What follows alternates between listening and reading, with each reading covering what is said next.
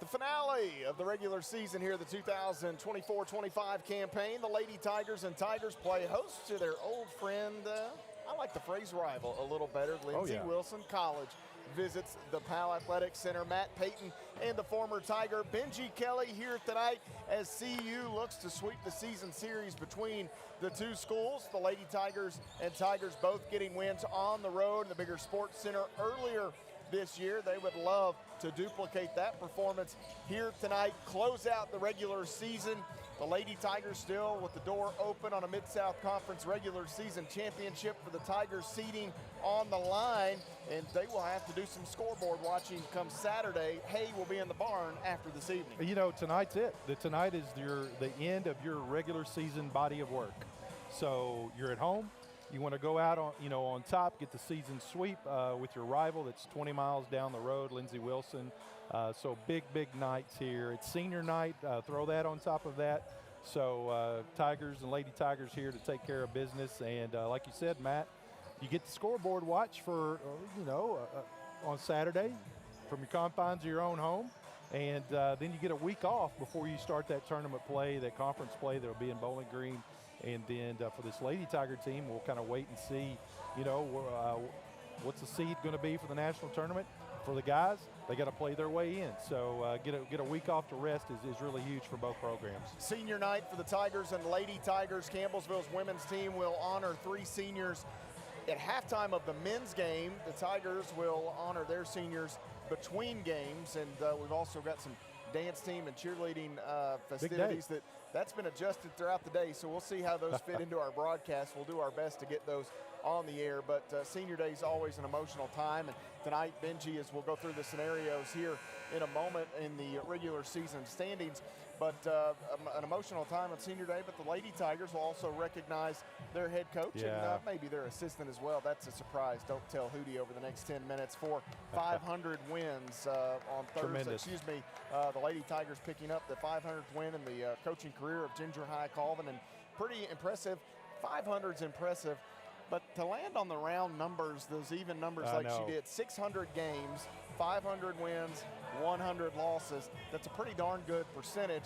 But again, anytime a coach can get to that 500 number, that speaks volumes about their career. And to get there in 18 seasons, holy smokes. It's pretty impressive. But what did she say in her post game? She thinks more about the 100 losses than she does the 500 wins. That's just the type of competitor that she is. Even as a player, she was that way. But listen, very few people get a chance to even get 300 wins. And for the fact that she's got 500 is just a tremendous honor for her. But I know once again, she's going to deflect all that. It's going to be for the ladies that have played in her program. And once again, allowing them to, to be able to celebrate that. Here we go. We got a little bit. Alan Lee brought that over. That's good stuff right there. I'm sure that's at the hands of Brian Denny. But yeah, so I'll tell you what. So Coach tonight, I'm gonna be selfish. Here's what we're gonna do. So Coach tonight, on Saturday, she asked for the call sheet. That's the first call sheet anybody's requested. I thought that was a huge honor. My intention prior to that was I was going to get her to sign the call sheet, and I would have framed it or whatever. Let's get her. She wanted it, so I'll tell you what, we'll make so I brought it today. She asked me to sign it. First time anybody's ever asked me for an autograph. I don't know if that brought any value to it, but maybe we'll have Coach sign this bad boy. Hang it in the Louvre somewhere. We'll call it a trade-off. There you go. But anyway, I tell you what, the hard part about this will be keeping this thing safe over the next little bit here. May have to take it back there to the training room. You know, Clark Payton's in the house. He'll have this down on the bench before things are all said and done. It'll be up there on the backboard before it's all over. And he'll be hanging off of it. Yeah. But the Lady Tigers scenarios, Benji, for Campbellsville, pretty simple. A win tonight, they're no worse than the 2 seed in the Mid-South Conference Tournament next weekend in Bowling Green, Kentucky. They need a little help, though, but a regular season championship is still available for Campbellsville. They need a pair of Cumberland's losses this weekend. Cumberland's on the road tonight at Freed Hardeman, who may be playing as well or better than anybody in the league.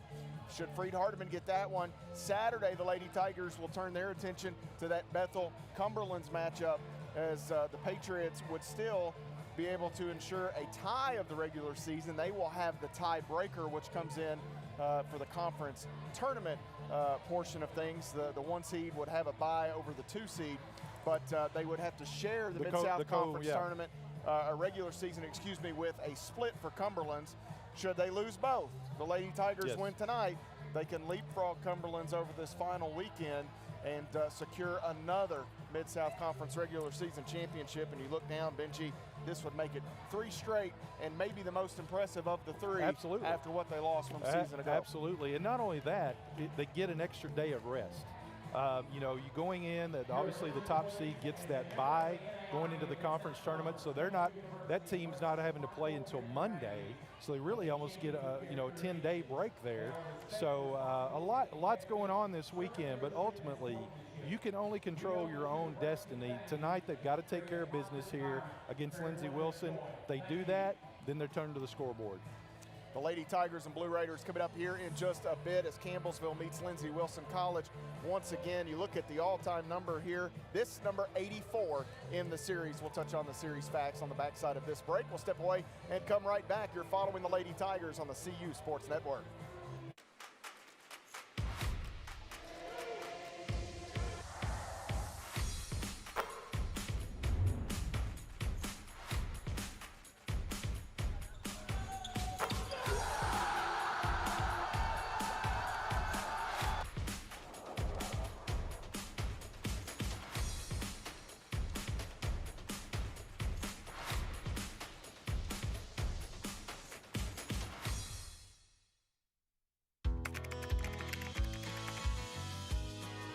How you doing? Hey, Mason. Hey, Mason.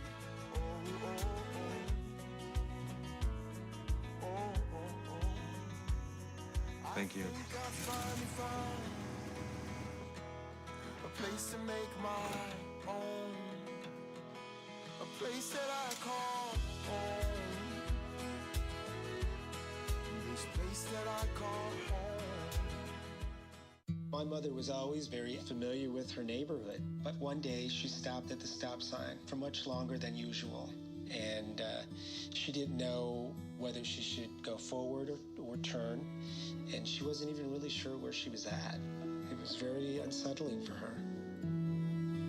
I felt so much better after my son told me Mom, I don't want you to worry or be afraid. I'll be there for you, and we'll figure it out.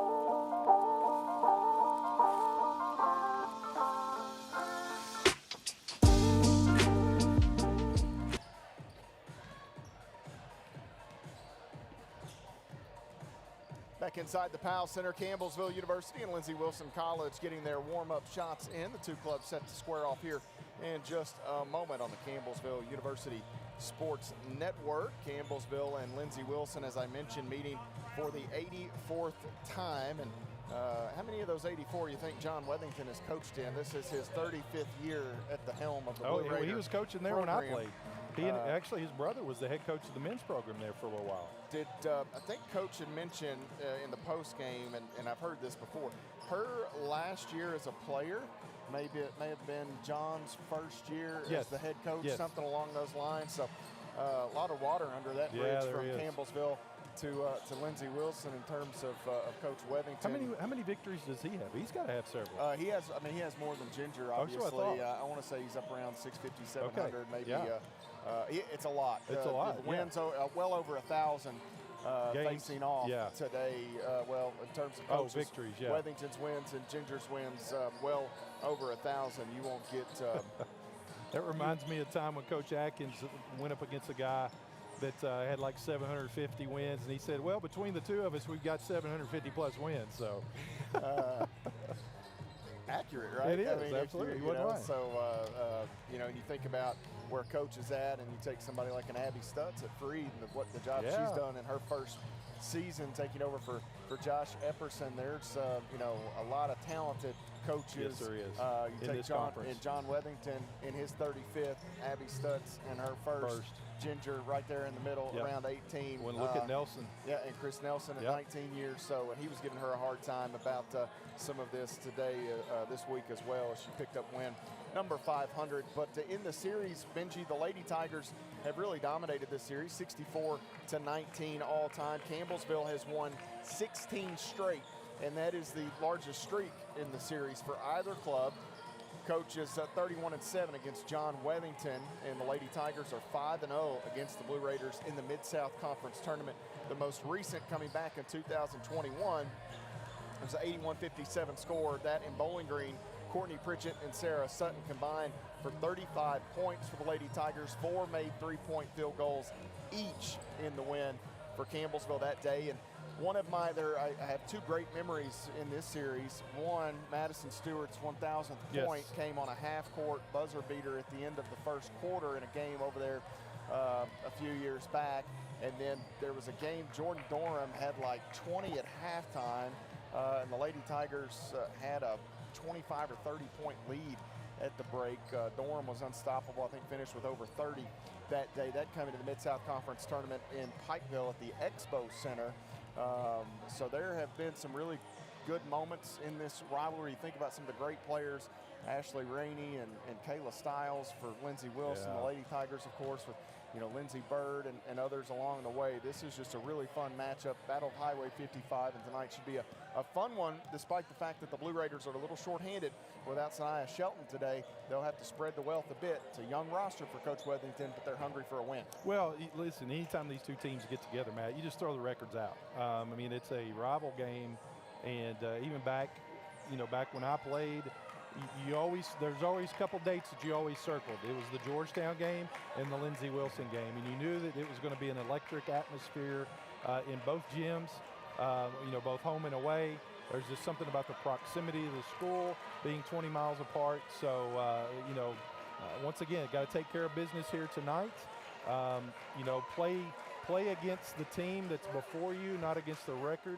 And, at the end of the day, hopefully this Lady Tiger team will come out on top. I'm doing double duty here. What are you doing? Well, I'm trying to get all the trophies and the basketballs. The hidden stuff? Yeah, I was, the hiding place was here right at me. Well, you hit it so well, I didn't even know it was there. You didn't know it was down there, No. so I did my job. You did. Great wonderfully. job. It's probably the best That's thing the I'll do assist. here tonight, That's right? the That's assist. the assist. Yeah, it's the best thing I'll do here tonight as they get ready to recognize Coach and Hootie. And we'll have to tell, I'll make sure Micah, who's running our camera here, gets turned around. Absolutely. And we get the shot. They're going to do this on the front side of the anthem and prayer. And you get his attention. Yeah, so we'll get. There we go. They're going to do the recognition prior to the anthem and prayer. Right there at center court, Matt. And I listen. You know, there's center court is kind of like the 50-yard line. It's just a great location. And I remember when I got my 1,000th ball for joining the 1,000 point club. You know, and Coach Vernon got his 100 ball there. Lou Cunningham, Donna Wise here behind us. So it's a great way for us to be able to recognize just a long series of victories for Coach Galvin and her program. And I had to go back on the call sheet. I had Hootie's years wrong the whole time. It should be 18. I had 17. Yeah, she came right with Coach. Right, that's what I thought. And so it was just a goof on my part here. But we'll go to Michael Despain, who's got the public address here as we recognize Ginger High Calvin and Miranda Denny. University Lady Tigers. Ladies and gentlemen, at this time, please direct your attention to midcourt for a special recognition. This past Saturday, February 15th, Ginger High Calvin, head coach of the Campbellsville University Lady Tiger basketball team, was able to secure her 500th win as head coach of the Lady Tigers.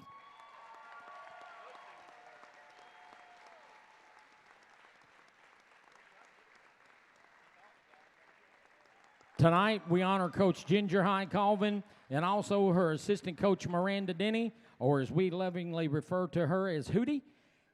As Hootie has been with Coach Calvin High, or Coach High Calvin, excuse me, in every one of these wins. Together, they make up the dynamic duo that has been able to amass these 500 wins with only 100 losses. Director of Athletics Jim Hardy is making the presentation with a special commemorative basketball in honor of this incredible accomplishment. Ladies and gentlemen, join us one more time in congratulating the dynamic duo on their success and wish them many more years to come. Ladies and gentlemen, at this time, if you would please stand. Gentlemen, remove your caps for this evening's prayer that will be delivered by Mr. Matt Atwood. And please remain standing up for the playing of the national anthem by the Campbellsville University Fighting Tiger Band.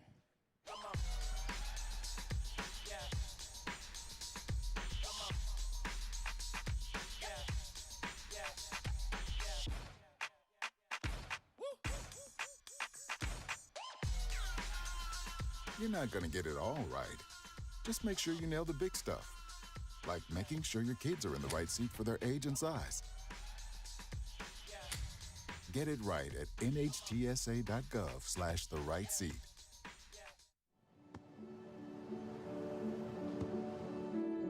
I don't remember how it started. Go to that.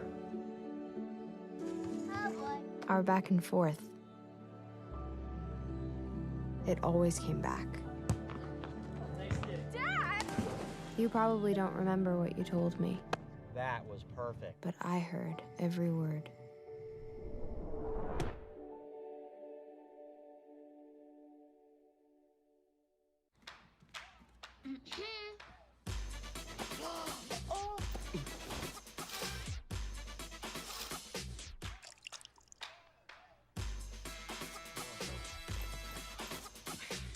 You're not going to get it all right. Just make sure you nail the big stuff, Mama!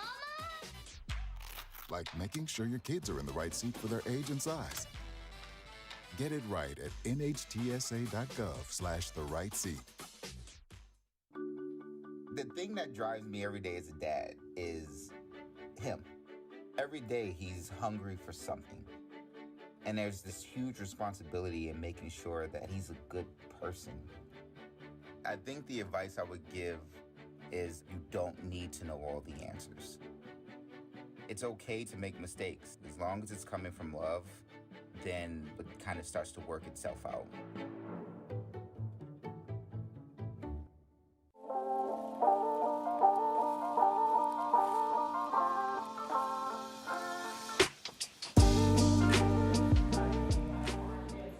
Welcome back inside the Powell Center. Matt Payton, Benji Kelly here, ready for the starting lineups. Let's take a look at the starting five for Lindsey Wilson College. The Blue Raiders coached by John Wethington in year number 35, assisted by former Blue Raider Taryn Duncan and Brendan Gauthier. The Blue Raiders will run out Jeree Thomas, 6'1", a sophomore forward from Henderson, Kentucky. Taylor Guest, 5'10", a sophomore forward from Marion, Kentucky. Claire Fleming, 5'6", the sophomore guard from Red Boiling Springs, Tennessee. Say that 5 times fast. Emily Cox, 5'10", a sophomore forward from London, Kentucky. And Natalie Gentry, 5'9", the sophomore forward from Hodgenville, Kentucky. And I'll take one ear off to get the full effect here of Sirius by the Alan Parsons Project for the 4th-ranked Lady Tigers. Ginger High Calvin in year number 18. 500 wins, 100 losses, 7 times the Mid-South Conference Coach of the Year award winner. Miranda Denny in year number 18, 2 times the Mid-South Conference Assistant Coach of the Year, as well as the 21-22 WBCA NAI National Assistant Coach of the Year. The Lady Tigers will run out, for the most part, the usual suspects. Let's look at them. Lauren Lee, 5'7", the graduate guard from Liberty, Kentucky. Paige Serafini, 5'11", the junior guard from Lawrenceburg, Kentucky. 6'2" graduate forward from Louisville, Kentucky, returning to the starting lineup, the senior Maddie Nally. Tyra Flowers, 5'10", the junior forward from Winchester, Kentucky. Rounding out the 5 for the Lady Tigers, it is Whitney Hay, 6 foot, the redshirt junior forward from Whitney Hay from Eastview, Kentucky. Spanky threw me off there. He went, hey, I didn't know where he was going with that. That's bad part of not taking the one earphone off. As there's just something about that music. It's perfect. It is. If you can't get pumped up about it, something's wrong. From now on to the end of time, it's the best one. If you ever top that one, boy, you've done something. Yeah, you have done something. That is it. You know, I watched the thing on that. That was not originally written or for that. Yeah. And somebody close to the Bulls organization stumbled across it, watching like a movie or documentary, and called the PA guy and said, I think this would be perfect. And it and is. The rest is history. The Absolutely. Jordan Bulls, that era, is that's the quickest throw-up I've ever seen in my life. He wasn't going to think about that one. Even the Lady Tigers looked back like, well, we're ready. The Lady Tigers go right to left if you're following along on radio. Free tonight on the Claw United platform with all the poor weather in the area. We thought that's the least we could do. Inside, Flowers here on senior night. She's going to go to work, working against Thomas. Pinballs off of a couple players. Shot no good. Maddie Nally with an early rebound. Ball saved in bounds by Cox as it was taken away out of that double team there. I'm not sure Nally ever really controlled it. Lindsey Wilson in the steel gray road uniforms tonight. Lindsey Wilson in royal blue sandwiching the white number. Campbellsville in the home whites. Campbellsville in script lettering across the chest. The Lady Tigers won the previous meeting here as steps called against Taylor Guest. Campbellsville an 82-61 victory over the Blue Raiders in the Bigger Sports Center on the 11th of January.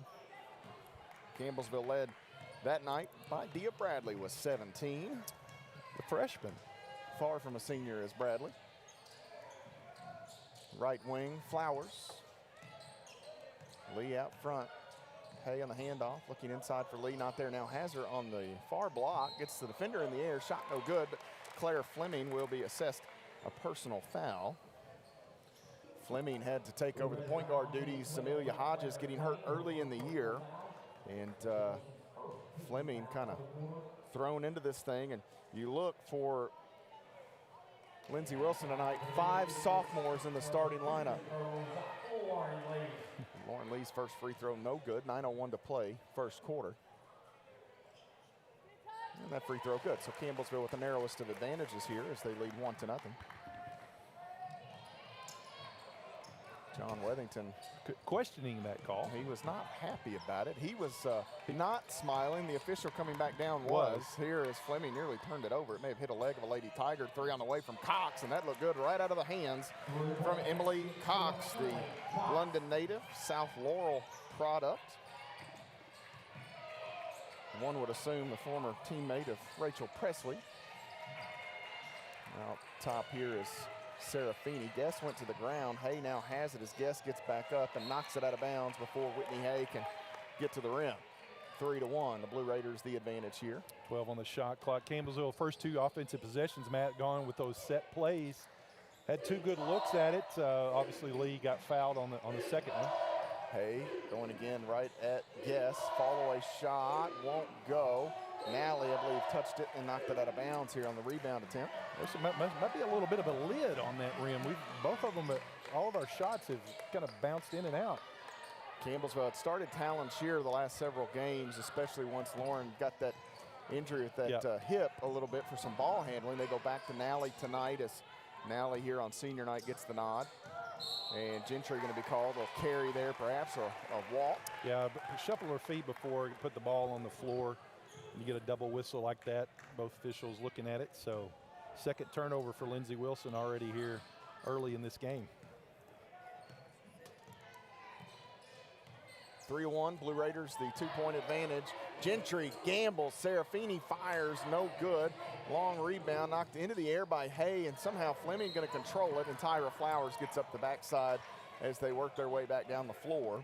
This will be the first on Tyra. A little bit of pinball action going on here early with this Lady Tiger team. A little extra air in that basketball, perhaps. It may be a little bit of senior day nerves, a lot of emotion. The Lady Tigers will do their senior day festivities at halftime of the men's game here. A jumper by Guess, shot no good. Foul will go against Campbellsville's Maddie Nally. And this will send Taylor Guess to the free throw line. 15 points a game for Guess.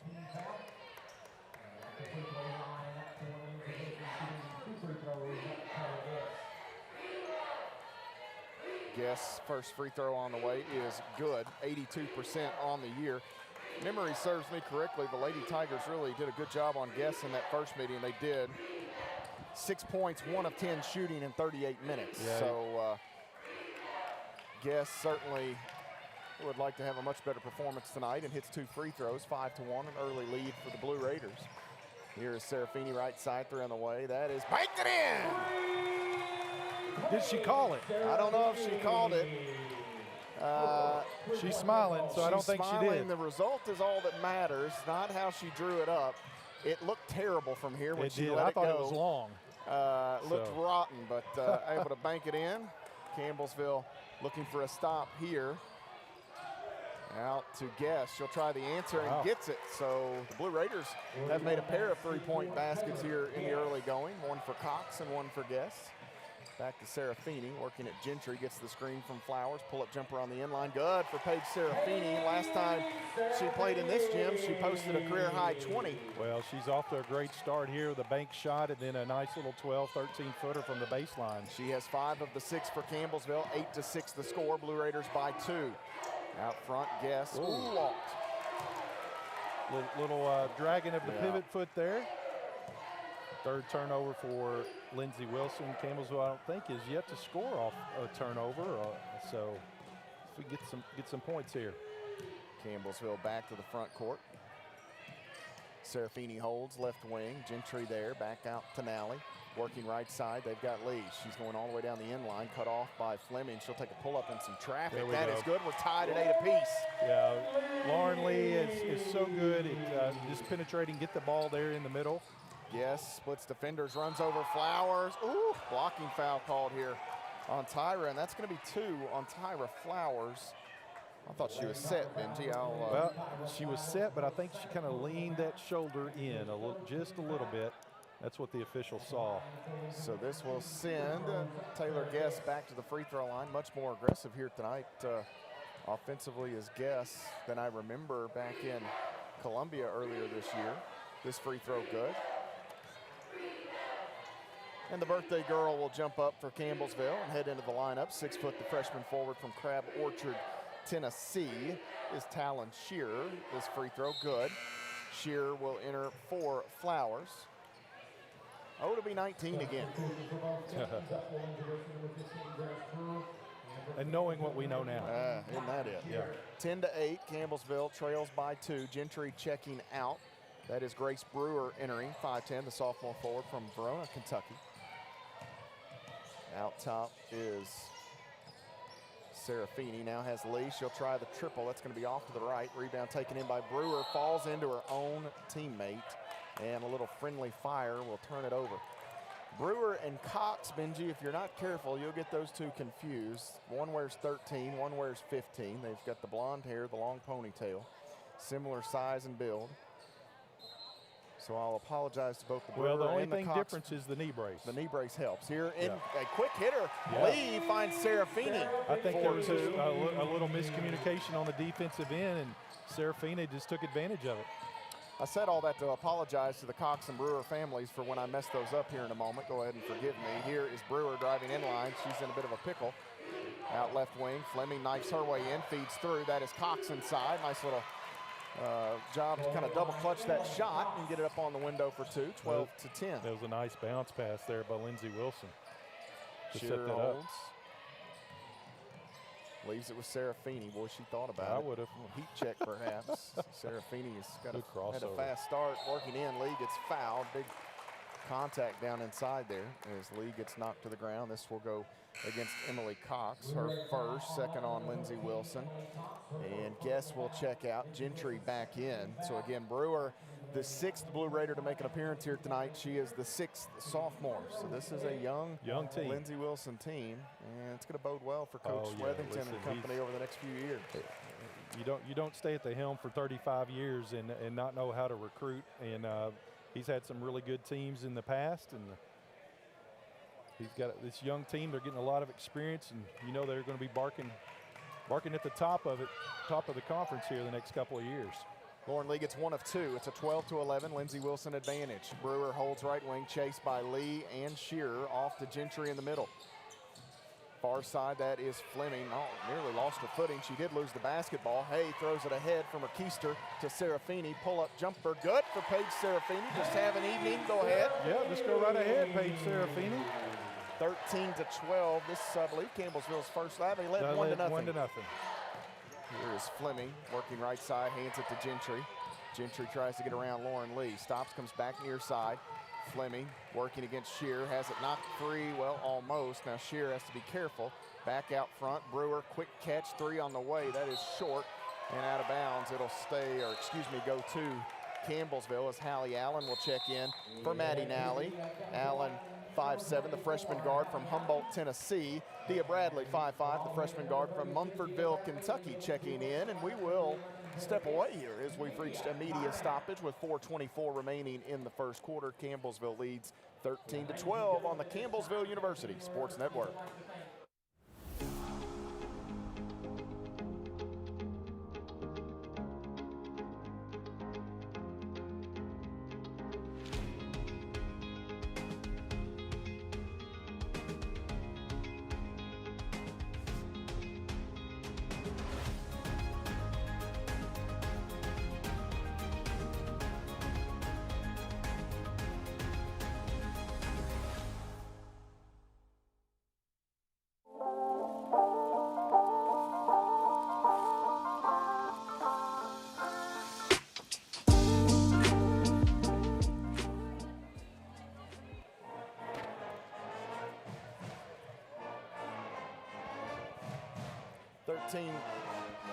Thirteen to 12 our score. Campbellsville University and Lindsey Wilson College here in a tight one in the early going. We've got 4 minutes and 24 seconds remaining in the first quarter. Paige Serafini and her offensive skill set on display here in the early going. She's got 9 of 13 for Campbellsville. Lauren Lee has the other 4. Serafini with an Edward Jones triple. Dia Bradley running the offense here for Campbellsville. Lauren Lee getting a breather inside. Bradley, ooh, that is a nice pass, just too far for Whitney Hay that time. Campbellsville has 3 substitutions in. Flowers, Nally, and Lee out of the game here.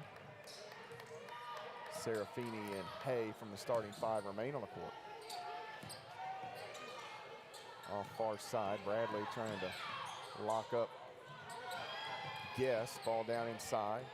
Now working is Fleming. Back out, ball knocked away. Guess has it. 10 on the shot clock. Inside feeds Thomas. Skips it left side on the wing. That is Fleming. Now Guest straight away. The three. Nice ball movement by the Blue Raiders. And ultimately, Benji lands them 3 points. Yeah, just great ball movement there against that zone. And you always try to find the open shooter. And that's what they did there with, was it Guest knocking that down? Right wing, Allen. Bounces to Hay down on the end line. Hay holds and waits, looking for Shear. Nowhere to go. Hay has Bradley right side. Bradley sizing up Fleming. Now attacks and draws the foul. And that's going to be 2 on Claire Fleming here, Benji. And that's the primary ball handler for the Blue Raiders. So Coach Wethington faced with a bit of a dilemma. 3:20 remaining in the first quarter. Well, Bradley at the line here, Matt. The freshman from over in Hart County, 62.5% free throw shooter on the year. Hits the first. The second would tie the basketball game at 15, and we are now locked up 15 each way. Fleming stays out there with the 2 fouls. Again, the Blue Raiders lost Amelia Hodges for the season with another knee injury, and tonight they're without Sanaya Shelton, who got dinged last weekend. Gentry looks for some help. Guess saves that. And this ball not free. Guess falls down, and here Bradley, she closed in on Fleming with 8 on the shot clock. Campbellsville had Lindsey Wilson all sorts of disrupted that time, but that foul will help out the Blue Raiders. But the guard spot, the point guard spot, the one spot Coach Wethington really can't ill afford to be short-handed. Yeah. Fleming has faced a heavy burden for the Blue Raiders here, but has done a terrific job this year. Skip pass right side. That's Brewer. Jumps up, catches it, works around Bradley. Now left side Fleming down to 6 seconds on the shot clock. Right side Brewer working around Hay. Oh my. Hand check call. There's here been a lot Whitney more Hay. contact. It has been called a foul as opposed to that one right there. And what that does, Matt, that sends Lindsey Wilson to the free throw line here. They're in the bonus rest this way in the first quarter. Brewer at the line. She's a 65% free throw shooter. Gracie Borders checking in, 5'6", the sophomore guard from Russellville, Kentucky, Logan County High School product. Western Kentucky. And that free throw for Brewer, good. Back to a 2-point Blue Raider advantage. And Claire Fleming, the Blue Raider, to check out. So Coach Wethington will steal a few minutes from his bench here. Hay working inside against Thomas, spins, tries to force her way in. Steps called. I think Brewer reached in and kind of blocked up the basketball or something, and kind of messed Whitney Hay up. Nice defense by Thomas on the front side, however. Borders handling the basketball, goes far wing. This is Guess, and we'll get a hand check here. Oh my gosh. Little air in the whistle. Yeah, we're going to be here all night, guys. We keep calling that. That's 2 on Bradley. 17-15. Guess goes to the free throw line.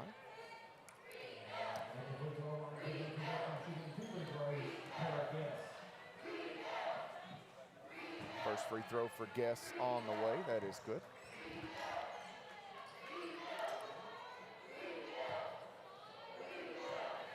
One more coming here for Taylor Guess.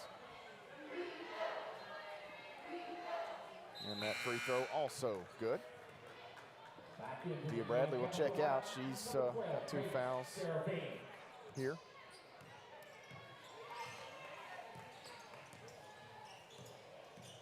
Lauren Lee bounces off the left elbow to Hay. Works with Shearer on the screen. Blue Raiders switch. Hay works her way in and steps through. Shot high off the window, no good.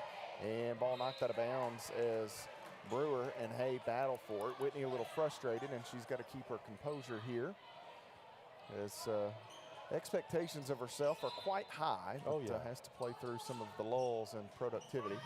So throw it out, elbow. Hay working against Thomas, takes the pull up. That one no good, and the rebound to Brewer. Here comes Lindsey Wilson College.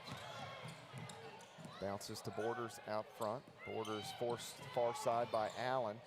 Stops, nearly shuffled her feet. I'm walled off here. That's Thomas on the in line. And now Borders out front to Guess. Quick move down the middle of the lane for Guess. No good on the shot. Thomas the rebound. Guess in the middle.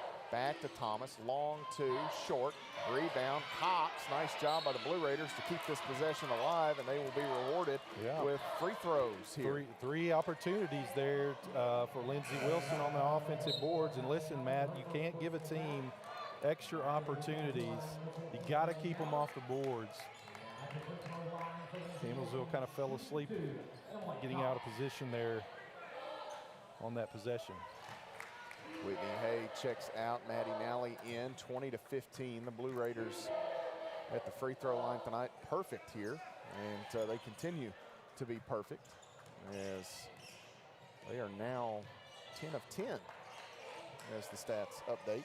Inside, Serafini finds a cutting Lee, and she is fouled by Borders.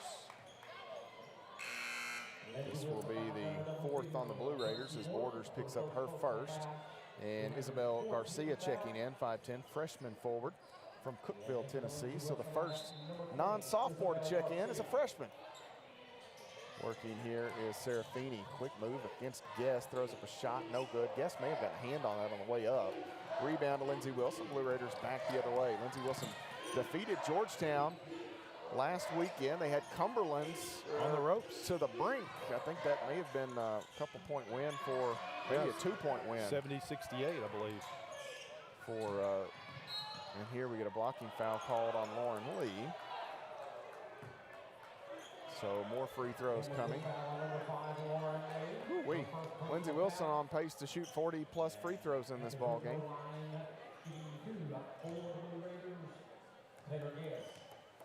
12 fouls already called here this first quarter, Matt. First free throw good.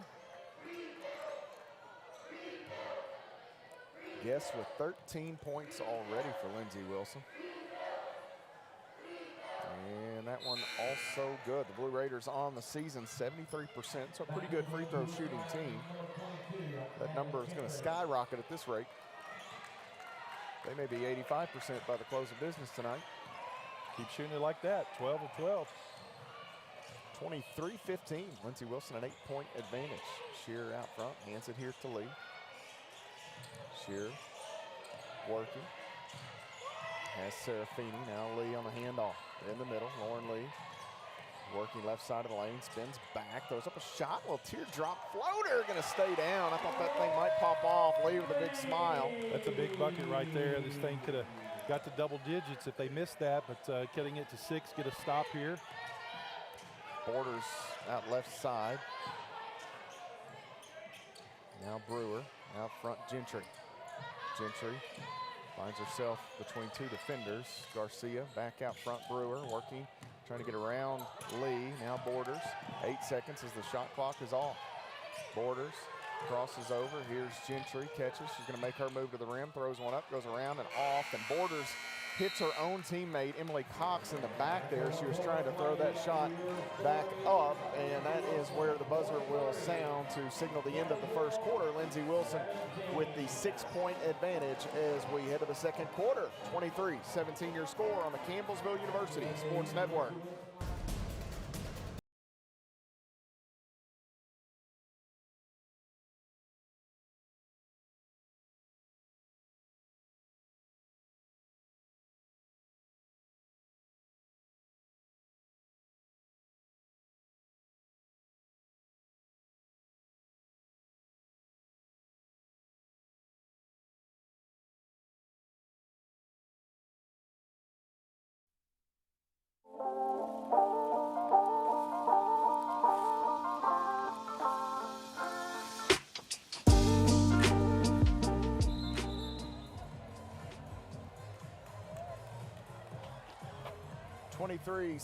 Our score. Campbellsville trailing Lindsey Wilson College through 10 minutes of play. The Blue Raiders just 8 field goal attempts credited in the first quarter. 23 points, Benji Kelly, 12 of 12 at the free throw line, 3 of 4 from long range. So keep shooting the 3 and keep drawing fouls. It's been an interesting It was an interesting first quarter. Yeah, it really was.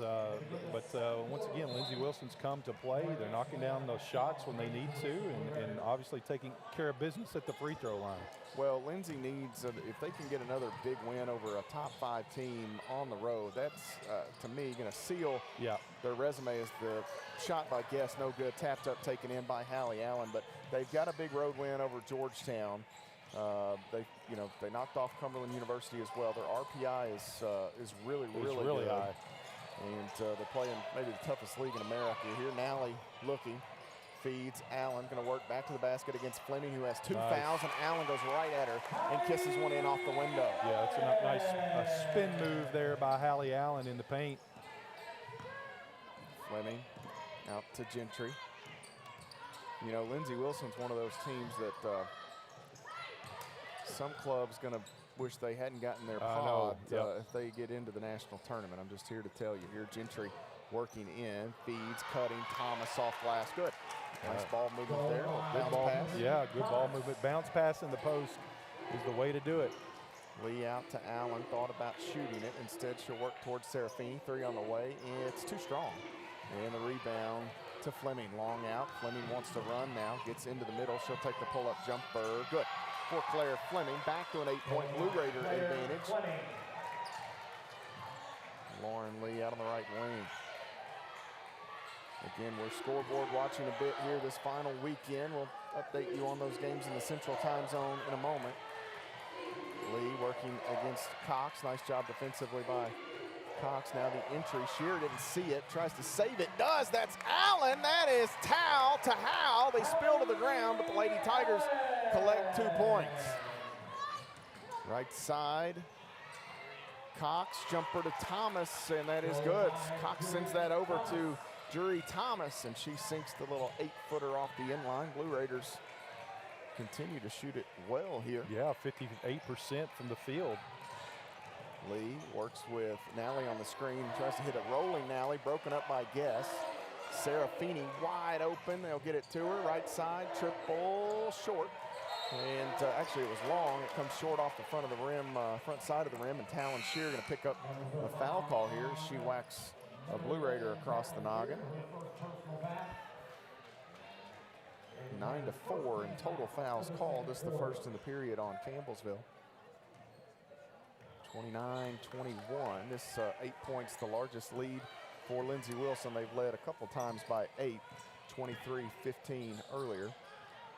Left side, that is Brewer. In the middle, intended for Cox. Flowers nearly broke it up. They go back out.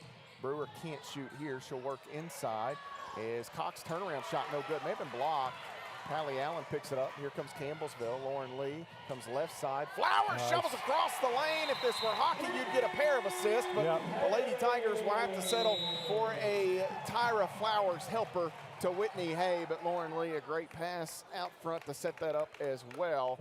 Lee looking right, comes back left. Then the defense has to recover at left. Whitney Hay wide open. Floating media here, 7:13 remaining in the first half. Campbellsville trails by 6. You're following the Lady Tigers on the Campbellsville University Sports Network. Life doesn't always give you time to change the outcome. Prediabetes does. 1 in 3 adults has prediabetes, but with early diagnosis, prediabetes can be reversed. And you can change the outcome. Take the 1-minute prediabetes risk test today. Go to doihaveprediabetes.org.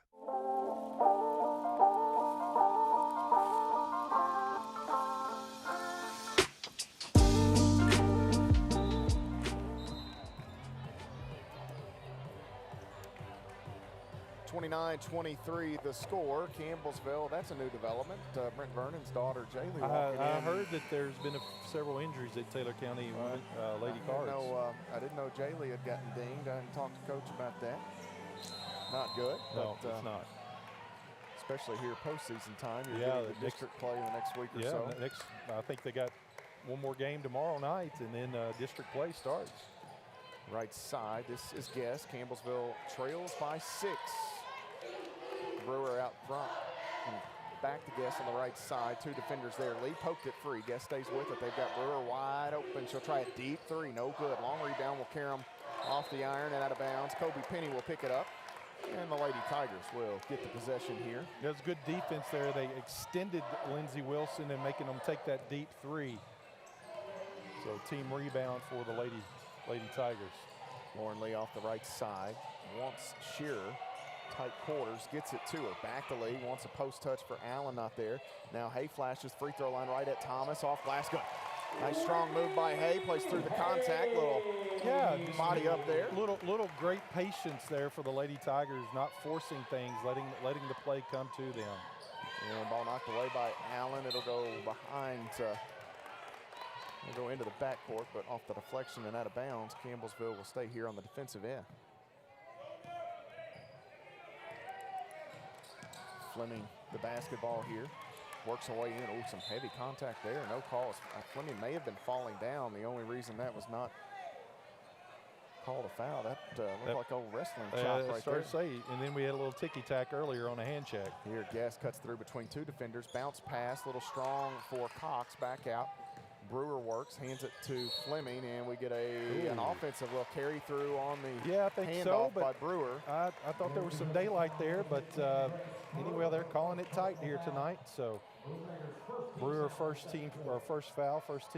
So Campbellsville an opportunity to cut into this lead even more here, Matt.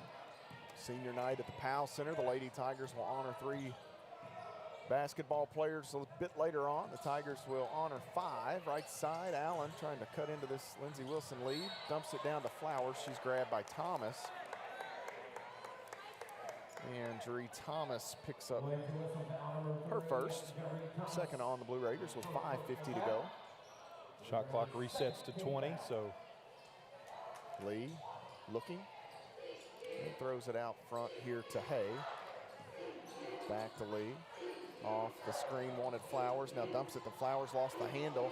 Fumbled it, now back out. Hay needs help. She tries to thread the needle to Flowers, and ball goes out of bounds. They're going to say last touched by Campbellsville. The way Tyra pulled up, I thought she thought somebody touched it. Yep. Because it looked like to me she could have probably ran that down with absolutely. one more real hard step. She took one hard step to it, and then she pulled back. So Brewer, far side to Guess. Guess driving. Back out Brewer, right side. Here's Fleming. Ball fake, now into the corner. Cox run off the spot, needs help. Fleming flashes between defenders. Fleming some contact with Lee, no call. Here's Guess, far side. Bump, no call, and throws it away. I thought, well, anyway, long the other way. Hay drops a dime to Lee, and Lauren Lee gets the hoop. Whitney Hay, I don't know if she'll get a help on that, but I would give it to her. That was a tremendous pass, two-handed, leading between. I mean, it's almost like threading the needle there. 29-27, Campbellsville trails by 2. Right side, Cox is knocked away there. And the ball nearly went out of play. Thomas saved it. Brewer to Thomas on the inline. Quick release, no good. Short rebound comes off the Flowers. Hay with no numbers. She'll slow down right wing. Will start, stop. Now takes the difficult shot. No good. Flowers, the rebound and the stick back. It worked out. The numbers weren't there. Whitney kind of forced something up, but Ty was able to sprint down, get the offensive board, and we've come back and tied this game up. Whitney Hayes, an intelligent basketball player, Benji. I'm gonna go the fact she saw that was Fleming right there and went at her. Well, all right, let's do it. And may have taken her chance. And here, Taylor Guess, no guesswork in her game right now tonight. That young lady is shooting the eyes out of it as Flowers comes back the other way. Shot blocked by Thomas. Flowers going to stay with it, still working out the sheer, and now Lauren Lee down under 4 minutes to play in the half. Campbellsville trails by 3. Tied briefly before that Taylor Guess triple. Flowers cutting, sheer, that should be an and one, but we'll take the 2. We'll take the 2, cut it to 1. Great ball movement by the Lady Tigers, being patient, getting it down into the post. It's be nice for the birthday girl to set a career high today. 15 is the best for Talon Shear in her career. 32-31, Blue Raiders by a single digit. Fleming bounces, Guess. Needs some help here. 2 defenders there for Campbellsville. 5 to shoot. Fleming bounces what? A pass. Brewer going to get the finish. Check that. That is Cox down inside for the basket. Lauren Lee Off to Shear, thought about it, won't shoot it. Now Flowers works, picked up by Thomas. Inside looking for Allen, ball deflected and knocked out of bounds by the Blue Raiders. Changes coming here. I tell you what, Matt, I'm impressed with Fleming. She is a competitor, giving it all, and she's doing it with 2 fouls here in the first half. So, a lot to like on that Blue Raider roster there, Benji. And again, they've just gotten better and better as the seasons went on. Shear, strong move right at Cox, draws the foul. Colin Shear with an aggressive move right there. This foul on Emily Cox is her second. So we had 12 fouls called in the first quarter and 4 here in the second. Free throw for Shear is good. And been a lot more contact here in this second quarter. And that's what's frustrating as a player. Listen, you get used to that quick whistle, and then all of a sudden they change it. And there's been a lot of contact on both ends of the court for both teams. And you just kind of, sometimes you're wondering, well, okay, what's a foul? This is Guess out front, left side Gentry. 34-33 after the 2 Shear free throws for Campbellsville. Inside, this is Garcia, right side. Guess doesn't catch it cleanly. The pass was a little off the mark. And well, I got to credit Serafini there for getting hands in and disrupting that pass. And what that zone does, it speeds teams up on the offensive end. So far, Lindsey Wilson's been able to take care of it.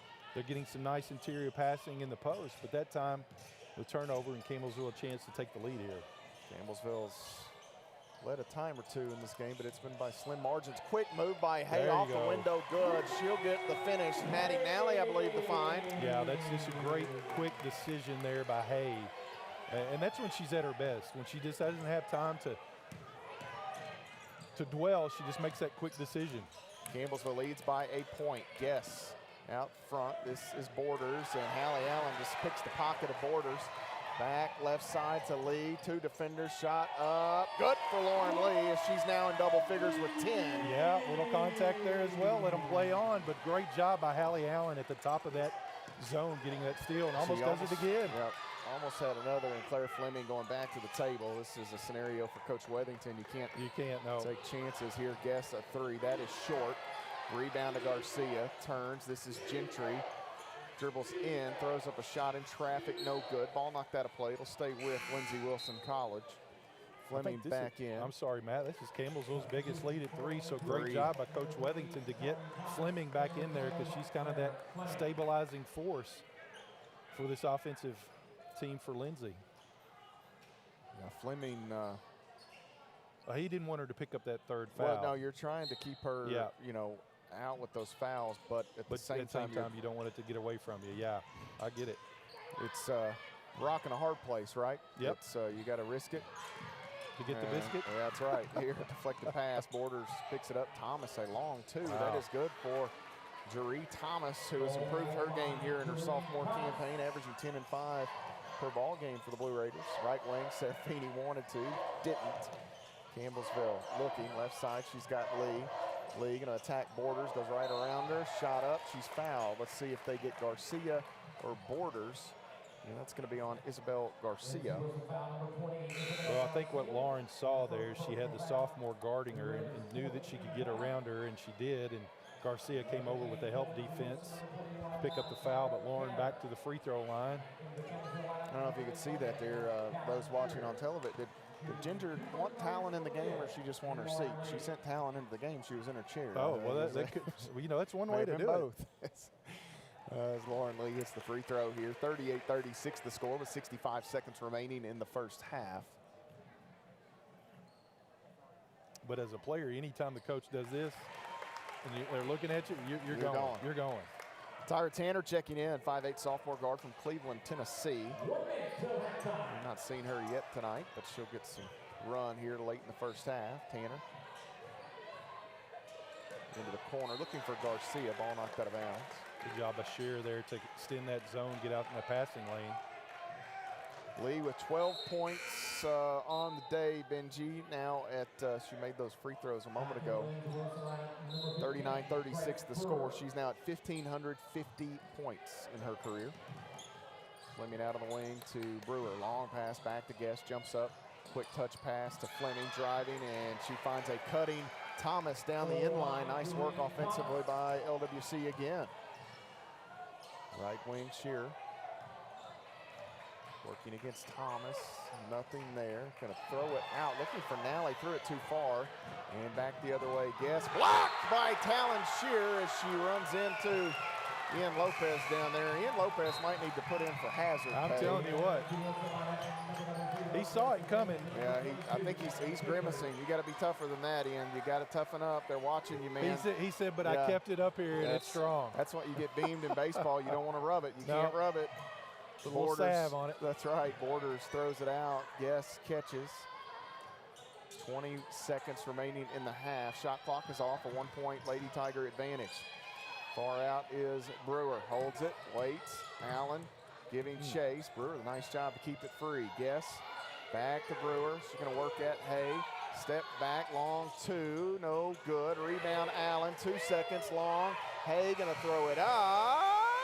And missed everything. When that ball left her hands, I think she she got the ball. I thought she may have thrown it over the shot clock. For that to not get to the backboard, my eyes played a trick on me there. When she let that thing go, I thought, well, she's thrown it up to the back wall. But anyhow, Campbellsville will take the slim advantage into the locker room here, 39 to 38. And I don't know if can you get a shot real quick of G down here? G in the corner. Is that your old practice jersey, Benji, that G's got on? Well, it's not my number. It could be. It's number Campbellsville 30. College. He's down in the corner by that would the have been officials. my roommate, Terry Wright. No he was number 30, yeah. Do you remember that look? Did you? I do, That look when you were in school? It was. Yeah, we had the basketball with the Campbellsville College. Now, we had a few of them. Ian's got G teed up there. You can't see the backside as he's working on the I love it. He's hard at work there. He's coming down closer to us here, but that is that's an old. G, come here. G, come here. G, come here. Let's look here. Yeah, right here. Look at this. There we go. Look at that. Campbellsville College. So NAI District 32, yeah, 90, 91, 92. That's my time. That's his roommate's jersey. That's my roommate's jersey. Yeah. Huh? Goodwill. Got it that's at Goodwill. Awesome, man. What about that's awesome. So anyway, that's pretty cool. You can get a picture. That's really cool, especially if it's your roommate. I saw him earlier, and I thought that's a neat look. Anyway, halftime here at the Powell Center. We'll reminisce in a moment as the Lady Tigers lead by 1, 39-38. We'll take a 2-minute timeout. We'll come back and look at the numbers. You're following the Lady Tigers on the Campbellsville University Sports Network. When I was 10, my mom got deported. We had a difficult time, and I feel that's why I didn't get to finish school. My husband is really supportive in a way that he pushed me to go back to school. She wants to have a career so her kids can look up to her. They both keep me motivated to go to school, and they see that if I do it, like, they can do it too, you know? I feel that everything's possible. Find free adult education classes near you at finishyourdiploma.org.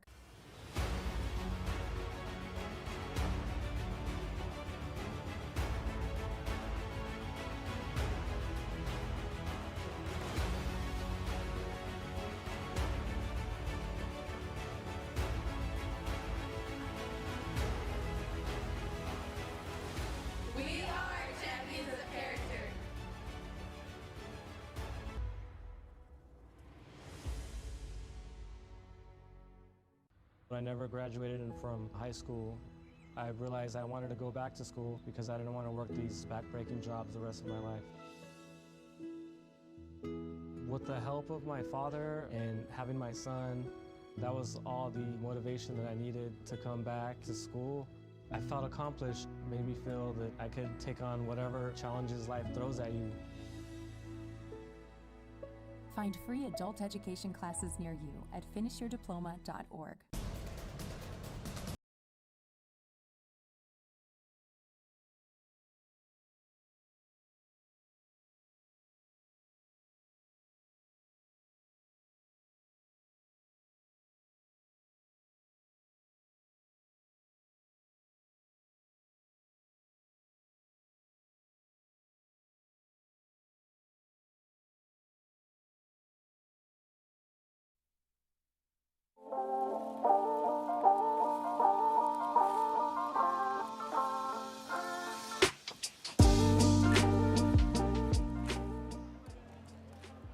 39-38 our score here at halftime. Matt Payton, Benji Kelly, the former Tiger, here with you as Campbellsville leads Lindsey Wilson by a single digit. The Lady Tigers and Blue Raiders. Fun first half, Benji. High score. Called tightly the first 10 minutes. May have backed off a little bit there in the second quarter. We've seen some ugly, sloppy halves. That was a pretty entertaining, fun half of basketball. Yeah, it's what you expect when these two teams get together. Listen, you know, they're on pace for an 80-point game here between them, but Campbellsville kind of settled down there in that second half and outscored Lindsey by 7 points, so that's why they've got that 1 point lead. And the key thing I think for the Lady Tigers is they didn't commit as many fouls that second quarter, because we saw in that first quarter Lindsey was 12 of 12, so 12 of their 38 points have come from the free throw line. Did Lindsey Wilson? They didn't shoot a free throw throw in the second half. quarter. No, they did not. They did not. So all 12. And then when you look down, they posted just 15 points in the second quarter, which allowed the Lady Tigers to overcome what was an 8-point advantage. So as we take a look at the numbers, Campbellsville 55% from the floor in the first half, 15 of 27. Just 1 of 6 from long range, that one make coming from Paige Serafini. And 80% at the charity stripe, 8 of 10 for CU. For Lindsey Wilson, 11 of 23 shooting overall. That's 47.8%, 4 of 7 from deep. That is a number that's good enough for 57%. And then 12 of 12 at the free throw line for Lindsey Wilson College. That's perfect 100%, of course. Campbellsville led in scoring by Lauren Lee here on senior night. The graduate, 4 of 5 shooting, 4 of 6 at the free throw line. 4 helpers, 12 points for Lee, and she's at 1,550 in her career.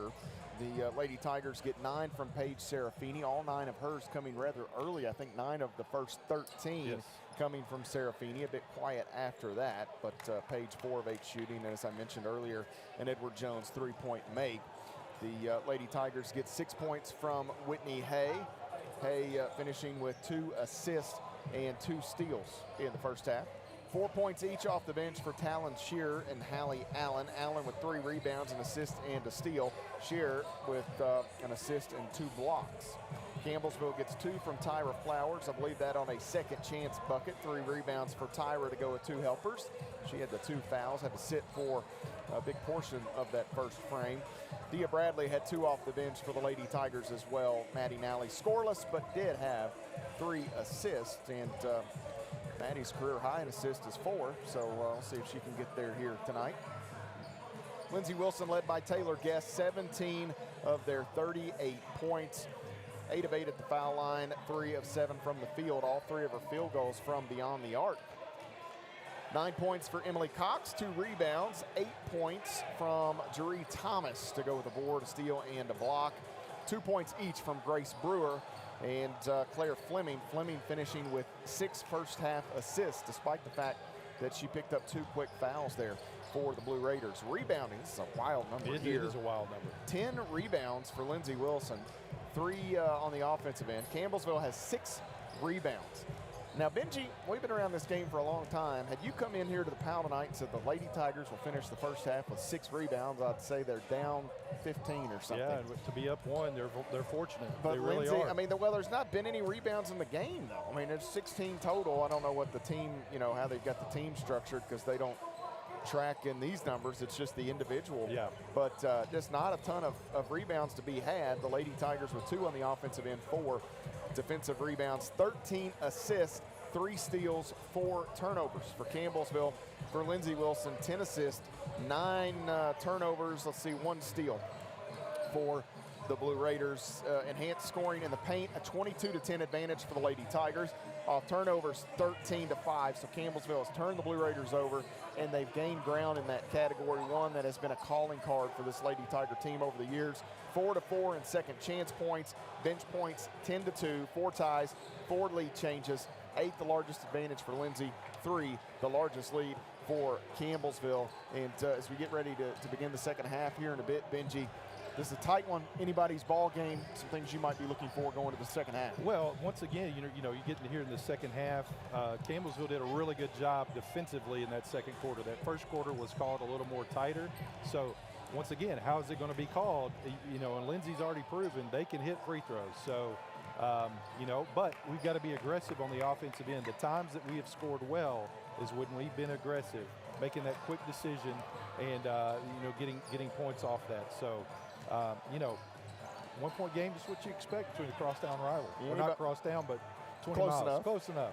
Depending on what town you're in, it That's would be true. across town. The Lady Tigers here lead by 1 at halftime, 39-38. We'll step away, take our extended timeout here. We'll come back on the backside of this long break and bring you second half action. Campbellsville with a 1-point lead on the CU Sports Network. When it comes to making plans, you are the best. What about those barbecues you plan in detail for your family? Or your daughter's first costume party? It was out of this world. The same way you plan each detail for those moments, start planning to protect you and your loved ones from a natural disaster. Sign up for local weather and emergency alerts. Prepare an emergency kit and make a family communications plan. Protecting your family is the best plan you can make.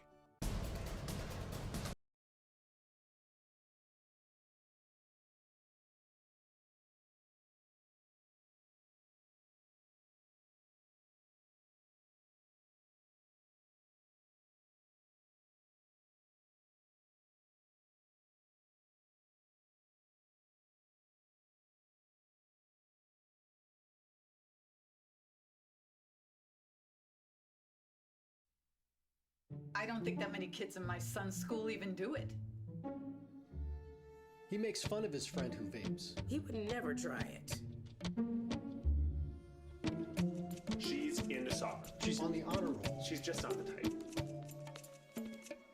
No way. No way. No way. No way, my kid would never vape. Get your head out of the cloud. Today, nearly 8,000 kids will start vaping. Maybe even yours. Learn about the dangers at talkaboutvaping.org.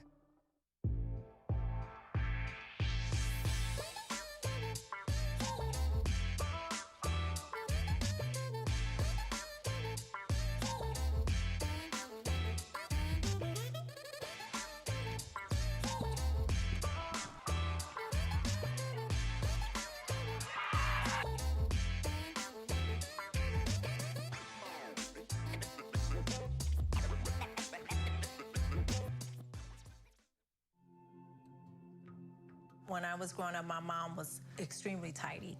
We were trained to put things back where we got them from.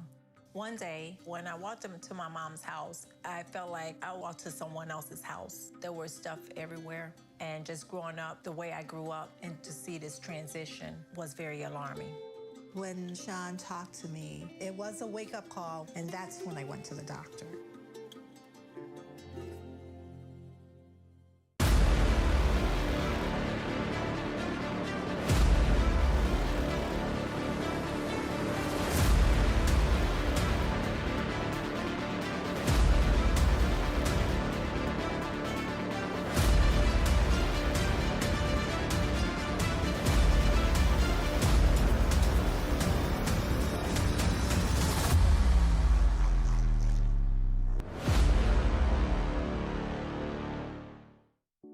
When it comes to making plans, you are the best.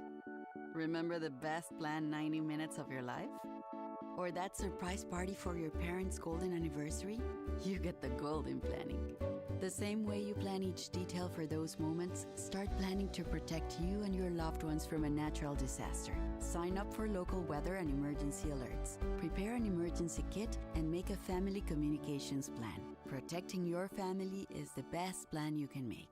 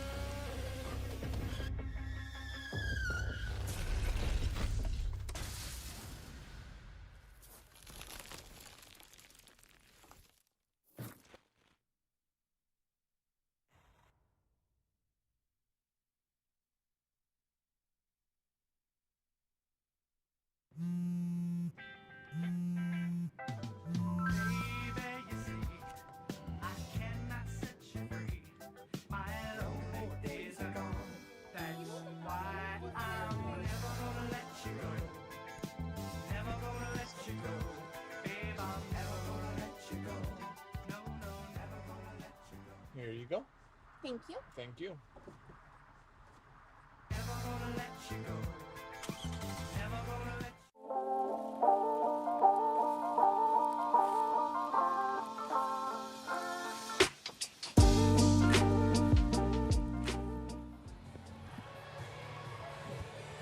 (39-38) our score as we get set to begin second half play here in just a moment. The Lady Tigers with the 1-point advantage over Lindsey Wilson College. Free of charge tonight through our YouTube platform, Claw United, as well as our local cable production, 88.7 The Tiger, and streaming through the TuneIn radio app, whichever avenue you've elected to join us tonight. Thank you so much for tuning in. Matt Payton here with Benji Kelly. And Benji, before the game, a terrific crowd here. I was a little worried with some of the weather, yeah, and things, but talked a little bit about it before, but came in today, before I got here. Yeah. Spring training baseball. Oh, it started. Those Chicago Cubs were in action. Here, Lauren Lee, she's in action right at Gentry. Shot up, no good. And long rebound swatted out to Fleming here, but coach not happy with I agree. Is lack of a whistle there. Fleming out front, works around Hay. It really looked like she may have double dribbled, but kind of both hands on him. Gentry down on the end line, and that is a foul. Coach is going to lose her mind. He called Tyra on. So 3 on Flowers. Not good. 39-38. Fleming looking, nearly a 5-second call. Throws it out to Thomas. Thomas will wait for someone to help her. That's a walk. Fleming. That's a walk. And going to go double thumbs here, and it'll stay with Lindsey Wilson. Nice job by Lee to get in there and tie that up.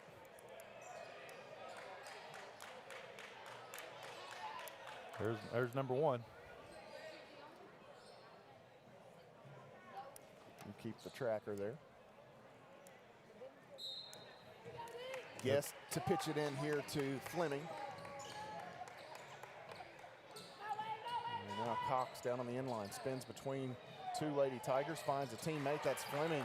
Shot good for Claire Fleming to give Lindsey Wilson the 1-point lead. I tried to quickly look up and see what coach was saying. Well, he just foul on one end. I know. Yeah. Hey, out to Lee here. Lee wants Flowers, has her. Tyra with a quick move, shot up, no good. We get a whistle here against Drury Thomas.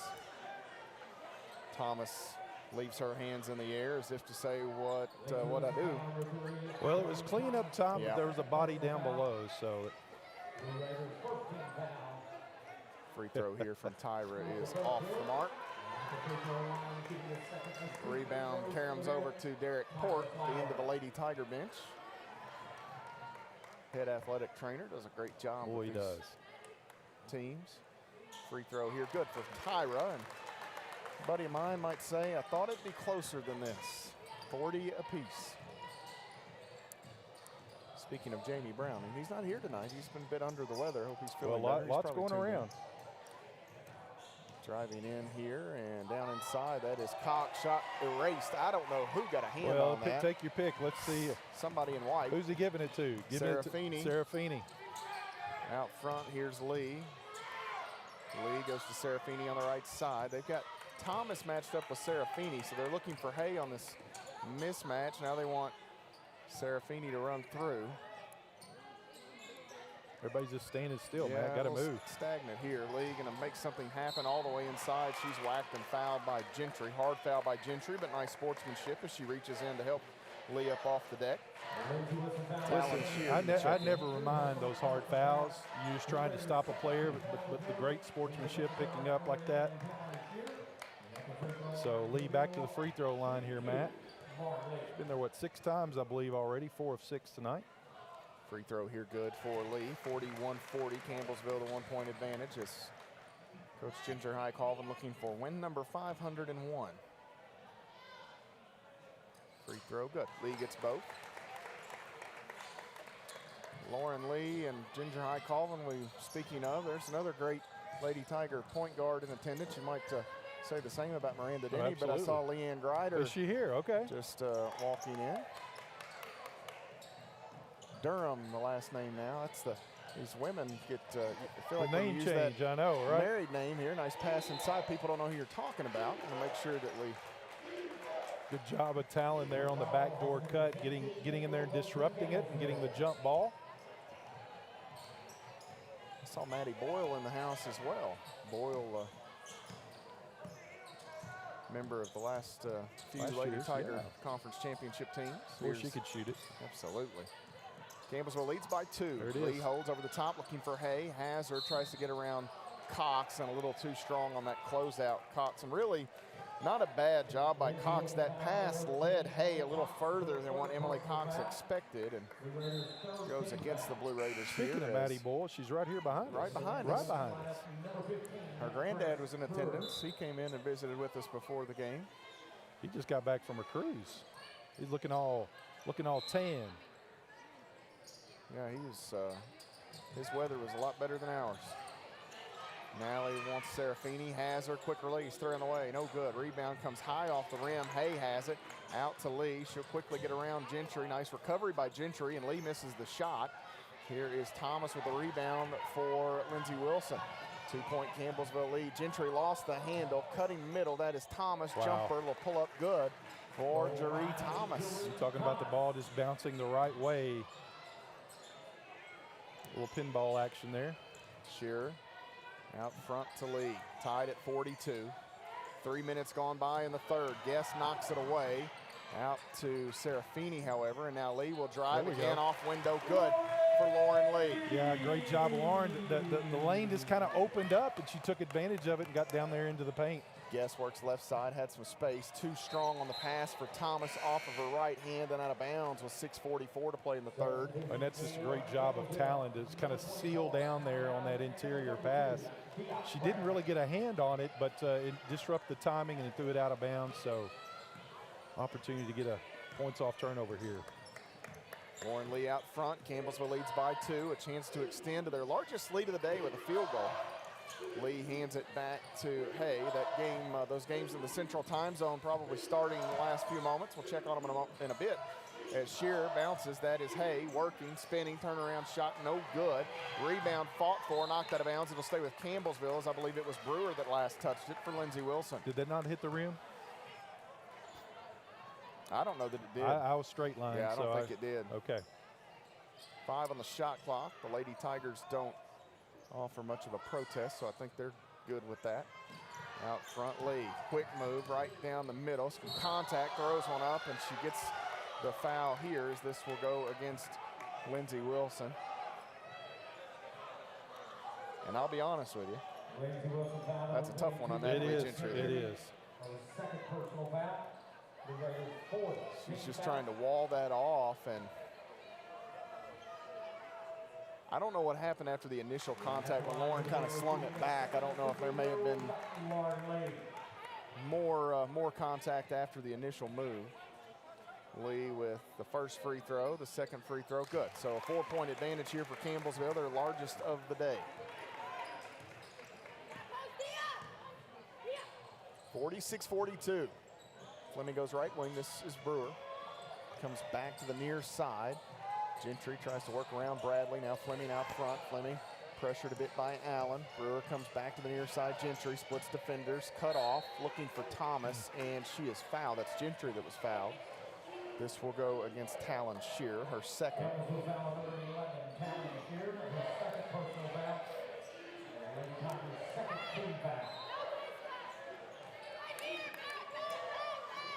Fleming to pitch it in, throws it out deep here to Thomas. Fleming needs some help. This is Brewer straight away now. Left side, Fleming, ball fake. Leah goes to the ground as Bradley tried to cut that off, and they can the three as Brewer out front with the triple. Working in as Allen stops, contact no good on the shot as I believe it was blocked by Guess. Nice job by Guess right there, Benji, to not jump. If she jumps, Hallie probably goes to the free throw line, but Guess kept her feet and got a piece of it from behind. 46-45 after that three by Brewer. Bradley to throw it in. Waits, oh and my we're going to gosh. have a moving screen on the Lady Tigers. This will go against Hallie Allen. Ooh, I didn't see that one. No, there wasn't much there, Matt. There wasn't much there. 46-45, Fleming the basketball here.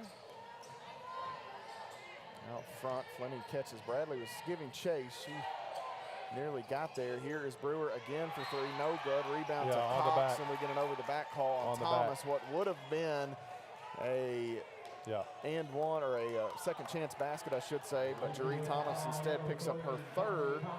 Campbellsville in the bonus the rest of the way, I believe. You got 5 on the Blue Raiders? But that's considered an offensive. Right, but from here on out. Yeah. And 1 and 1. Actually, you're right. It's not a player control.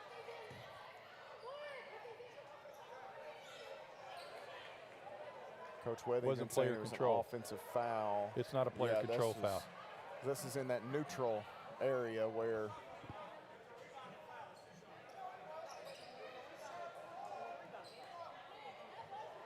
on the back.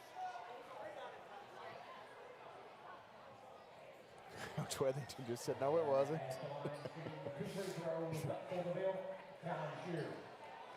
That's that replay there's a little after. Let's see here. Oh, man, I'm going to keep my mouth shut. Listen,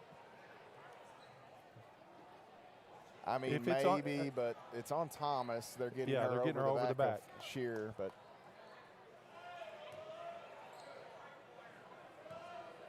obviously when it goes your way, you're fine with it. But once again, it's one of those you could have just played on. Yeah, you could have played on. And a play on would have been 2 points for Lindsey Wilson. Absolutely. So really, this is kind of a 4-point swing here. And Shearer gets 1 of 2, so kind of a 3-point swing, we'll say. Yeah. Instead of down 1, you're up 2. 47-45, midway mark of the third quarter. Matt Payton and the former Tiger, Benji Kelly here for this Mid-South Conference doubleheader tonight. Oh, into the short corner, that's Guest. 3 Lady Tigers flash. She finds Thomas, and Jaree Thomas is having a heck of a night shooting the ball. She's shooting the ball well from 18 feet.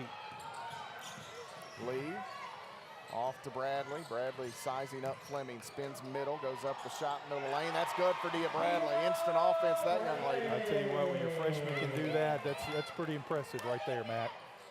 And another thing, and I'm not sure if it was on her mind, but she was matched up with Fleming. How aggressive was Fleming going to be? Steps here as Cox had worked herself into some traffic. Media. 4:23 and media timeout. Did we have one up at 7 minutes or so? I don't know if that was nobody's floating called. or no. That's second quarter. No right media. Wing Allen. They'll probably get it later. Allen looking, wanting Hay, has her, and we get a foul here on Brewer as she and Hay were locking horns. Whitney Hay will go to the free throw line. Hay at 81% on the season. There's your media timeout. Took an extra 12 seconds to get there. Better late than never, they say. 49-47. Campbellsville leads over Lindsey Wilson by 2 points. You're following the Lady Tigers on the Campbellsville University Sports Network.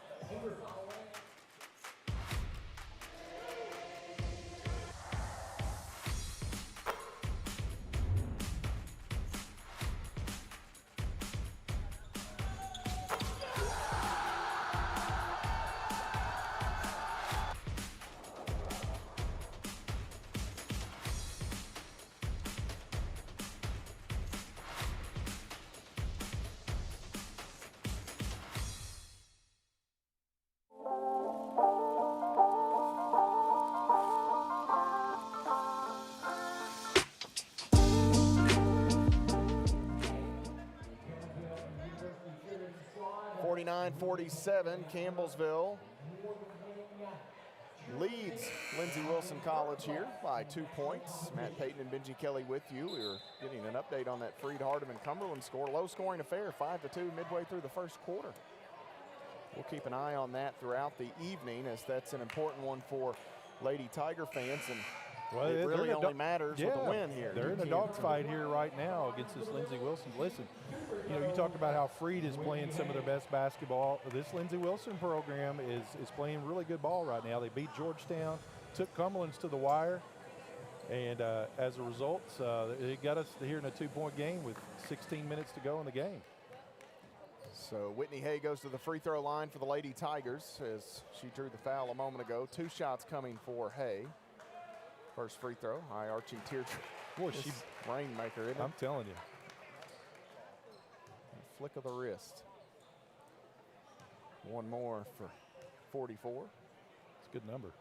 And this free throw is good. You and Whitney Hay have that in common. And Russ Newton. Russ Newton. Campbellsville boy. I think he was Campbellsville High, if I'm not mistaken. I'm trying to remember there was another Lady Tiger that wore 40. Ray Beatty. Beatty. Yep, Ray Beatty. This go to the jump ball.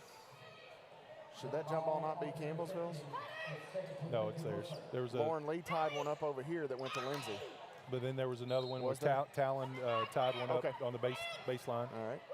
So Lindsey Wilson keeps the possession here. 51-47 the score. Long pass. That is Cox. Open, quick release off the mark. Karam's out wide to Fleming.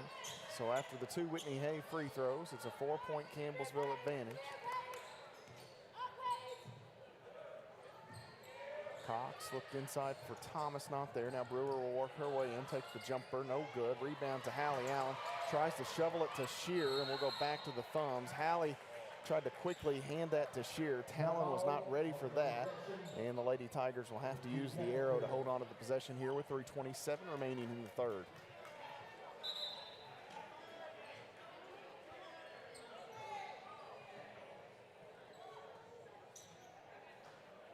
So Campbellsville will pitch it in the backcourt. This will be Serafini to throw it into Lee. Shearer, Hay, and Allen wait in the front court. So that's a new rule. If you get a jump ball and it's above 20, it resets to 20. So you actually take seconds away. No, they go back 28. Oh, he did. Okay. Okay. Yeah. Okay. He must have reset to 30. Yeah. Okay. 51.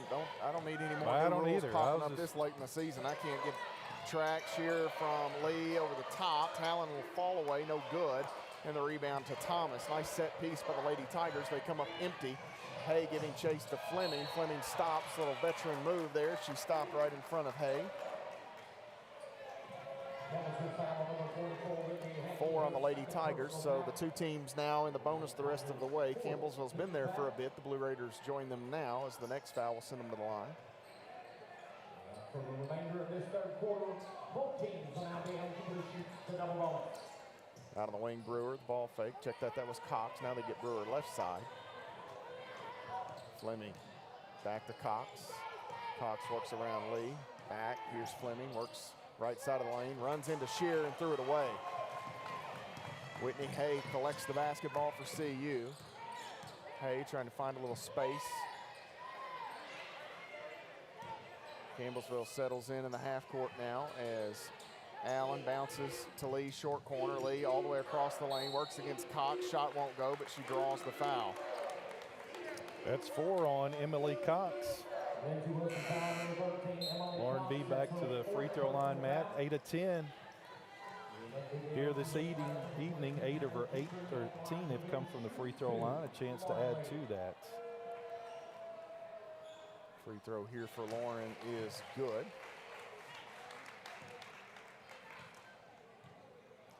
One more coming for Lauren Lee, and that one also good.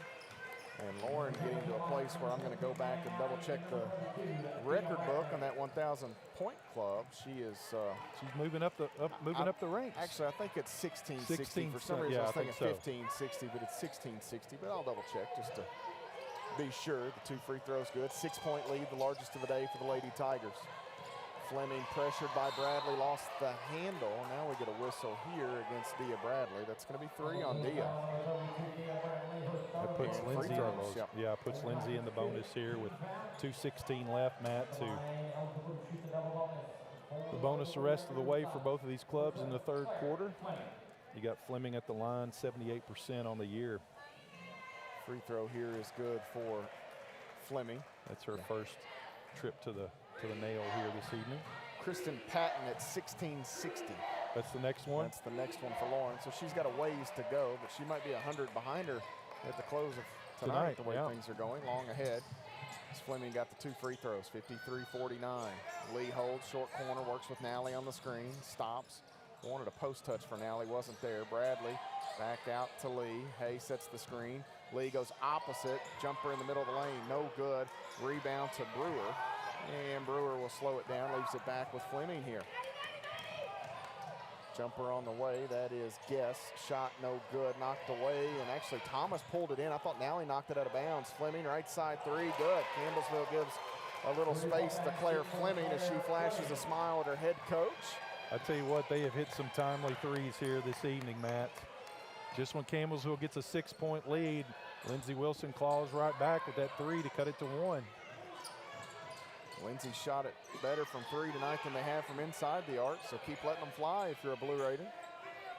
Allen wants Hay, has her at the elbow against Thomas, fall away. Nice. Good, able to kill it off the back of the iron. Whitney Hay with 2 more for CU. She's in double figures now. That's a difficult shot to make, going to your left, shooting with your right. Ball deflected by Allen, tries to run it down, but Fleming swats it over to Gentry.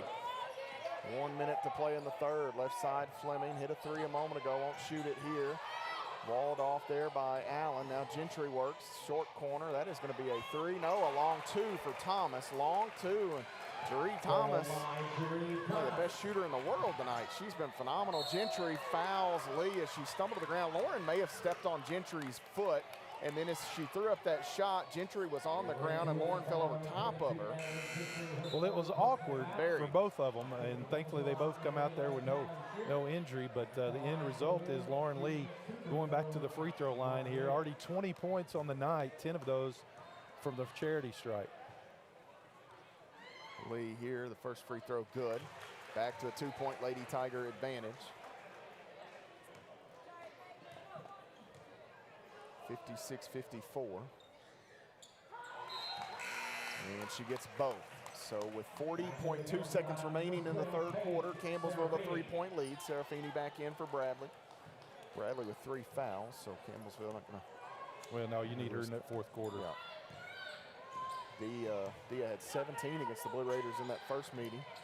Thomas out to Brewer. Brewer wants to drive, she walks. And this will give Campbellsville the last shot of this third quarter should they choose to go that route.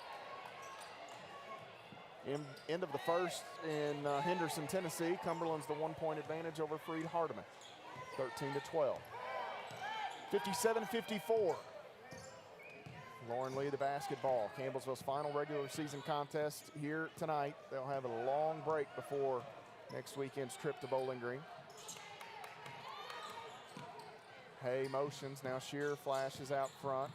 6 seconds, Serafini, 3 on the way. Banked it in again! Paige Serafini has turned that 4-letter B word into bank, not bang, as she's hit a pair of glass-aided triples, we'll call them. Wow. Edward Jones will shell out some coin anyhow. The Lady Tigers with the advantage here as we head to the fourth quarter, 60-54. The score, Serafini gets bonus points for those 3-point shots here tonight, I hope. Campbellsville, the 6-point lead on the CU Sports Network. How you doing? Hey, Mason. Hey, Mason.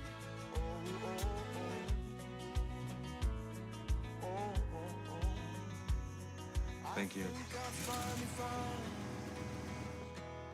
A place to make my own. A place that I call home. This place that I call home.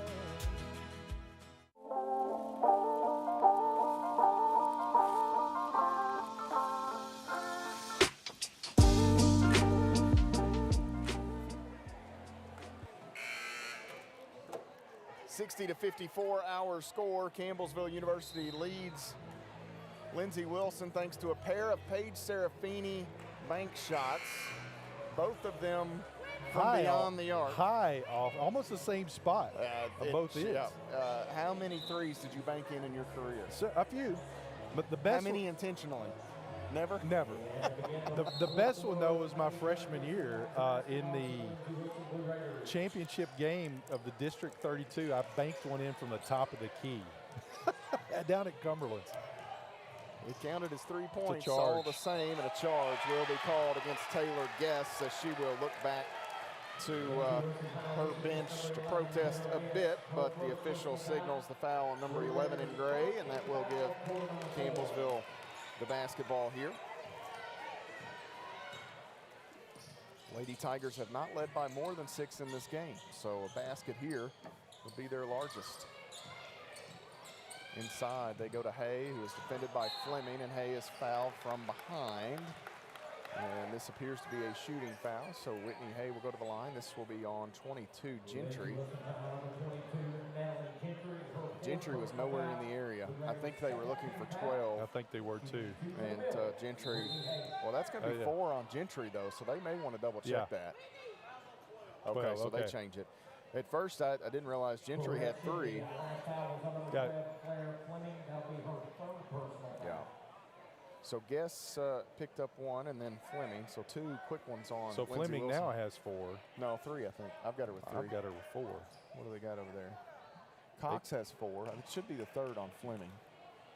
Okay. Guess, I think you gave the one that went on Guess down there to Fleming. All right. 11 and 12 as Hay misses the free throw.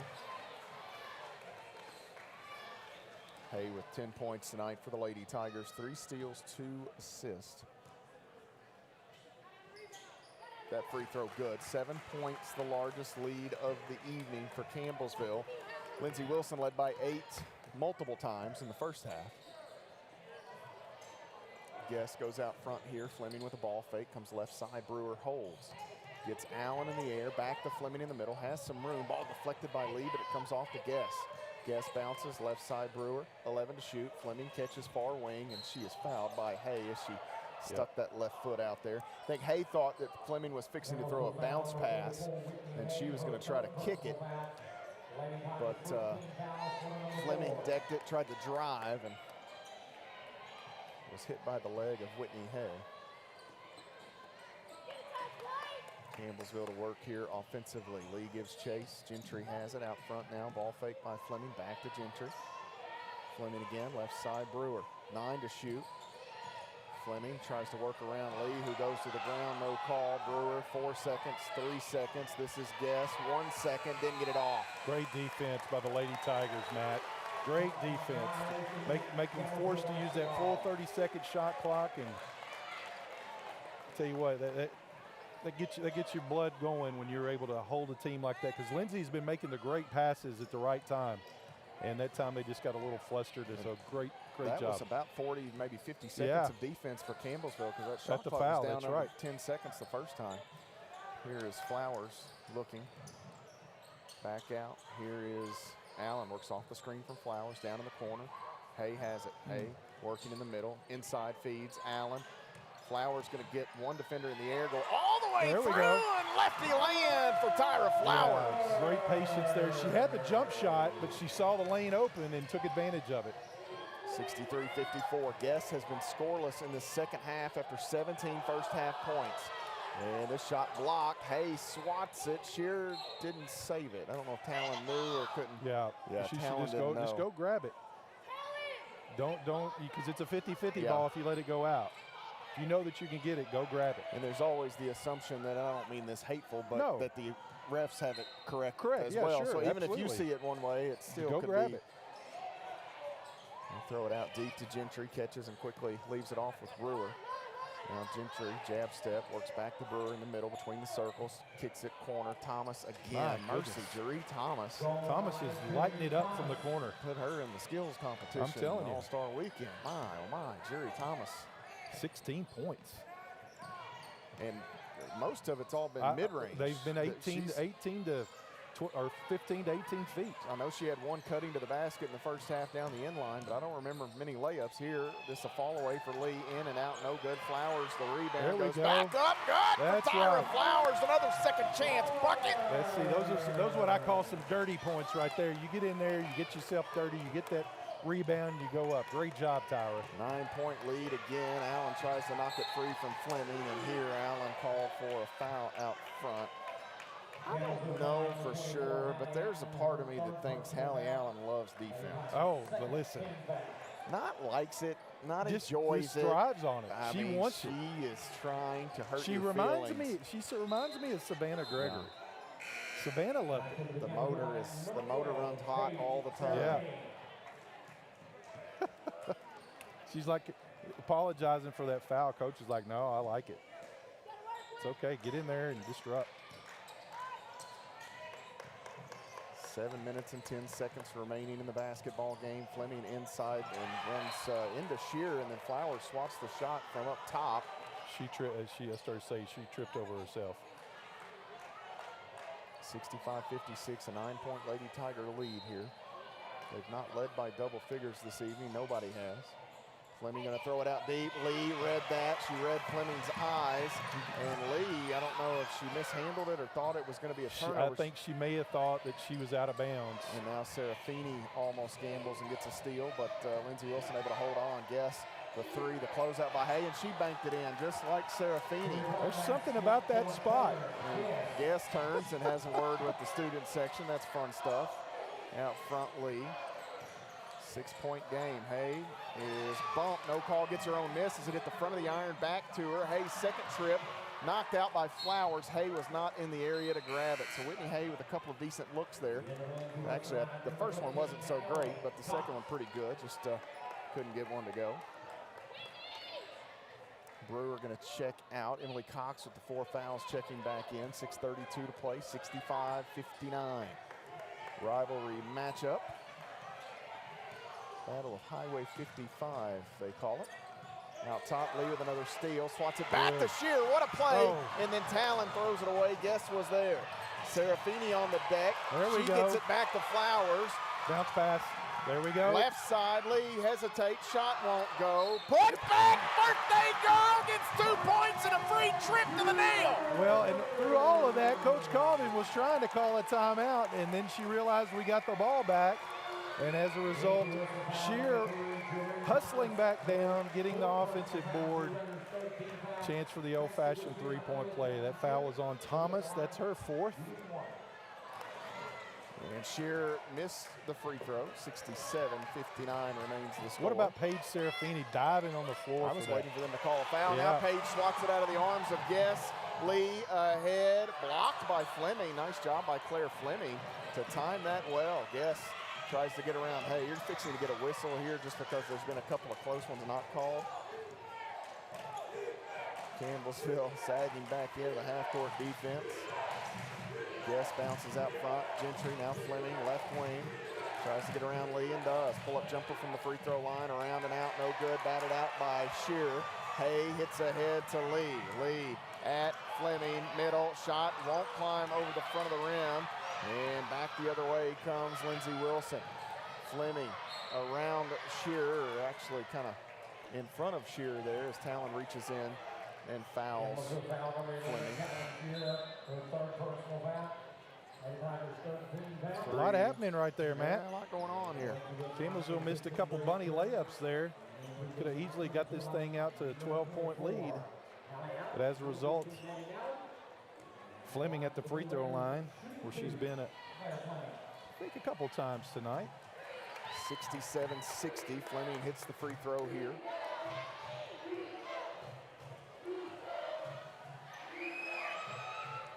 And that free throw good as well for Fleming. 67-61. Hallie Allen will run the point here for a few trips as Lauren Lee gets a breather. We want Flowers. They've got her. Faces up here with Garcia. Cutting.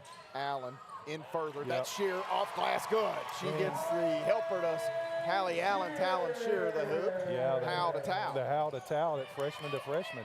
Out front, this is Brewer. 3 on the way. Wow. Good for Grace Brewer. Big shot. Big shot right there. 4:45 to go. Campbellsville leads by 5 points, 69-64. Flowers Looking, wants Allen, nice pass. Allen walls off Fleming and gets 2 more. What about you freshmen? Does it set plays here in the fourth quarter? Calling them for both freshmen. 71-64, 7-point advantage. Campbellsville has just 4 minutes plus remaining in their regular season. Fleming backs away. Lindsey Wilson on the road. Shear with a back tap. Can she save it? She does. Talent, left side up. Missed the shot as the defender flew in, but Maddie Nally there to clean it up. She had the napkins, the Windex, whatever you need to clean up a mess. Nally throws it back in for 2, and Campbellsville has a 9-point lead again with 4:01 to play. The Blue Raiders go to Cumberland University on Saturday. The Lady Tigers again wrap up their regular season in a few moments, barring overtime. And as we've reached a media stoppage here, we will step away. 4:01 to play. Campbellsville by 9 points on the CU Sports Network. My mother was always very familiar with her neighborhood, but one day she stopped at the stop sign for much longer than usual. And she didn't know whether she should go forward or turn, and she wasn't even really sure where she was at. It was very unsettling for her. I felt so much better after my son told me, "Mom, I don't want you to worry or be afraid. I'll be there for you, and we'll figure it out."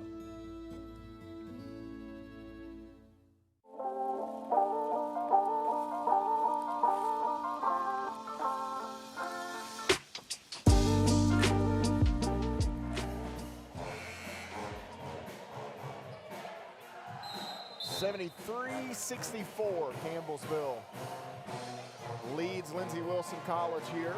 Lady Tigers can clinch the 2 seed at worst in the Mid-South Conference tournament. That last basket for Campbellsville, a Maddie Nally putback.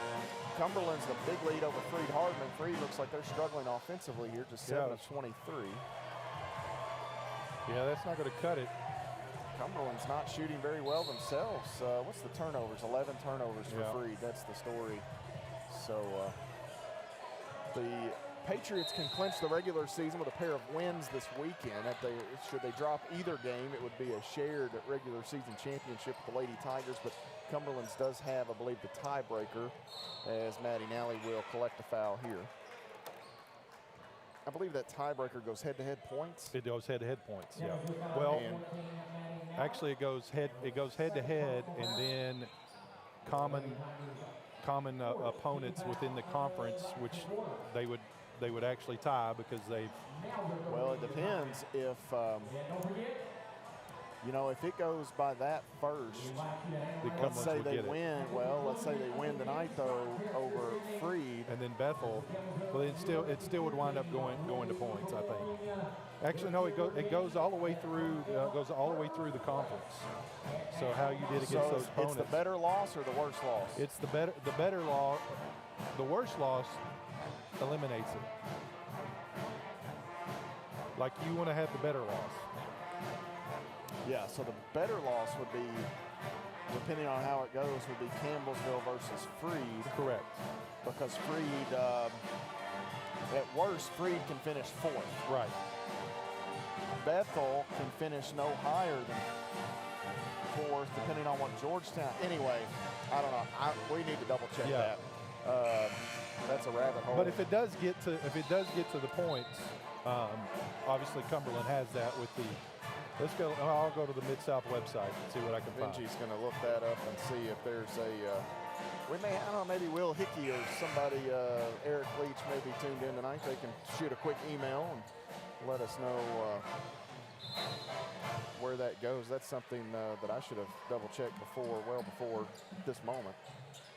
As we're back to play here, Taylor guessed the basketball, goes out front here. Out top, that's Fleming, and 7 on the shot clock. Fleming's going to bounce it down, ball kicked, I believe. What is it? So it goes. If team A and B, you look to their head-to-head. Obviously, we split. Then you would look to the next high seed to see how they were. And so you want to lose, or you don't want to lose to the higher seed? You don't want to lose to the higher seed. Yeah, so that's going to be problematic for Campbellsville because they lost to Freed, who would be the higher seed, unless Freed could still come back tonight. But we've still got some time here. We've got a own field to plow, so to speak. Yep. Lady Tigers trying to hold off Lindsey Wilson inside. Flowers. Ooh, I thought she blocked that shot. We're going to have a foul called on Tyra Flowers. That will be her 4th. 2 shots coming here for Emily Cox.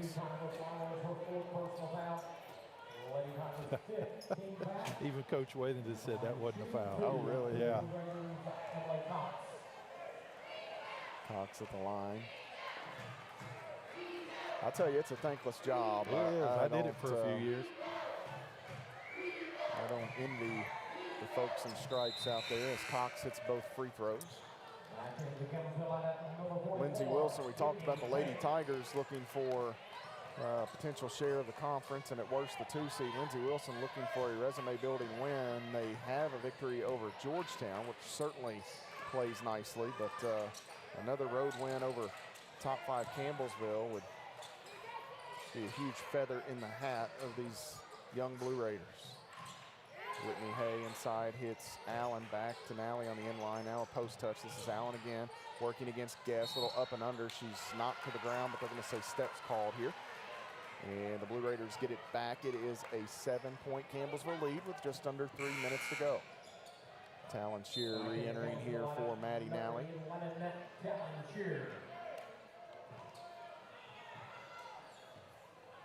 73-66, Fleming brings Lindsey to the front court. Far wing Guess. Tigers and Blue Raiders coming up at the conclusion of this one, so stay with us. Guess out on the wing. Back to Fleming in the middle, left side. This is Brewer. Skip pass, Guess open. Can't shoot as 2 defenders close in. Now Fleming cutting middle, gets around defenders. That is a tough shot by Fleming right in front of the rim. Good. I tell you what, I'm impressed with her play. 5-point basketball game. Serafini wants Hay, has her. Now Lee straight away, 14 to shoot. Shear back to Lee. 2 defenders there on Lee. She tries to work around Cox now. Hay goes to the ground. Campbellsville may have to take a timeout, and they do with 3 on the shot clock. Campbellsville will take a 30-second timeout here. So Whitney Hay had went down. That may have been the person that Lee would have needed to look for, and she was not available. So this will... Well, you got 3 seconds on the shot clock. It's got to be a quick hitter, and they have been playing zone these last couple of possessions. Don't be surprised if they come out man on this out-of-bounds play. They're wanting to get a stop. 2 minutes to go. It's a 2-possession game, so a quick hitter here for this Lady Tiger team. 2:04 to go. Campbellsville draws up a play here. You got time for maybe a catch, 1 or 2 dribbles at most.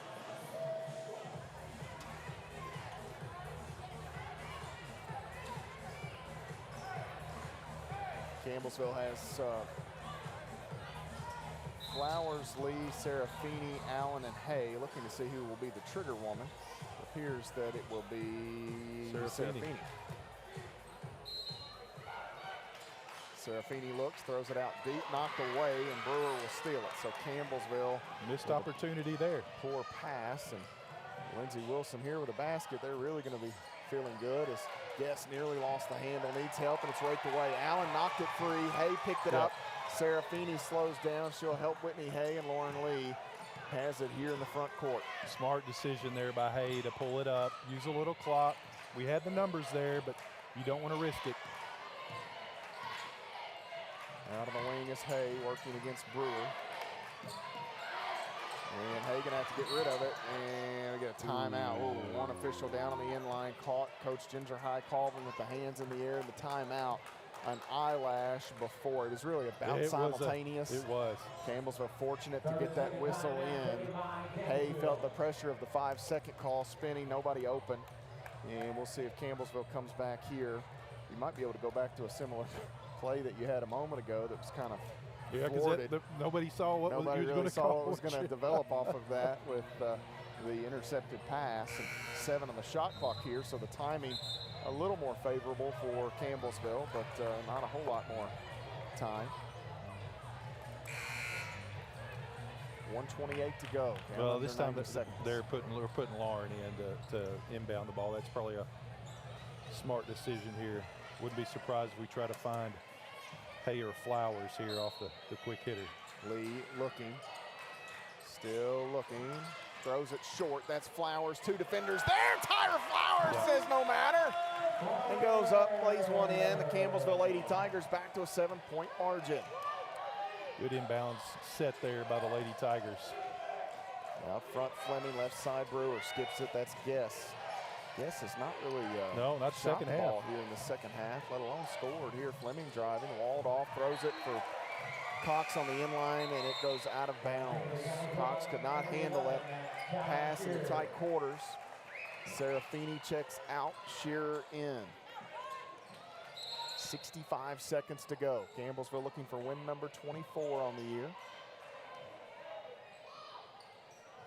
Hay throws it to a flashing Lee, and now Lauren Lee will bring Campbellsville to the offensive end. Lee, left side. Crossover. Nice job there defensively by the Blue Raiders. Screened by Allen. Lee still working against Fleming. Lee throws up a shot, stepping through, contact. Lauren Lee knocks it in. Campbellsville up by 9 once again. They've not led by more than 9 tonight. Cox looks like she may have gotten hit in the nose there. She was slow getting up. Ooh, Fleming nearly turned it over. Here's Brewer. Stops and skips. Guess. Didn't catch it clean, couldn't shoot that time. This pass picked off. Here comes Whitney Hay. Foot race with Thomas. Hay hesitates up off the window. Got the Lady Tigers up by 11. There's with another 21 one. seconds left. Shearer knocks it out of bounds. Great job by the Lady Tigers there, anticipating those long passes. Whitney Hay going with a steal coast to coast. Talon Shearer did it earlier, but she missed that layup. But I think it was Maddie Nally that was there to clean it up. So Campbellsville picking it up on the defensive end here the second half. Lee checks out, 24 points to lead all scorers. Guess a 3, no good. Rebound taken in by Bradley, and that hit off a foot of the Blue Raiders. Allen picks it up. Campbellsville just needs to cross the timeline, and we get a foul here against Emily Cox with 4.4 seconds remaining. She's fouled out, and this is not a bonus situation, so Campbellsville will have to pitch it in. Cox finishes with 11 points, 3 of 6 shooting, knocked in a triple, 3 rebounds. She had a nice night. Campbellsville just has to get this basketball in play, and they do. And Hallie Allen will hold, and that will do it. The Lady Tigers get the win over Lindsey Wilson College and the Blue Raiders tonight here in the Powell Center. Win number 501 for Coach. 24-2 on the season are the Lady Tigers. They are 10-2 in league play. Their regular season comes to a close, and now they will scoreboard watch as they will have Senior Day festivities a bit later on. Here in a moment, the Lady Tigers will sit back and watch the Tigers have their Senior Day honors, and that'll come up right now, right, Benji? They're doing that I think so, here before they do the warm-up. So yes. We're going to let Coach go to the locker room as we carry men's Senior Day. And let me tell.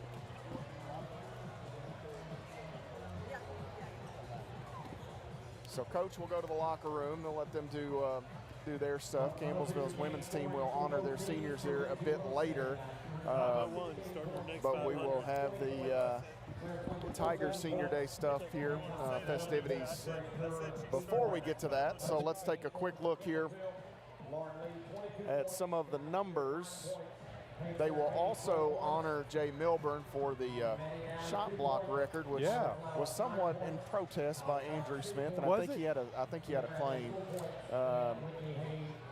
It was a little dicey there. Was it? Yeah, there was a block or two missing off Jay's numbers through the website. There was some stuff. Tension. I loved it from Drew, and Coach and I talked about it on the show this week. Drew actually sent a text to Brent. He's like, "Look, man, kid's great. He's going to get me, but I want that record at least another day or two, you know." So, but anyway, Jay certainly is going to set that number quite high, and we'll see where it lands when things are all said and done. As we're going to turn this over to Michael Despain in a moment. In fact, we're going to turn it over to Michael Despain right now. And ladies and gentlemen, at this time, Ladies and gentlemen, it is time. We've got some senior recognitions that we're going to be doing. Our first one will be with the Campbellsville Tiger men's basketball team. And our first senior is KJ Banks, senior forward from Memphis, Tennessee, escorted by his teammates this evening. This is the only season KJ has been with the Tiger basketball program. He has started in 27 games, scoring 102 points, grabbing 128 rebounds, has 22 steals and 14 block shots. Ladies and gentlemen, number 4, KJ Banks. Our next senior is Keyston Brown. The graduate senior from Lexington, Kentucky is escorted by Daniel Brown, Joe Brown, Kason Brown, Nettie Brown, and Haley Brown. Keyston is a 4-year member of the Tiger basketball program. Brown is a 2-time academic all-conference selection. During his time, he's played in 82 games and accumulated 504 points, 266 assists, 204 rebounds, and 81 steals. Ladies and gentlemen, number 2, Keyston Brown.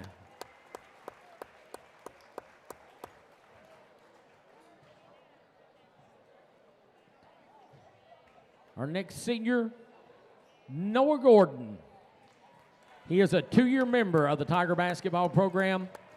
Noah was an academic all-conference selection last season. During his stint, he has scored 245 points, grabbed 194 rebounds, and has 87 assists. Ladies and gentlemen, number 3, Noah Gordon.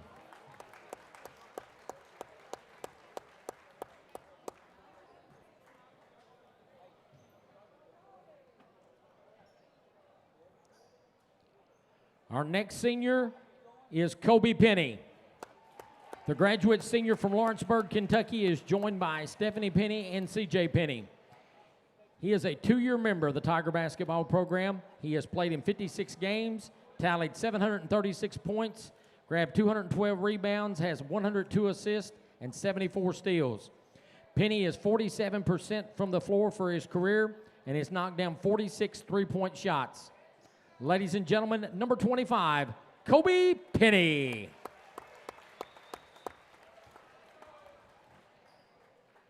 And the last Tiger basketball senior is Cam Vick. The Little Rock, Arkansas native is escorted by Islyn Rojas and Harissa Brown. Cam has been with the Tiger basketball program for 2 seasons. Vick has accumulated 277 points, handed out 52 assists, has 15 steals, and drained 30 3-point shots. Ladies and gentlemen, number 0, Cam Vick.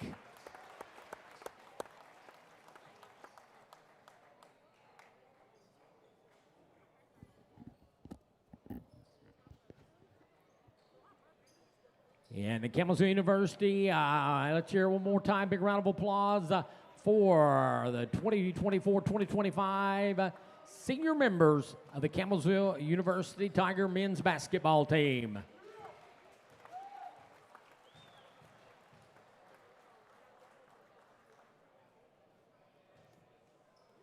Senior day festivities for the Tiger basketball team. We'll do the Tiger. What they're doing. And at this moment, if you would again please direct your attention Michael Despain on that. As the Campbellsville University cheerleading team honors the members of their senior class. The first senior to be recognized is McKenna Meeks. With her today are her parents, Jeff and Chastity Meeks. McKenna is majoring in criminal justice with a minor in psychology.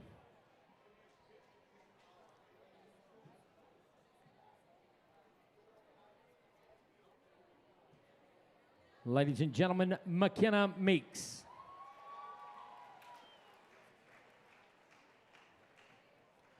The next senior to be recognized is Carly Perry. With her today are her parents, Mike and Betty Perry, and her brother, Braden Perry. Carly is majoring in special education. Ladies and gentlemen, Carly Perry.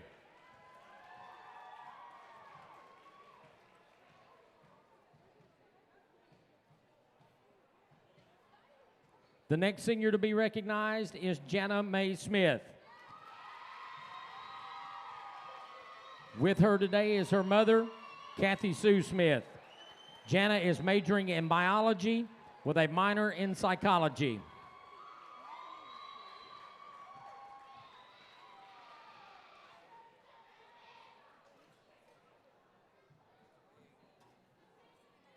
Jana Mae Smith.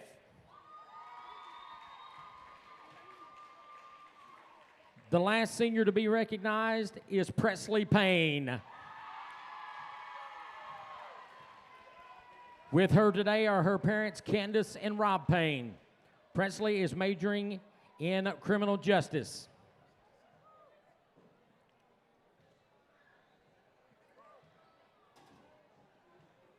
Presley Payne.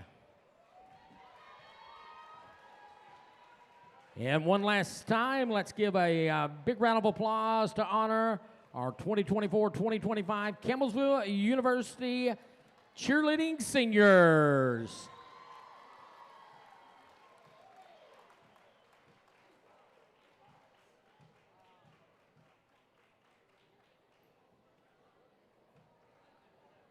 And ladies and gentlemen, we ask that you please continue to direct your attention to center court, as we would now like to recognize the Campbellsville University dance team as they honor the members of their senior class.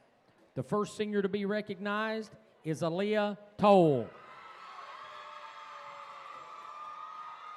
She is from Houstonville, Kentucky. With her today are her parents, Jessica and Greg Toll. Aaliyah is majoring in business administration with an emphasis in entrepreneurship. She has been a member of the dance team for 4 years.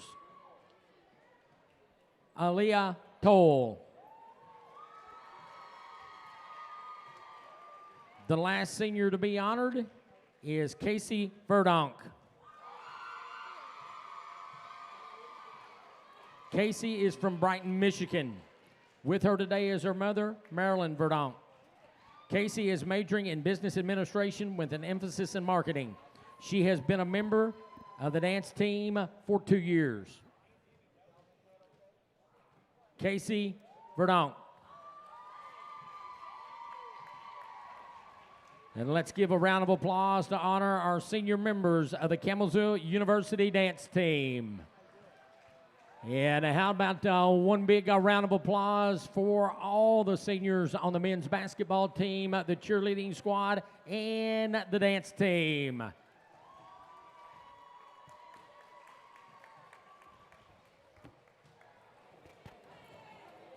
So the Tiger basketball team and the cheerleading dance teams here at Campbellsville University all having their seniors recognized before the game. Now the pregame clock will start. The Blue Raiders and Tigers will get out on the field here in a moment. I'll get Ginger Highcolvin to make her way over momentarily. Let's take a quick run through of some of the final game numbers here. The Lady Tigers finished the ball game at 52% shooting, 28 of 54. Campbellsville's 2 of 8 from long range. Both of them made threes. Edward Jones payouts coming from Paige Serafini on bank shots from 3, which very impressive. Campbellsville 21 of 27 at the free throw line, 77.8%. For Lindsey Wilson College today, they finished 48% from the floor, 21 of 43, 8 of 14 from long range for the Blue Raiders tonight. That's 57%. A perfect 18 of 18 at the free throw line for Lindsey Wilson. They shot 12 free throws in the first quarter, and then just 6 in the second half after shooting none in the second quarter. So a bit interesting there. But the Blue Raiders here do finish perfect at the free throw line. Campbellsville led in scoring today. They get a game-high 24 from Lauren Lee. Lee, 24 points, 12 of 14 at the free throw line, 6 assists and 3 steals for the Mid-South Conference Player of the Year candidate. The Lady Tigers get 13 tonight from Whitney Hay. 3 rebounds, 2 assists, and 3 steals for Hay here this evening. A dozen from Paige Serafini. She made the 2 threes that I mentioned, a pair of steals for Serafini tonight. 9 from Tyra Flowers to go with 4 rebounds and 3 assists. Campbellsville gets 9 from Talon Shear tonight.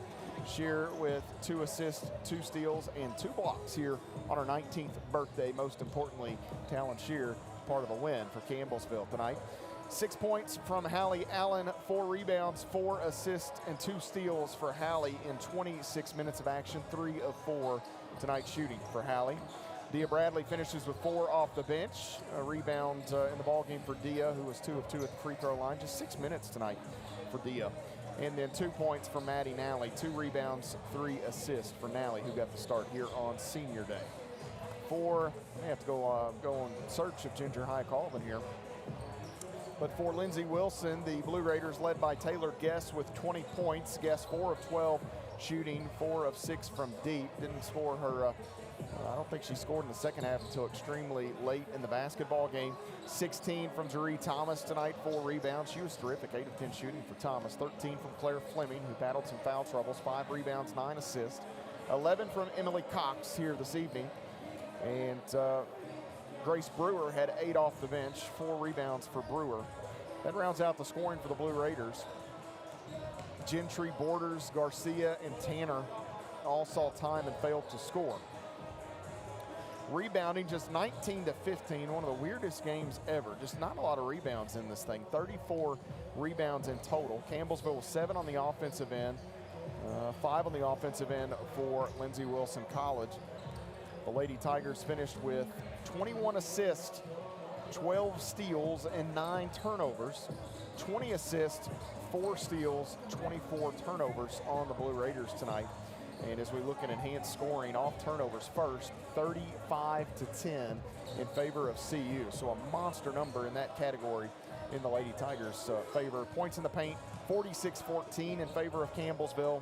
Get another monster number there. Second chance, 10 to 7 in favor of Campbellsville. And then bench points, 19 to 8 in favor of CU. 7 ties, 6 lead changes. Campbellsville's largest advantage coming late in the fourth quarter at 11 points. Lindsey Wilson led by as many as 8. That 11 points, the final game margin, 79-68 as the head coach joins me. And Hayes in the barn, as they say. Coach, regular season concludes 24-2. We've talked a lot throughout the year about the performance of this team and what you've been able to accomplish. And here you are going into the last weekend of the regular season. At worst, the 2 seed, and still alive for a regular season championship. Kudos to you, my friend. Thank you. 24-2 is a big feat for what we did and what we lost. Hootie did the numbers the other day. I think we lost 68 points from last year's team, and that's a lot to lose. And we lost such great leadership. And but little number 5, she's pretty good, and she has put us on her back, and she has carried us this season. And I feel like Whitney and Tyra, that came off roll from the bench last year, Paige Serafini, Maddie Nally, those kids have come in and done a good job. Bree Gowdy obviously did earlier, but is not able to play now. But our freshmen, kudos to them too, because they've come in and done an outstanding job as freshmen. And you've got them in, I've got them in at crunch time, and they're making big plays. And I'm really, really proud of this group. Lauren Lee finished with 24 tonight, coach, 6 assists. Again, a terrific evening for her. She missed 2 of her first 4 free throws and then decided she might want to hit the next 10. So she hit 10 straight from that point on. Yeah. But you put a lot on those shoulders, and to this point, she's answered every challenge. And here again tonight when you needed it most to wrap up the regular season. I know now she'll get some rest, but big performance. Yes, she will. We'll see to it that she gets some rest and just lets her body heal. Not that, I mean, she's a little gimped up right now, but mentally as much as physically. We've got that Saturday off now while everybody else is playing, so we'll be able to just sit back and watch and just enjoy it and take the day off. I don't think we've had more than 2 days off since season started. So we're gonna take this time and just enjoy it, take some time off, and not think about basketball for a couple days, and then just come back refreshed on Monday and hopefully get ready to make a run in the tournament. You texted me this afternoon. You guys were having shoot-around around lunch once you kind of got confirmation that the weather was not going to wipe this thing away tonight, and the text you had screenshotted was for Lauren Lee to wear a coat. And I asked you if you knew, and you weren't really sure. So Lauren at halftime was visiting with Derek Port, and I said, did you wear a coat to shoot around? And she said, yeah, I thought I'd get in trouble. So after the edict came out through text, she felt like she needed to wear the coat. So she's teachable, I guess, is the valedictorian. Oh yes, she'll do what you tell her to do. But you know, you don't think when it's 12 degrees you have to tell somebody to wear a coat. And but I'll tell you what, if that's the only thing I ever have to get on Lauren Lee for, from my standpoint, that's a pretty good problem to have, because she just, man, oh man, she's so great on the floor, off the floor, and we're so blessed to have her. You talked about those freshmen, and Talon Shear here, I believe her birthday, pretty sure. It is Talon's birthday today. 19 for Talon, and she had a nice night. You talked about the freshmen, but you're running stuff for those freshmen late in the game. Right. You got them, you know, Hallie walled off Fleming at one point. Talon before that had a basket where you were trying, I mean, you're calling stuff for those young ladies. They're not just placeholders out there. They're not just pieces of the puzzle. They're major That's pieces right. In of this the puzzle. game, Dia wasn't as good as she was the first time at Lindsey. I felt like Dia was the factor at Lindsey Wilson. She came out and was great against them at their place. And then I feel like Talon and Hallie were really big tonight and had big buckets tonight. And probably the last freshman I ran stuff for in crunch time was, I mean, I say we probably look all the way back to the Courtney Danis freshman year. Melly Heaton, I know, came in and was big for us. Now, my first year, it was all freshmen, basically. And then after that, I can't remember a freshman that we've went to as much as we've gone to this group of freshmen. Yeah, and, I mean, Courtney Pritchett, I'll say, just because she started every game as a freshman, right, probably got some of that, but certainly hard to do for a Lady now Tiger. we would put the ball in Courtney's hands late and let her make plays. So, yeah, Courtney was one of those as well. I thought Whitney Hay, coach, first half kind of struggled maybe a little bit offensively, got a little frustrated. Second half, though, a little more patient and got some stuff done for you guys. Yeah, and that's the thing we're working with Whitney, is not to get frustrated, is just to play the next play. You just can't worry about what's happened, and she's really, really hard on herself.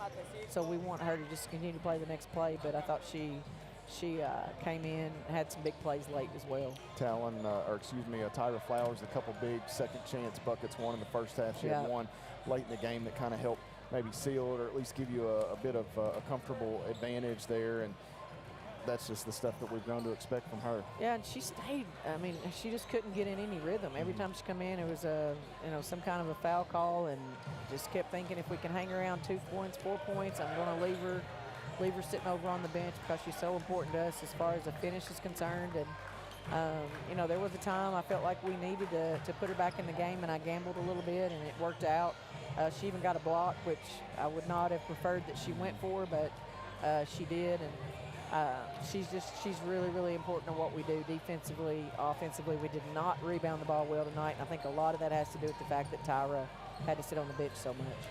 Coach, you'll recognize your seniors here at halftime of this men's game, but before the game, you got the 500 win ball and a nice plaque recognition for that. But I know you were probably just as thrilled to see Miranda Denny get that. She kind of waved you off, I think, initially. She's not one to take credit for that stuff, but she's certainly well deserving. I know that was a cool moment for you to see her honored with that as well. That's probably one of the best moments of my career, because the head coach gets all the credit, gets everything, and the assistant coach just the WBCA, even the Mid-South now does a great job honoring assistant coaches. But those 500 wins are just as much Miranda's as they are mine, and she does an outstanding job. Anybody that's ever played here lets you know it's she has a lot of freedom, and the reason she has a lot of freedom is because she does such a good job, and we've worked together a long time. We trust each other, and I know she has the best at heart. She studies the game, she studies our opponents, and does a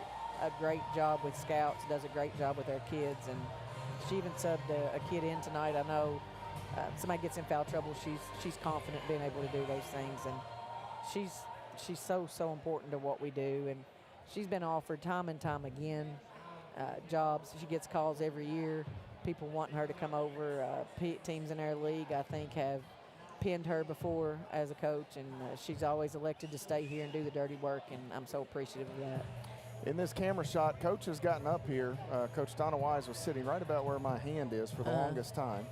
There was, I guess there would be 1,162 wins in the camera shot. I have none of them, but you and that lady have done a phenomenal job here at this institution as she's gotten up. So the best lady, I was waiting on that, Coach Wise. It's gotten moving there before I could get to that. But again, congratulations to you on that honor. You follow the legend. You are carving out a legendary career yourself. And here, this final weekend, we're going to do a little scoreboard watching and see if we can't get you guys a regular season championship. You need a little help from your friends down in the western part of the state of Tennessee. We'll see what they can do. But you know what? We've done all we can do, and we've given ourselves a chance. That's all you can ask for in the Mid-South Conference. 2 losses after regular season. I don't know if there's anything we could have done differently. I'm super pleased with our group. I told them in the locker room after the game I wasn't thrilled with their overall effort today, but I'm not going to stand there and berate them because 24 wins and 2 losses in the toughest league, in my opinion, in the country is a big, big feat for some kids that all stepped in. One kid started for this team last year, and the rest of them have had to jump in, and we've just had to baptize ourselves in this, and I think they've handled it extremely well. You've done pretty good, my friend. Best of luck in the Mid-South Conference tournament. We'll get back at it here in a week or so. We will. Thank you. Appreciate it, Matt. Absolutely. Coach Ginger High Colvin and the Lady Tigers get the win here tonight over Lindsey Wilson College. Again, your final score, an 11-point Campbellsville win, 79-68. We'll step away here, take our extended timeout. We'll come back on the other side of this break and look at the men's matchup as the Tigers battle the Blue Raiders in a moment here on the CU Sports Network.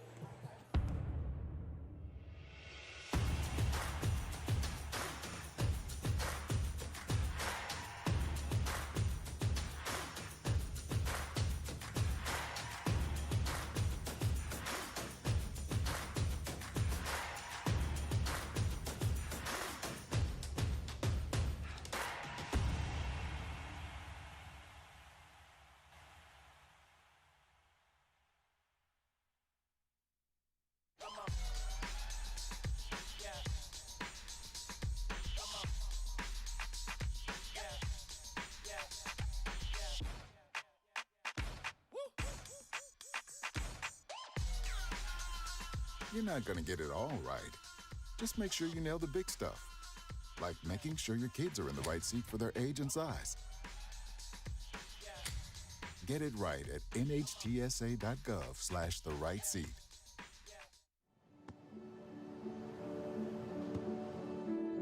I don't remember how it started. Go to that. Our back and forth. It always came back. Dad! You probably don't remember what you told me, That was perfect. but I heard every word.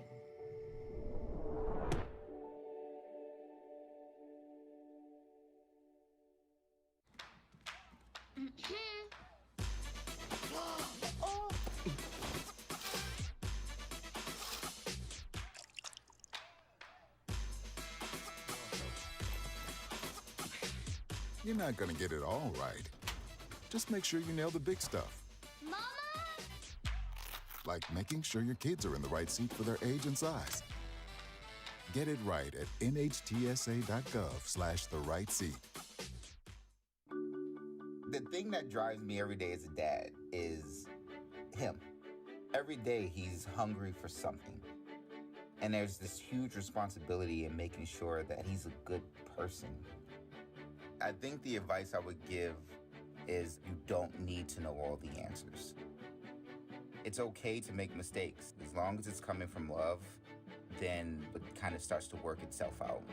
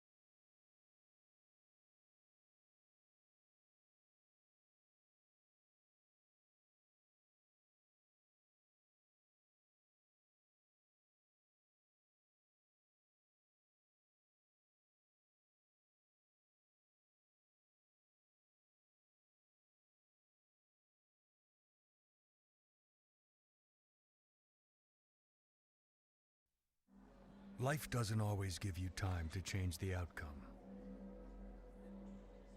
Prediabetes does.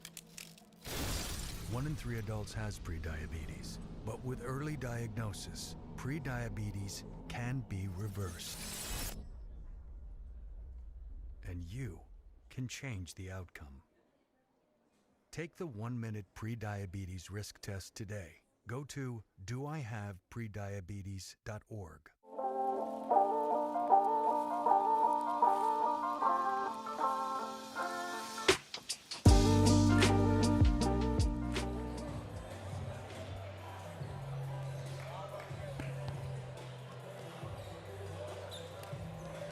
Back inside the Powell Center, the Tigers get set to battle Lindsey Wilson College. Matt Payton, Benji Kelly here with you.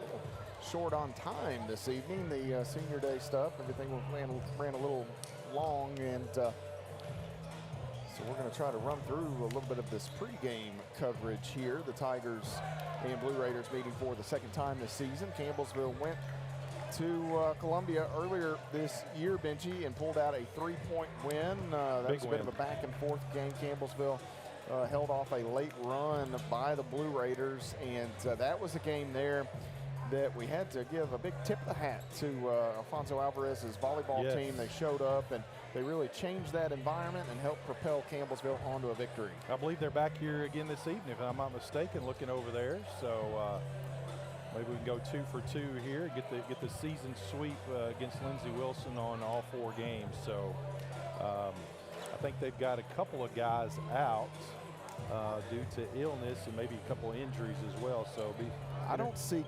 There is Kenyatta Carbon. I didn't see him earlier. Kenyatta Carbon is in street clothes, and he is. I know they've got the flu running through their program like it did us a few weeks ago. So Carbon is their leading scorer at 16.5 a game. Have a good call, guys. We're back again. He is out tonight, and then I believe Olsen Nicholson is injured as well, and then. Barrett Burchett and Matt Corey, I don't see either one of those guys here. I don't see either one of those guys here, so I think they may be the ones that have the flu, the bug, as they say. So, you know, I say this in the nicest way possible. The Tigers have kind of been there, done that, right? As we get the I know. Jay Milburn will be awarded the basketball, the all-time shot blocker. So this basketball here will have the one that says he's the all-time shot blocker. They're going to go back and do another one when he's done that will have the final game number, all-time leader block shots with whatever that number is. And Jay and, you know, at 110 or so. Well, yeah, because he's still got another year. Year and whatever, so yeah, absolutely. That'll get somewhere up into the hopefully 160, 170 range by the time you factor in a few more games this year and next year. So I keep joking with Brent, I want to meet the guy that breaks that record. That's the one. That's going to be the dude.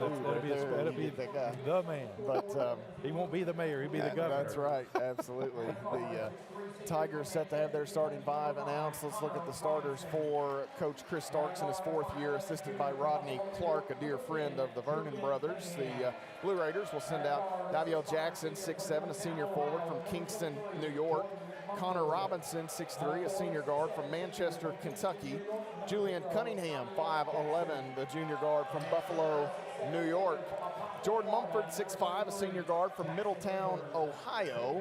And Jackson Edwards, 6'7", a senior center from Apopka, Florida. I think I asked this last year, but I wonder if Cunningham's a Bills fan. It's got to be. This is Cunningham's first year there. He just transferred in. Okay. So they may have had another guy from up in that area, or somebody did. But as we get ready for the starting 5 for the Campbellsville University Tigers, Coach Brent Vernon in his 9th season as the head coach, assisted by Mark Vernon, Richard Gatewood, and Alec Williams. The Tigers will send out a starting lineup that looks like this. Cam Big, 5'11", the graduate guard from Little Rock, Arkansas. Javon Smith, 6'3", the redshirt junior guard from Bardstown, Kentucky. Kobe Penny, 6 foot, the graduate guard from Lawrenceburg, Kentucky.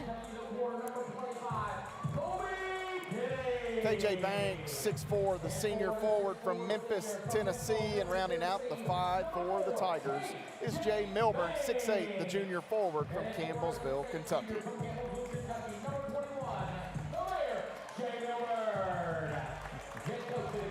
So the Tigers set for tip-off here in just a moment. Good crowd again here, Matt. Of course, I know we've got the senior festivities for the Lady Tigers at halftime here, but it's always great to see a good crowd. And, of course, they've had remote classes the last couple of days, so they're ready to get out and do something. So, yeah, this was probably perfectly placed. And it's been a long time since we've had a Lindsey Wilson game on a Thursday night. That is accurate. Senior day here for the Tigers. 5 seniors to be honored. A few of them in the starting lineup, Vic, Banks, and Penny. Campbellsville will also honor Keaston Brown and Noah Gordon here. Or they actually already did that. They already did that, yeah. For the Tigers. Coach Vernon makes his way over. And a smile there as it will be Jackson to jump it up with Milburn. Brian Washer throws the ball in the air, and Milburn swats it back to his pal Cam Vick, and the Tigers will have the first possession of the basketball game here. Lindsey Wilson will finish up their regular season Saturday at Cumberland University. Handoff here, Vick off the handoff, right away. That is too strong. The rebound taken in by Lindsey Wilson. Nice look for CU. Cunningham pressured by Vick. Again, Vick did not play. Yeah, Vick played the first meeting. Working to the basketball here is Mumford. Out left side.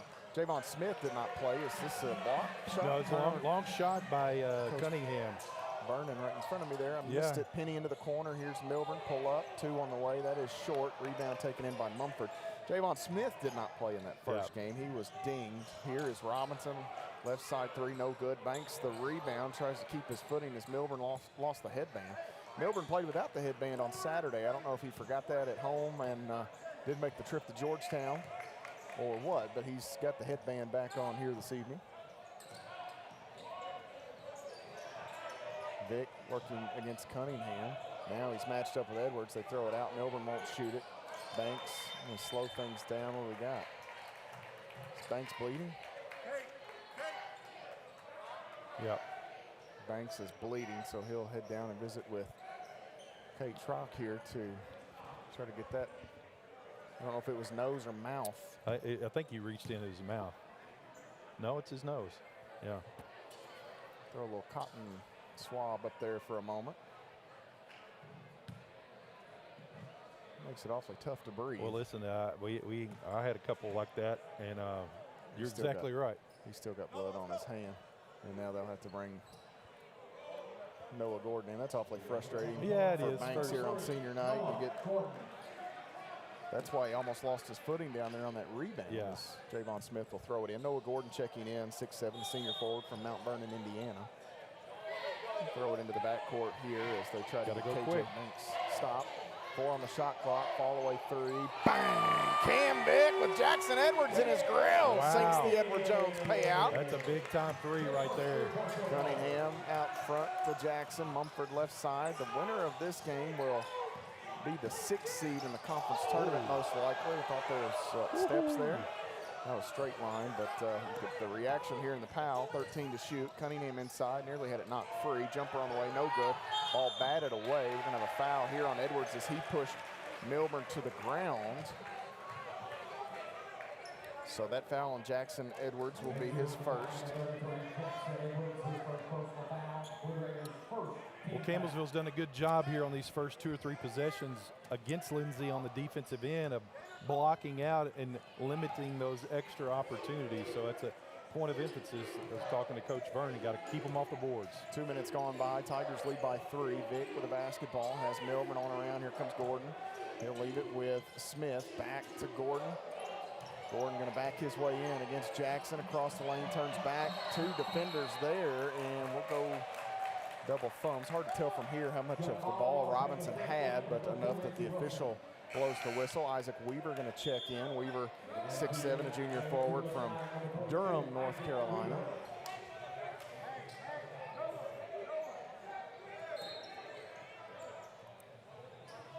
Cunningham will try to keep it free from Cam Vick here and bring Lindsey Wilson to the offensive end. Cunningham out front. This is Robinson. Jackson back to Weaver on the right side. Weaver hits Robinson. Deep three, no. Instead, he'll deck it, drive in, out. Weaver, quick release, three on the way. That is short. Rebound to Kobe Penny. And the Tigers back the other way. Vick left wing bounces. This is Gordon right at Weaver. Shot won't go. Gets his own miss. Noah turns back. Fall away. Will crawl around and roll through for Noah Gordon. Love the extra effort there by Noah. Ball kind of crept up over the rim and in. 5-0 lead. Robinson left side. Works back in line. Inside cutting. Mumford gets around the defender, and that was Cam Vick, I believe. Campbellsville mixed something up there, as you could see Coach Brent Vernon telling them that not the way we want to defend that. Vick's going to be assessed the personal first on CU. Mumford at the line, 82%,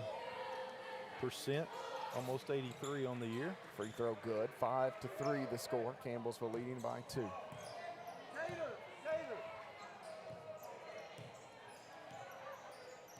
16:45 remaining in the first half. Vick working left side to Penny. Melbourne's going to set the screen. Penny going to drive. Fall away shot for Kobe. No good. Rebound to Jackson.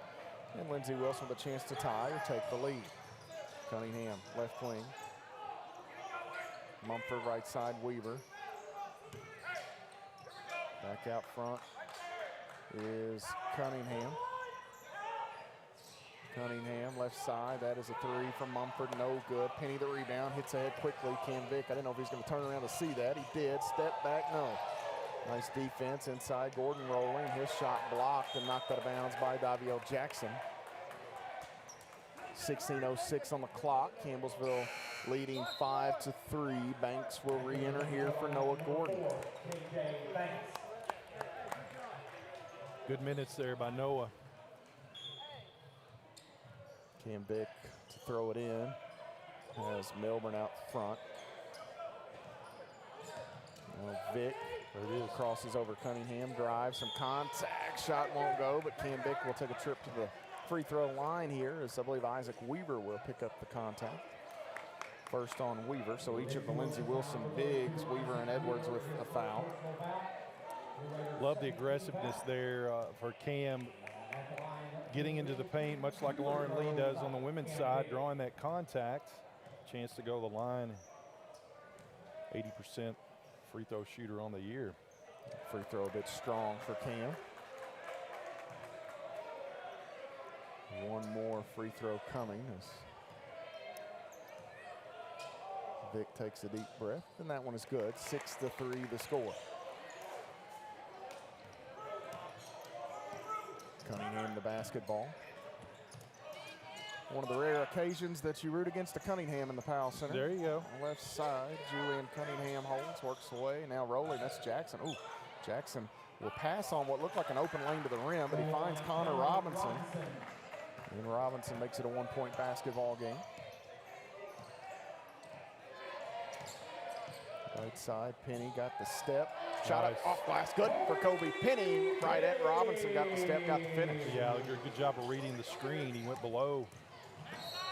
And Kobe with a nice little body check there. Yeah, a little hit. Kobe didn't like it, but he goes back and watches that one on film. He'll say, okay. Okay, yeah, there's quite a bit of body there. 8-5, Campbellsville the advantage. Lindsey Wilson to pitch it in. Jackson will face up with Milburn, work his way in. Nice job by Jay. Cunningham thought about the shot. Now spins back, works with Mumford. Smith picks him up. They force him deep out. Weaver left side to Robinson. They switch again. Banks has the defense, and now Jackson open. Three on the way. No good. Rebound chased down by Banks. Banks comes out top. This is Smith, right side. Milburn will drive in. Ball raked away, but he's fouled. Let's see if they get Robinson out front. Nope, they get Cunningham. Cunningham on that. He must have. Cunningham with the short-handed nature to some degree of Lindsey Wilson tonight. Cunningham feels like the most important player for Lindsey on the floor as Carmen kind of handles some backup point guard duties. And Not a ton of guards available here tonight for Lindsey, as this free throw is good. Nicholson, Carbon, and Corey all out, so a little short-handed of the guards. Birch at the post missing. I think they got five out total. Yeah. Okay, so an extra one, even maybe one I didn't know about. Yeah. This free throw, no good, so 1 of 2 for Jay. 9-5 the score. Campbellsville leads. Changes for the Tigers as Cunningham hits a cutting Jackson down the inline. Nice move by Daviel Jackson, gets the basket. The Tigers have sent Keyston Brown into the lineup, 6'1", the graduate guard from Lexington, Kentucky. Also entering is Dalton Kramer, 5'11", sophomore guard from Hebron, Kentucky. Nice crossover by Banks all the way in. Missed the shot. KJ just a little too strong there. It was a great move, great crossover move. 9-7, Campbellsville leads by 2. Lindsey Wilson ball here, Cunningham out front. Cunningham gets a little room, goes into the short corner. That's Mumford back out front. Cunningham with Brown there. Cunningham cut off. Now Robinson is open. 3 on the way. Around and out, no good. Campbellsville has gotten a few fortunate misses. Lindsey's had a couple clean looks from out top. Milburn has Kramer, corner, 3 on the way. Bang! Dalton Kramer, the Edward Jones 3 for CU. Their second of the half. Well, that was a quick trigger right there from Kramer, but sometimes you gotta pull it quick, because if not, the defense can get there quickly. But great job by Kramer. Jackson out top. Right side Robinson, now Weaver. Weaver the ball fake back to Mumford. Mumford working, left side kicks. Cunningham open, 3 on the way. Too strong, high rebound is kept alive by Jackson. Milburn falls down, and now Banks gonna knock Jackson to the ground here, and that's gonna be the first foul on KJ Banks, as the Tigers will send in a couple more changes here. Marcellus Vale in for the first time. Sale, the 6'4" graduate guard from Shelbyville. Sale's got a year of eligibility left, however. Rob Riggs in for the first time, 6'6", the junior forward from Omaha, Nebraska. We'll try to hopefully get out to Ra's neck of the woods here in a few weeks. Is back to play here. Robinson drives in. Gordon blocked the shot. Vale picks it up. Vale, right side, goes up. That shot no good. Nice defense by the Blue Raiders to run that down. Mumford, I don't know if he got a hand on that or not, but certainly altered the attempt. Here inside, Cunningham has it knocked away as Keyston Brown and Rob Riggs were in the area for CU. Got a bone to pick with Raw and Vaughn. Got those fresh dues, yeah. Dues, the rolls, where you want to call them, the braids. They didn't invite me. No, well, listen. I was going to say I sent them to my barber, but I don't think anybody would have bought that either. Here's a fall-away shot from Mumford that is good. 12-9 the score. I'm just jealous. Wish I had enough hair to even consider something like that. Awfully nice. Here, Vale leaves it with Kramer. Kramer open, 3 on the way. Bang! Dalton Kramer with another Edward Jones 3. He's got 6 quick ones for the Tigers. Get hot, young man. That's what we need right there. Campbellsville's 3rd three-pointer of the night.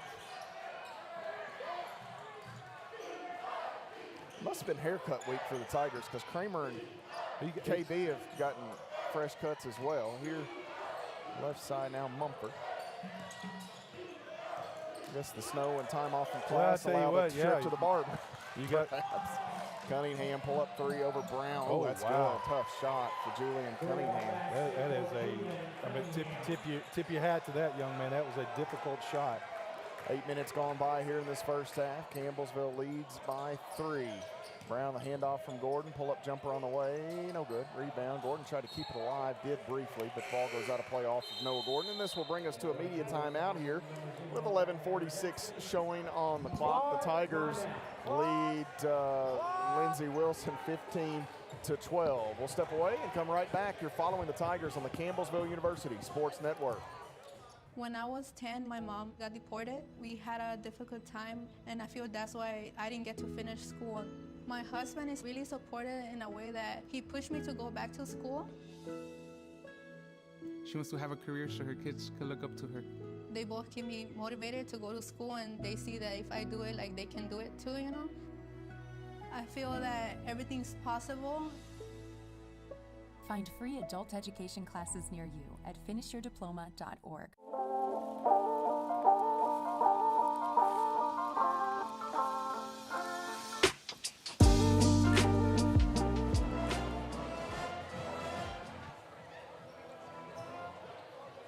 7:48 on the clock here in the Powell Center. 15-12 the score. Campbellsville leading Lindsey Wilson College by 3 points. You know, Benji, I have never had the need to have the cupping therapy done. It works. Okay, it does work? It does. The bruises are so brutal. Sells got some, and I think maybe Daviel Jackson from Lindsey Wilson had some of the bruises. So it works. It pulls that poison out of your muscle, and it allows the muscle to heal quicker. But the bruising is an actual it's an actual thing. Yeah, it's a bruise. It doesn't look good, but I tell you, it helps. So you're sort of kind of robbing Peter to pay Paul. That's it. You've got the surface soreness, or you're fixing the muscle. Well, what it does, when you got a deep muscle bruise, that cupping pulls that poison out of it and allows it to heal quicker. Then you got the bruising then on your skin. Interesting. Yeah. Out into the corner. This is Mumford 3 on the way. We're tied at 15 apiece as the two teams here trade 3-point field goals over the last several trips. Well, Lindsey Wilson 2 of 9 from downtown. Campbellsville 3 of 4. Keyston Brown in the middle to Noah Gordon. Shot no good as he ran into Cunningham. Tigers wanted a foul because Cunningham closed out underneath Noah. And here the other end, Noah going to give a body check there to Daviel Jackson. A little frustration foul perhaps. It was a body check for certain. Cam Vick and Jay Milburn will return to the Tiger lineup. Jeremiah Belton into the lineup for Coach Starks, 5'9" junior guard from Hodgenville, Kentucky.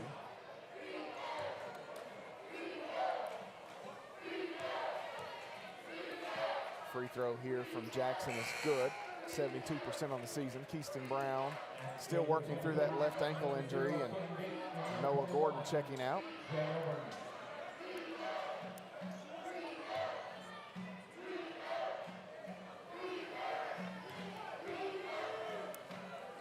Free throw here, good for Jackson, and Lindsey Wilson, I believe, here has their first lead of the day. It's 17-15.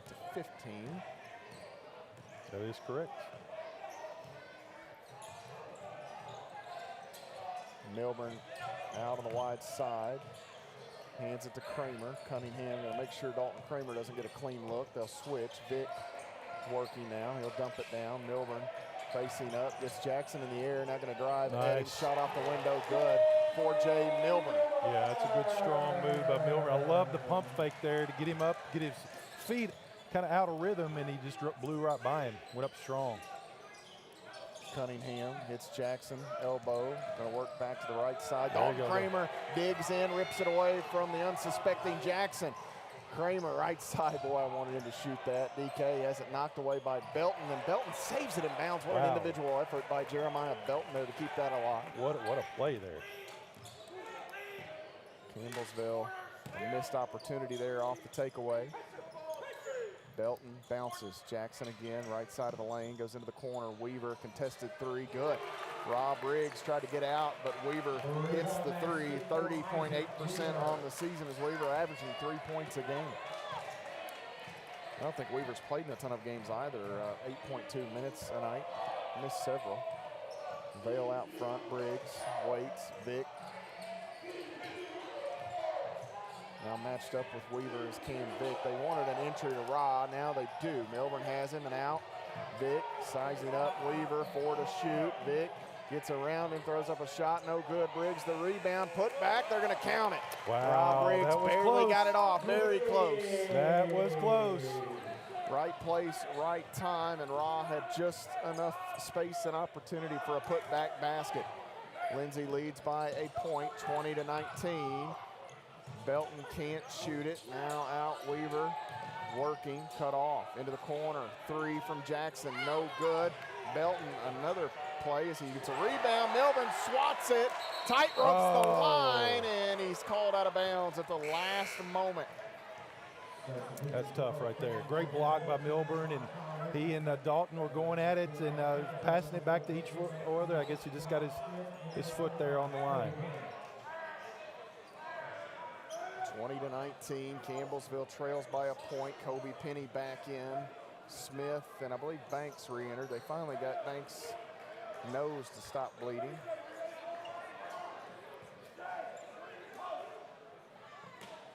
Belton to throw it in play. Belton comes deep out. Robinson will catch. Mumford holds right side, right there at the Donna Wise Court logo. He hands it to Cunningham.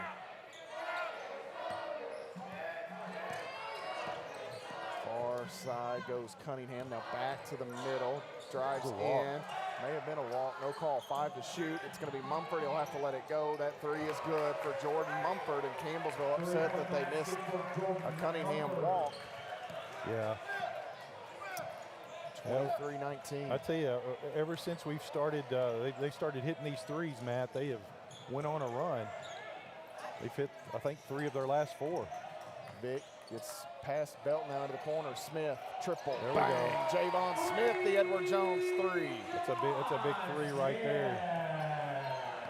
Two teams trading punches here. Campbellsville has made 4 threes. Lindsey has made 4 threes, but the Tigers have done it in just 5 opportunities. The Blue Raiders have shot 12. Milburn knocks it away. Cunningham stays with it. Jackson spinning in line back towards Milburn. We're going to get a foul called here on Campbellsville. This will go against Jay Milburn as he tried to dive back in there and take it away. Is that on the floor? Yeah, on the floor. So. 7:50 on the clock.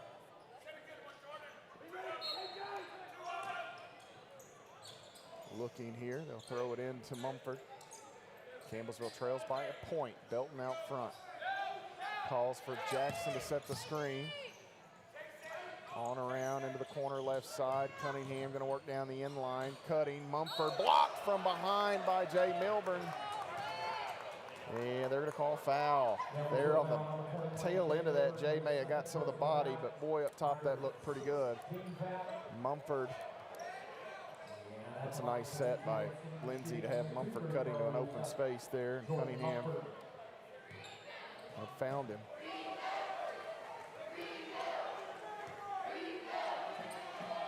Free throw, good for Mumford. Back to a 2-point game. Jay Milburn's first half may be over right here at 7:36. We'll see if Coach Vernon feels the need to go back to him at some point before the intermission. Mumford with 12 to lead all scorers here. And that free throw no good. Javon Smith the rebound for CU. 24-22.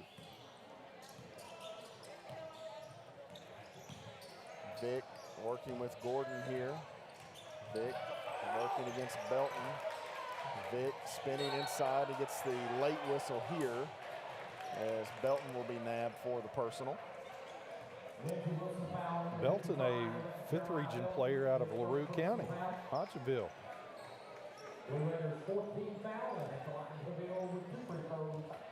Vic back at the line, Matt. He's been there already a couple times tonight. Sinks that one. 2 of 3 already. One more coming for Cam Vic.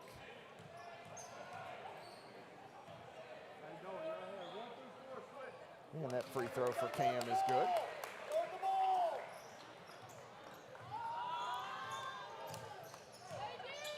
Out front, Mumford. Belton right side. Edwards off to Belton. Cunningham on the left, 14 to shoot. Cunningham driving, stops, gonna take the step back, pull up, no good. KJ Banks the rebound. Good defense there by the Tigers. Take it, Kobe. Penny spinning, takes the turnaround shot, won't stick, but Penny will go to the line. I believe he was fouled by Jackson Edwards. Yeah, that's 2 on Edwards there. Edwards didn't allow him to come down. But great decision there by Kobe. As soon as he got the ball on the wing, just making that decision of driving right to the paint. Love it when players do that. Kobe hits the first.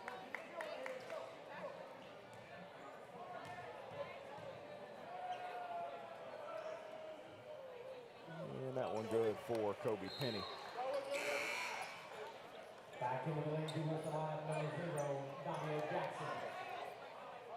Campbellsville leading 26-24. They are on a 7-1 run.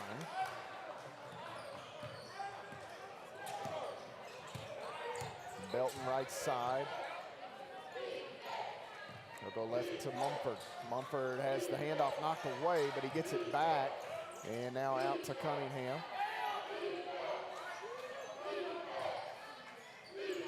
Out to, that's Jackson. He'll drive, shot too strong, rebound to Banks. Banks is knocked to the ground by Jackson. And this will send Banks to the line, or that is the sixth.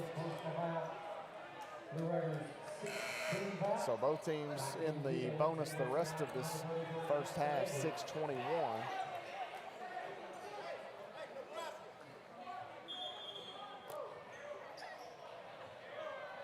Coach Starks voicing his displeasure.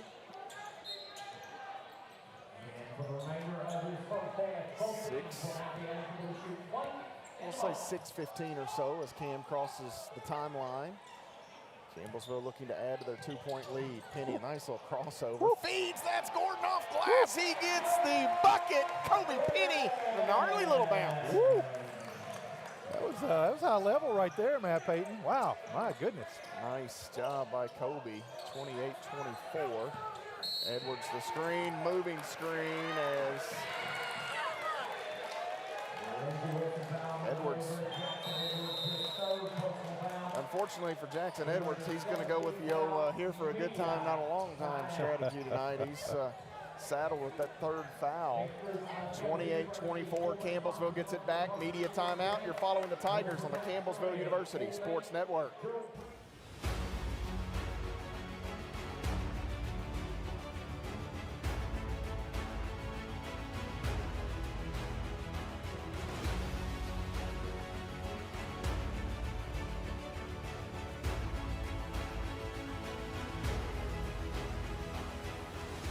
We are champions of character.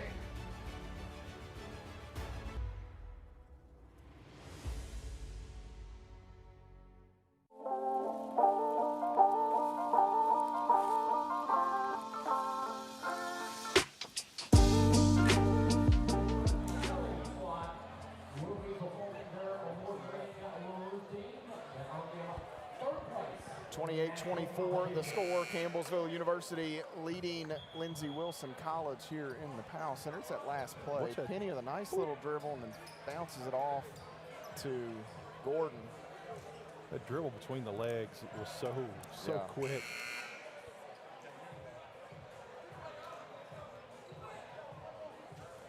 Campbellsville will have it here.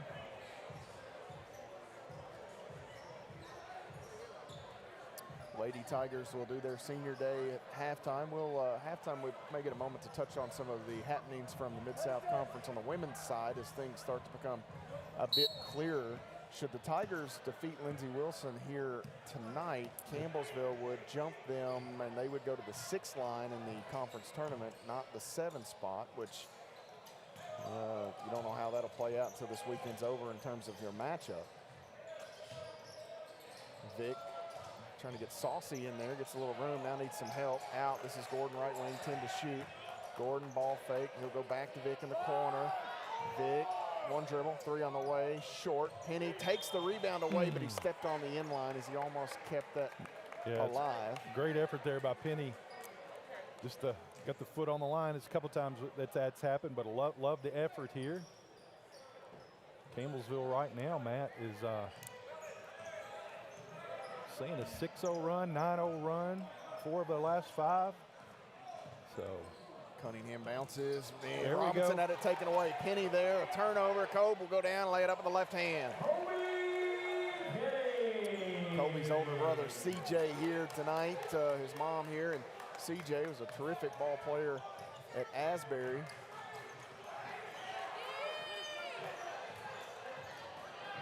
Cam Vick is in the hip pocket. I'll tell you what he is. He's wearing Cunningham's jersey inside. Mumford will stuff it with the right hand. Jordan Mumford. With authority. As athletic as they get. 30-26 the score. Vick wants Gordon, has him. Noah, quick move, working against Jackson, needs some help. Noah spinning, gets some room. Shot no good. Robinson the rebound. 30-26, down under 4.5 minutes to play. First half. Jackson Jackson's jersey has a big rip in it. Here, driving in, Cunningham forced back. Now Jackson will punch it. And a timeout by the Tigers as little momentum here for Lindsey Wilson. Back-to-back dunks for the Blue Raiders. Cutting without the basketball, certainly a good strategy, and they've made it work for them. 4:13 to play in the first half. Campbellsville leads by 2. This is a 30-second timeout as Coach Vernon will huddle up with his guys. As we look at some of the numbers here from this first half thus far, anything on there in particular that jumps out at you? Benji, Campbellsville shooting the basketball a lot better than Lindsey Wilson. Neither team turning it over. Well, the three-pointers, obviously right now, we've hit 4, they've hit 4. The difference is we're 4 or 5, but one thing that's happened the last few possessions is Lindsey's defense has really gotten out there and trying to force things on the inside. Keaston Brown back in there for the Tigers. He'll be all right. Now they'll switch to a little zone here. Smart move by Coach Starks. I think Coach Vernon expected to see some zone tonight with their limited rotation, but it's more of a 3-2. As now they go man here as Smith going to get the step. Shot off glass, good for Javon Smith. Yeah, good job of recognizing that. And I think they did switch to a man there, right and as a the result, that, so he recognized it and went right down the middle. Cunningham will use Mumford. Left side, Robinson. Wants to get it back to Cunningham, now does. Banks with a nice hedge. They feed Jackson down the middle. They've got a bit of a mismatch on the switch. Mumford working, bounces. Mumford into Robinson. Shot in and out for Robinson. Jackson there for the rebound. Yeah, that extra opportunity, and I think KJ was in the right spot, but his momentum kind of carried him a little bit too far, and as a result, Jackson got in there and got the board. Keaston Brown hands it to Smith. Back to Kramer out front. Zone look defensively here. Penny going to shoot him out of it. That is too strong. The rebound to Cunningham. Long goes to Robinson. Robinson has to sprint to chase that down in the corner. Back out top to Jackson. Lindsey Wilson can tie it with a 2-point field goal. Weaver, left side. This is Cunningham again. 10 to shoot. Nice job by Dalton Kramer to stay with Robinson. 6 seconds. Cunningham going to settle for a 25-footer, no good. Kramer the rebound. Kramer right side. He'll work behind Banks. 3 on the way. Too strong. Keaston Brown the long board. Kramer again, and they'll slow it down here. Brown works with Banks into the corner. Kramer, triple, no good, around and out. 2 good looks there by Campbellsville. Just didn't fall. Campbellsville trying to match up here defensively. Mumford holds. Jackson straight away. Now right side, this is Weaver. Penny defending Weaver, and there's an illegal screen. Kramer gets knocked down. Cunningham runs into Banks and creates some separation, and the shot won't fall. In and out. Rebound to CU. 1:45 to play in the half. Penny right at Mumford, and some contact here as Mumford walls it up. First on Mumford. Free throws coming here for the Tigers. Rob Riggs will re-enter. Javon Smith will check out. Penny at the free throw line, Matt. 79.8, almost 80% free throw shooter for us. He's already been to charity stripe a couple times tonight. First free throw on the way for Penny is no good, so he will not earn the second. And that'll work as an empty trip for the Tigers. Cunningham. Cut off here by Banks and out. Robinson can't shoot. Now he'll drive in, leaves it for Jackson, and he'll throw it down. So in tight quarters that time, Robinson will find Jackson, and we're tied at 32.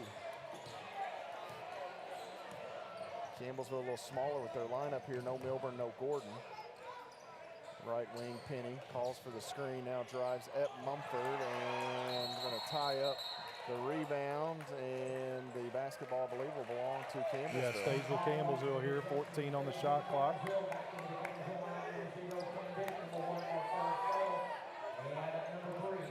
Penny, Kramer, and Banks check out. Vick, Vale, and Gordon back in. Brown and Briggs remain on the court for CU.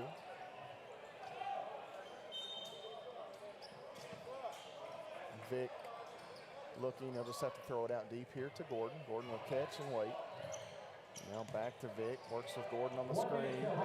Vick, some separation. And one off the mid-range J for Cam Vick as he goes to the ground. Isaac Weaver a little too strong on that closeout. Cam Vick with an opportunity to give CU a three-point advantage. And if it matters with 57 seconds remaining, that would be the last 1-and-1 scenario. Yeah, I started to say it takes that off the table here. So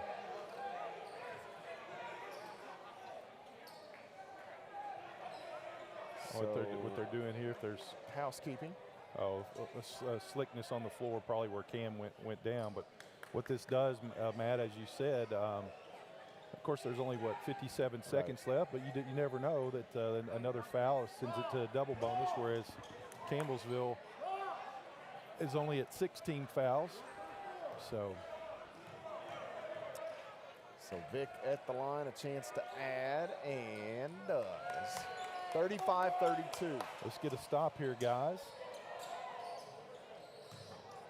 Weaver, mind his manners there. Vick and Cunningham working against one another. Man, I tell you what, Cam has been up in that guy's grill all night long. And here we get that whistle. I was waiting on that. Cam's going to pick up his second here with 45 seconds remaining.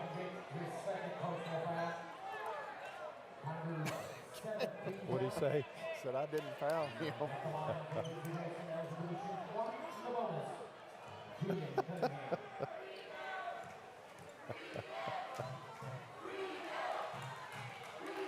Cunningham with the 1-and-1, and he gets the first. So one more coming here for Julian Cunningham. Can cut it to a 1-point ball game. Penny will re-enter for Campbellsville. And that free throw good. Cunningham gets both.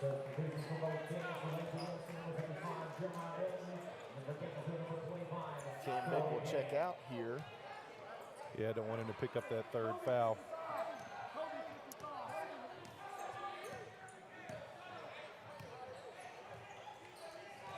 Keaston Brown working with Gordon here.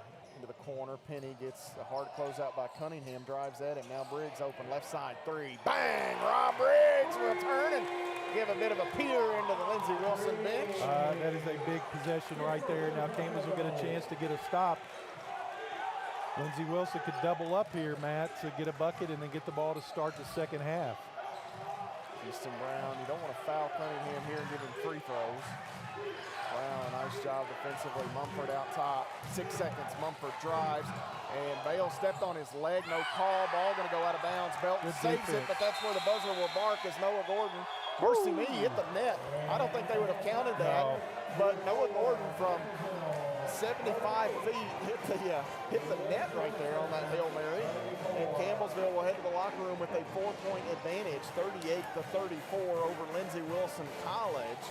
And we will step away here as the two teams will regroup. We'll come back and take a look at the numbers here at halftime in the Powell Center. You're following the Tigers on the CU Sports Network. When I never graduated from high school, I realized I wanted to go back to school because I didn't want to work these back-breaking jobs the rest of my life.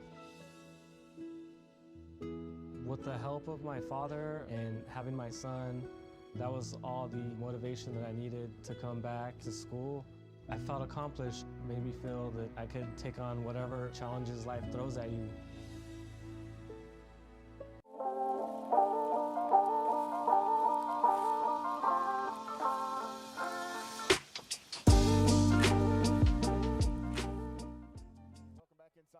Center. We'll have our women's senior day. I almost messed up, Benji Kelly, as we'll head down to Michael Despain here for the Lady Tiger Senior Day festivities. The members of this year's senior class. The first senior to be recognized is Lauren Lee. Lauren is being escorted by her parents, Judy and Alan Lee. Lauren has been the heart and soul of the Lady Tiger basketball program over the last 5 seasons. As the point guard and leader of the program, Lauren has been consistent, reliable, and athletically excellent. She was named a first-team All-American last season and a member of the WBCA Coaches All-American team. She has been a member of the Mid-South Conference All-Conference team 3 times in her career and was the MVP of the Mid-South Conference tournament last season and has been named the Mid-South Conference Player of the Week 4 times this season. Lauren is a 1,000-point scorer and currently stands number 2 on the all-time assist list at Campbellsville University. Off the court, Lauren has been equally excellent. She was the valedictorian of her graduating class here at Campbellsville and has been an NAIA Scholar Athlete 4 times in her career. Lauren has been a part of 137 Lady Tiger wins and only 15 losses. Lauren's future plans are to become a CPA and help coach somewhere. Lauren's favorite memory at Campbellsville is the trip to Hawaii and sweeping the conference in regular season last year. Ladies and gentlemen, please join us in recognizing Lauren Lee.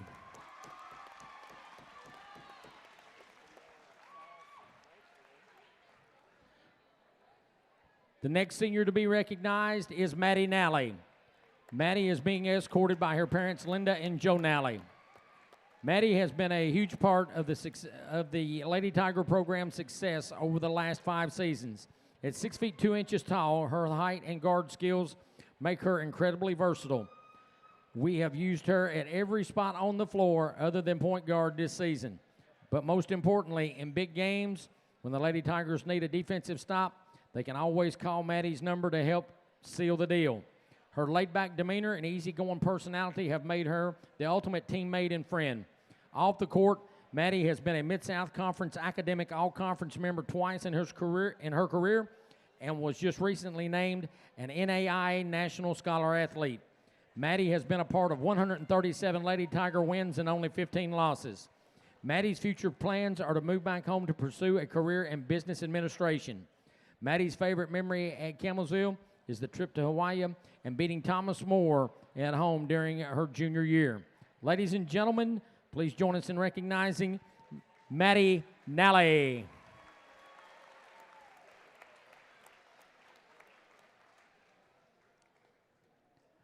The last Lady Tiger to be recognized is Bree Gowdy. Bree is being escorted by her parents, Tanya and Bronson Gowdy, and sister BB. Unfortunately, health issues put an abrupt halt to Bree's basketball career midway through her junior season. While we are heartbroken for Bree, we know that this decision gives her the best chance at a happy and healthy future.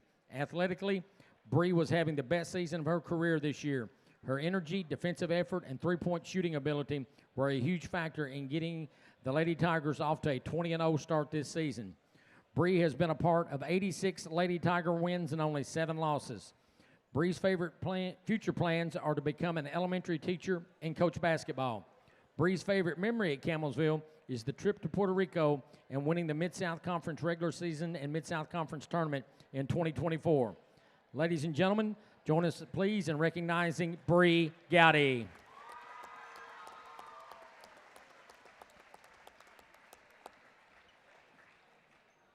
These 3 young ladies, though here for different amounts of time, will leave Campbellsville University having won 90% of their games and multiple conference championships. One last time, please join us in recognizing the Lady Tigers seniors, Lauren Lee, Maddie Nally, and Bree Gowdy. Small group of Lady Tigers seniors, but a talented one, and one that has certainly left a mark on this Campbellsville University women's program, to say the least, as they recognize Lauren Lee, Maddie Nally, and Bree Gowdy. And Benji, I hope in about, 3-4 weeks, some of those favorite memories change for those absolutely. 3 young ladies. That would be awfully nice. And for all of these ladies here. Absolutely. Yeah. Well, you get that now. Yeah. The memory for all of them later is, pretty poetic. But anyway, as we take a look quickly at the numbers, as you still have some of the sights and scenes. No.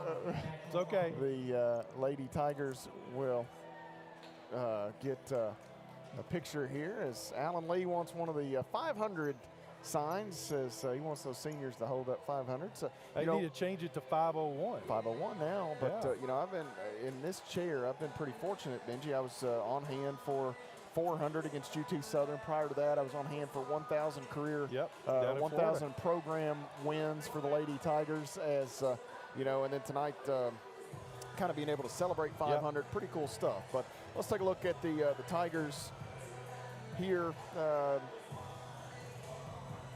At halftime, they lead Lindsey Wilson 38-34, 48% shooting for Campbellsville. They're 13 of 27, 5 of 8 from three-point range. That's 62.5% for Campbellsville University. And then from the free throw line, the Tigers were 7 of 10 shooting in the first half of play.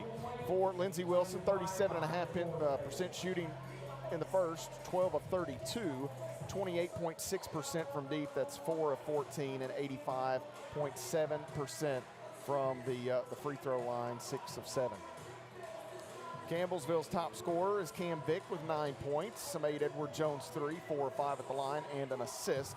The Tigers got 6 from Kobe Penny to go with 3 rebounds and 2 helpers. 6 off the bench from Dalton Kramer. He knocked in a pair of Edward Jones threes.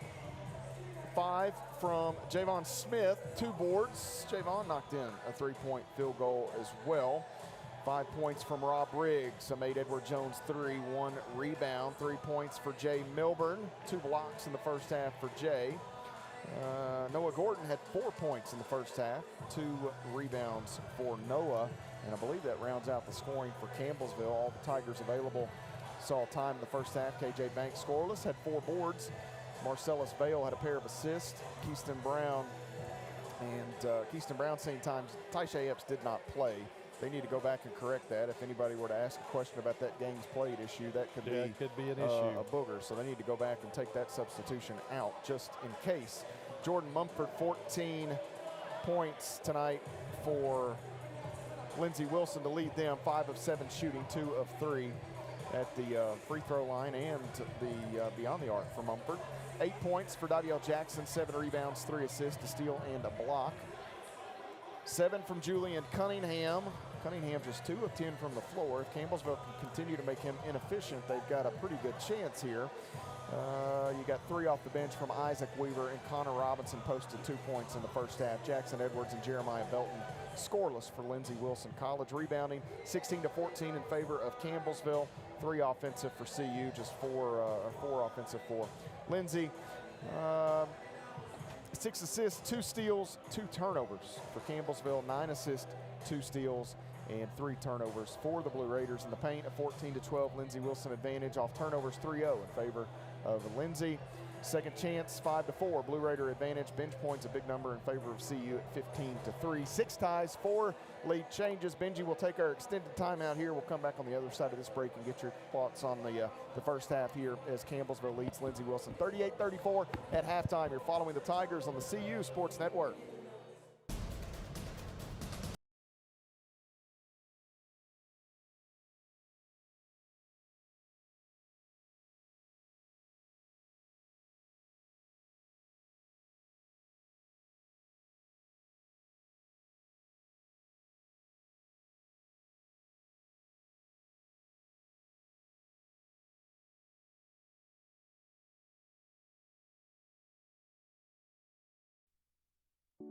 When it comes to making plans, you are the best. What about those barbecues you plan in detail for your family? Or your daughter's first costume party? It was out of this world. The same way you plan each detail for those moments, start planning to protect you and your loved ones from a natural disaster. Sign up for local weather and emergency alerts. Prepare an emergency kit and make a family communications plan. Protecting your family is the best plan you can make.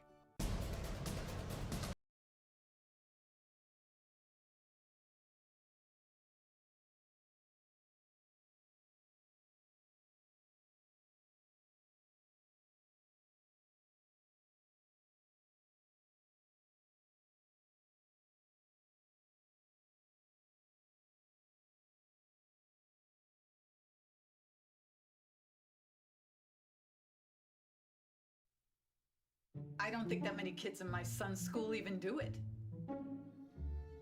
He makes fun of his friend who vapes. He would never try it. She's into soccer. She's on the honor roll. She's just not the type. No way. No way. No way. No way, my kid would never vape. Get your head out of the cloud. Today, nearly 8,000 kids will start vaping. Maybe even yours. Learn about the dangers at talkaboutvaping.org.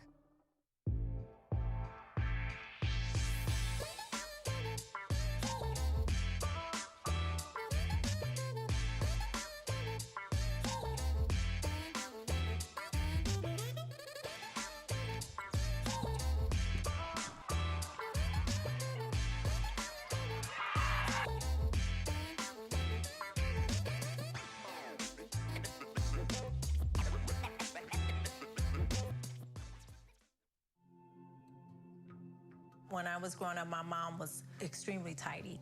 We were trained to put things back where we got them from. One day, when I walked into my mom's house, I felt like I walked to someone else's house. There was stuff everywhere, and just growing up the way I grew up and to see this transition was very alarming. When Sean talked to me, it was a wake-up call, and that's when I went to the doctor.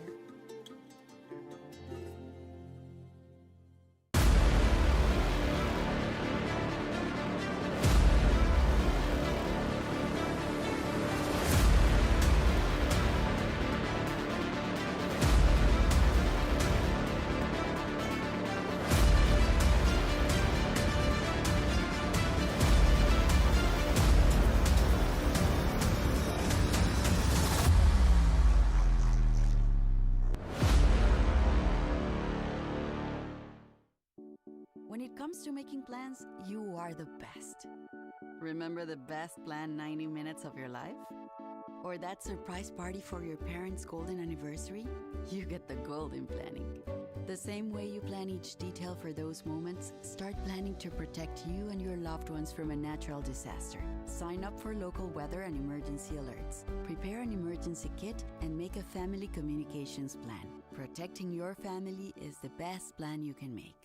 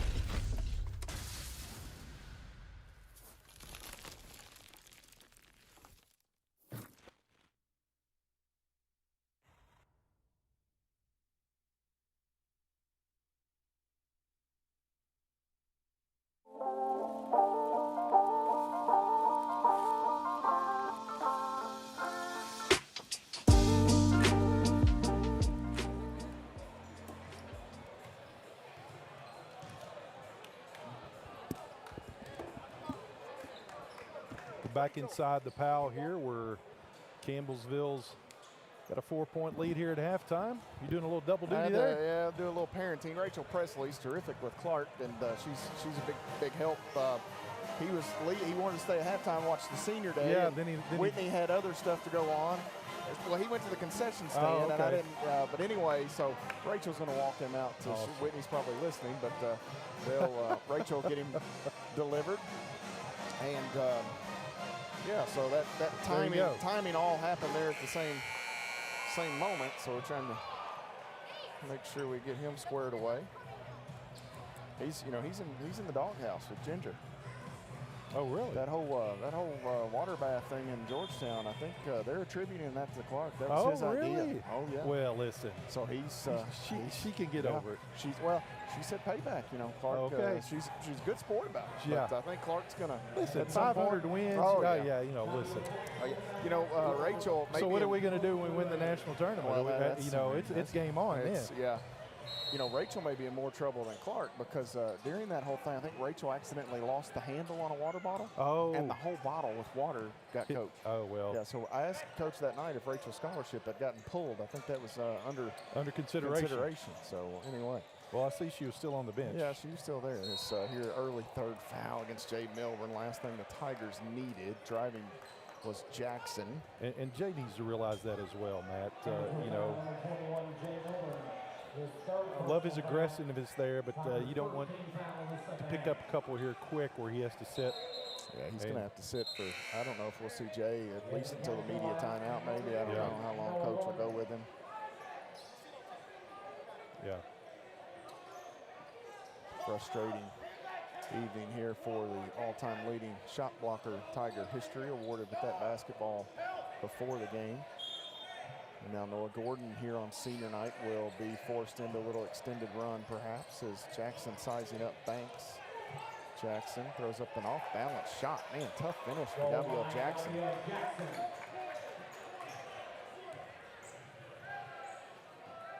(38-36). He said, KJ, you fouled me. Daviel said that. Here's Vic for three, no good. Rebound to Jackson, ahead. Here's Cunningham. Lindsey Wilson again can tie it. Thanks for joining us tonight on the CU Sports Network. This broadcast, no charge due to all the poor weather conditions. Flooding last weekend here, moving screen on Jackson, but been crazy around here, Benji. Flooding last weekend. Oh my gosh, we've had all 4 seasons like in a 2-3 day period.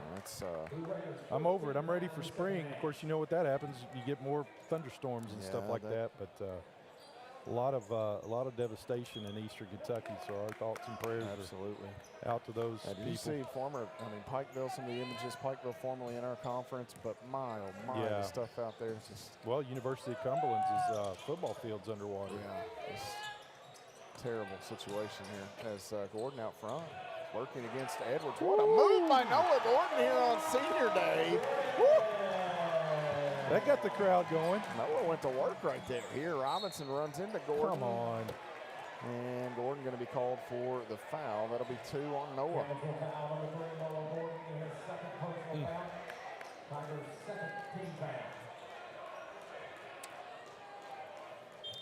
40-36. Tigers lead here by 4.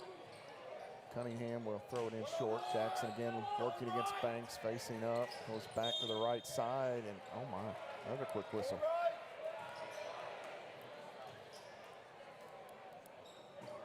And this will go against Banks. So, shooting foul? He never shot it. He held on to it. So I guess so. So Jackson will go to the line here. 2 shots coming his way.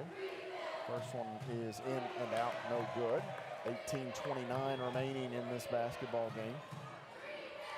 Blue Raiders short-handed tonight. That's a spot that the Tigers have been in for much of the year.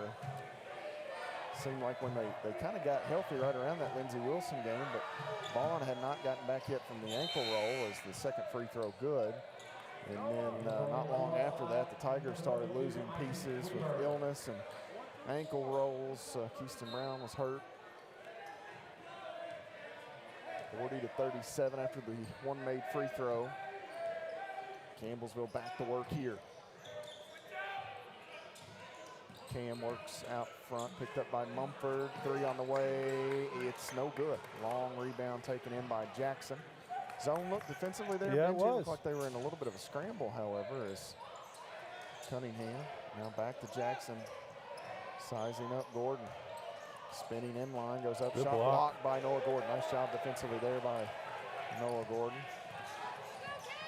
Vic working against Cunningham, finally gets by him, drops it off. Gordon looking for Penny, has him. Penny in some traffic. That shot no good. Back the other way, Robinson. Robinson runs into multiple defenders. Ball goes out of bounds. We're going to go jump, and that'll be Campbellsville basketball. All right, good defense there in transition by the Tigers. Ginger High Colvin's popularity on campus is going to go up here. I think they ordered pizzas for the girls. Okay. And so look here, Ginger Ayakala could run for. She could run for mayor or governor. Mayor of Campbellsville here. She's brought pizza in. You tell me college kids don't love free stuff. Those are some big pizzas. Yeah, they are. They're Papa John's. I don't know what that is. Here, out front, Smith, Gordon. Here is Penny. 3. There we go. Kobe, Penny, and Edward Jones. 3. It's a 6-point advantage for CU. And we're going to get a timeout taken by Chris Starks. A 30-second timeout. That is the Beast. Where does the Beast come from? That's actually that may be Pizza Hut. Well, it's a beast of a box that Coach come dragging 3 of them through. So that'll. I love it. I want to do a little research to see where the Beast come from. The Beast is being enjoyed on that far side over there. We didn't get a chance to run through some of the women's standings, Benji. I want to do that quickly. We ran out of time. Snappy tomato. Okay, snap. So somebody Greensburg, perhaps. Yeah.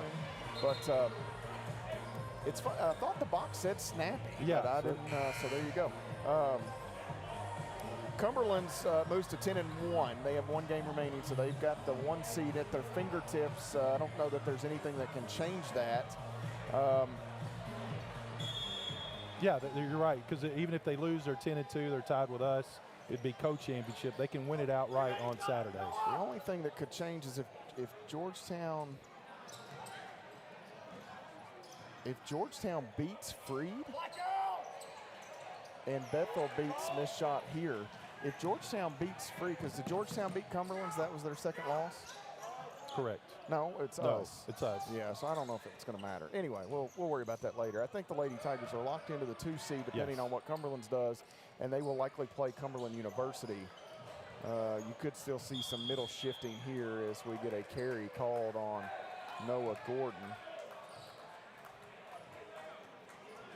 So we'll keep an eye on that. Well, that means we would play on Saturday. Yep.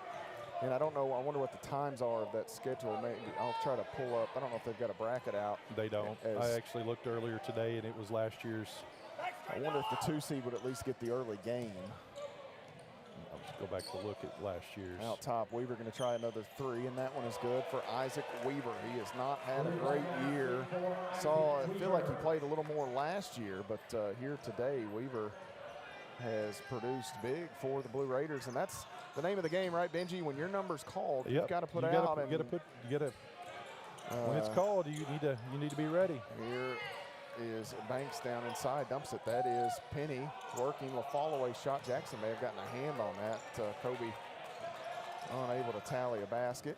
And back the other way, Lindsey Wilson. Campbellsville leads by 3.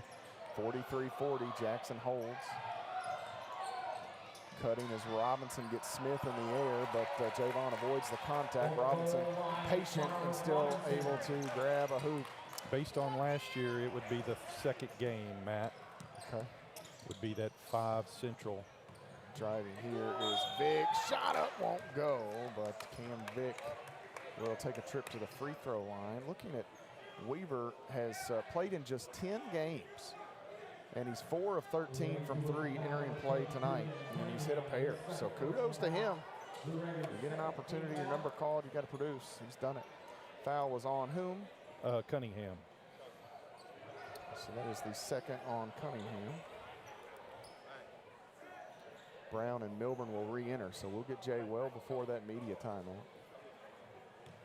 Vic have an issue here? He went down hard. Knee may have hit his knee on the floor. I hope that's all it was. May have deadened that as Cunningham gets a chunk of him. Yeah. Yeah. Man, that'll be sore tomorrow. Thankfully, the Tigers don't play on Saturday this week. Yeah, they get a full week plus some dates off. When I initially realized that, I didn't really like it, but now this season has just been such a struggle really for both on the Tigers and the Lady Tigers, really and with Bree having to step away, and some of the ladies, Rachel unfortunately got injured again. Vic trying to work out that leg, but that extra few days off to get ready for the conference tournament may be a great thing for them. Well, I was talking to Coach before the game, both coaches, and they're going to give them a few days off. Yeah, I think you're not even think about basketball. You won't see them until maybe Tuesday or Wednesday. Jackson holds left side, working against Milburn. Pull-up jumper on the way, no good. Rebound run down here by Vic. Vic between defenders, shot up. Oh, Cam goes down hard and a putback in there by Milburn, I believe. Vic trying to get back. Two quick, tough spills on Vic. He is battling. That left knee is sore. Thankfully, this happened in the second half. That's one of those, Yeah, you sit in the I know. locker room at halftime, that thing might tighten Seize up on you. Cunningham works with Jackson. They'll switch here, a little late. Banks comes over and gets a piece of Jackson, and Jackson goes down hard. This will be 3 on KJ. He will join Milburn with 3 fouls apiece. And then Milburn, almost like a volleyball shot. Here's that Vic. He split the defenders and went up. Is that, I mean, that was close to a goaltender, was it not? I was waiting on the whistle, but Cam making plays for the Tigers despite being banged up. 5-point Campbellsville lead, and Jackson taking his time here. He went down pretty hard himself. Yeah, he did. So you're thinking maybe that 5 o'clock Yeah, Central game. because the second day will be the one. But you know, Saturday they may start earlier because they won't have school. That's true. That's true, because this So was they on may- a Friday they may last. start at So like- it could be the 2 o'clock, 2:30 game, because they'll start at noon. They'll go an hour and 2.5 hours. So first free throw good. So we'll keep an eye on that. Because last year I think the first day was it on a Friday. it was on a Friday. That's Second free correct. throw, no good. 47-43. Javon Smith grabs the board. Vic, again, head down, kicks to Briggs, doesn't catch it clean. I think Raw would have let that one go. He had a clean catch there. Milburn working against Weaver, bullying his way in. Some contact, a hook shot, banks it in. Straight away hook, good for Milburn. 49-43, 6-point advantage. 6th, the largest lead of the day. 6 it is. Right side, Cunningham. Weaver, no, that is Jackson out to Robinson. You cannot leave Connor Nobody. Robinson. Yeah, I don't know who helped on that, but you cannot leave him alone. He's 42, almost 42% from the 3-point line. That's unheard of. Vic working against Mumford. Elbow, can't shoot. Leaves it here with Milburn. Working now against Jackson. And they're going to Double call. hand. Jackson got the 2 hands out. That's going to be 3 on Davio Jackson. It's 3 on Lindsey Wilson.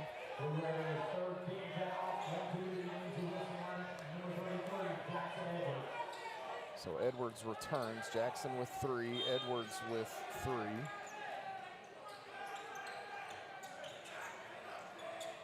And they'll throw it out deep. Vic sends it out to Briggs, gets it right back. Working against Cunningham. Jab step, space, 3. No good. Briggs tapped it, kept it alive, and then on the rebound gets into the back of Isaac Weaver. Yeah, they're talking a little bit here. Yeah, they were chirping.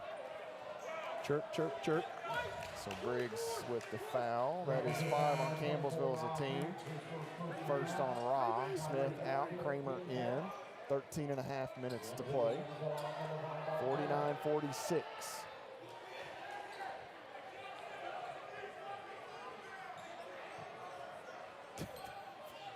Volleyball team asking Lindsey Wilson if they want some pizza. Oh, man. 49-46. What was the issue there? Did they give a warning? Yeah, they're talking the players on the bench talking to 35 or 32. So Lindsey Wilson to work here. Robinson forced deep out by Milburn. That's a walk. Oh, he did. He carried it inside. Weaver runs through and he's fouled. And again, they missed the. Robinson got both hands on the basketball there all at once and got away with it. On the floor.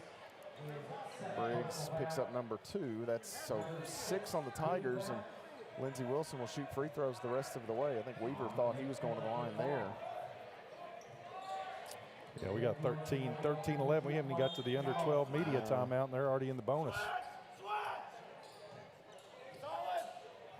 So now Briggs will pick up Weaver as the Tigers switch off that inbound set. Cunningham matched up with Kramer. They go right side. Mumford works his way in.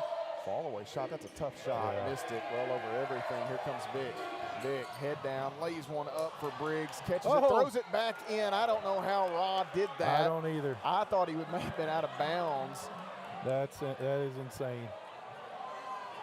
And the official said no, he wasn't. They were arguing he was out of bounds, and maybe he was not. Close. But, I mean, he was all about when Rod's feet left the ground. And again, angles and all that stuff. We play into him.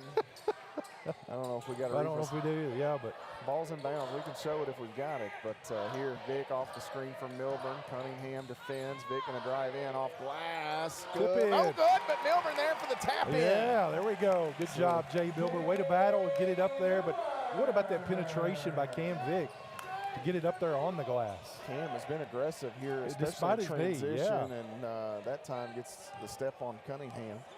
51-46, Tigers maintain the lead. Jackson works at Milburn, and fall-away shot here, short. Nice job by Jay. Anytime there's contact, I hold my breath. Brown goes far side to Briggs. Back out, Milburn, triple. Bang! Jay Milburn, the Edward Jones three, and the Tigers making an 8-point basketball game with 12:08 remaining. And a timeout taken here by Brent Vernon. This will be a full timeout, and I would think to maybe discuss some things defensively here. A full stoppage. Yes. 12:08 to play, and they'll double up. The next one will bring us to a media timeout. So we'll step away and come right back. You're following the Tigers on the CU Sports Network.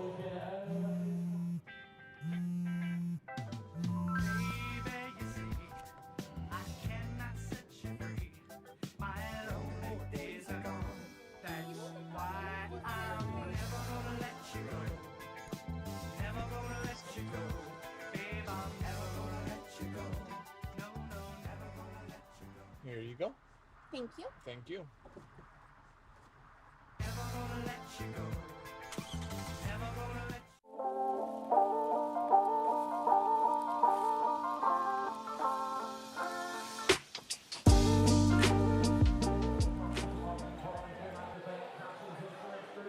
54-46, Campbellsville. Is this the replay? Nope, that's the Milburn triple there. But 54-46, Campbellsville, the advantage over Lindsey Wilson College. Nice to see Jay Milburn, that big smile there. Yeah. He plays so hard. When things aren't going well, he wears it. He does. But listen, sometimes this may be the Briggs replay here.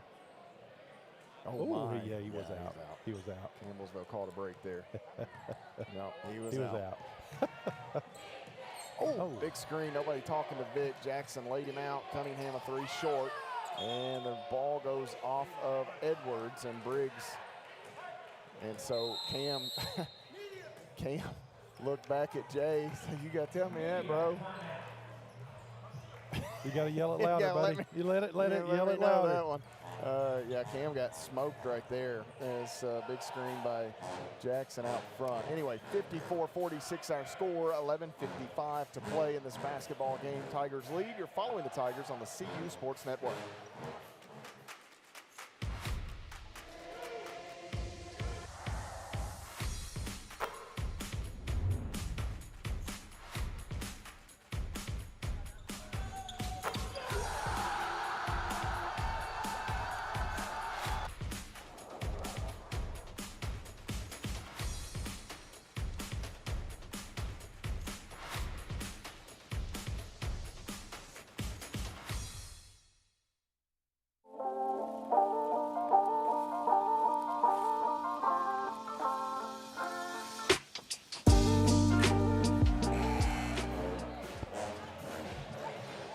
Let's go Tigers. 11:55 to play. The pet band on the far side trying to get the Powell Athletic Center up on their feet. Campbellsville with the 8-point advantage.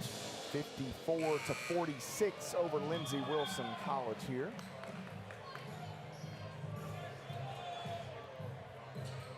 As we get set to resume play, Campbellsville will have the basketball, and Benji, a bucket here would be the game's first double-digit advantage either way. Yeah, this is the largest lead for Campbellsville at 8, but you're right. Milburn, Campbellsville may have boogered up that play. Here's Briggs, three, that is long. Looked good, but just a bit over everything was raw that time. Not sure they ran that right based on some of the reaction from the bench. Cunningham hands it off to Mumford. And now Jackson circles out front. Cunningham again with it. Briggs will pick him up. Cunningham cradles, may have taken an extra step. Ball swatted. Brown long ahead. One guy got back for Lindsey, and that was Robinson. Yeah, shot clock didn't reset, though. 5 seconds here. Mumford driving. Contact. Shot no good. Milburn the rebound. Rips it away. Yeah, good defense there by Campbellsville. Kramer back to Brown. Out front here is Cam Vick.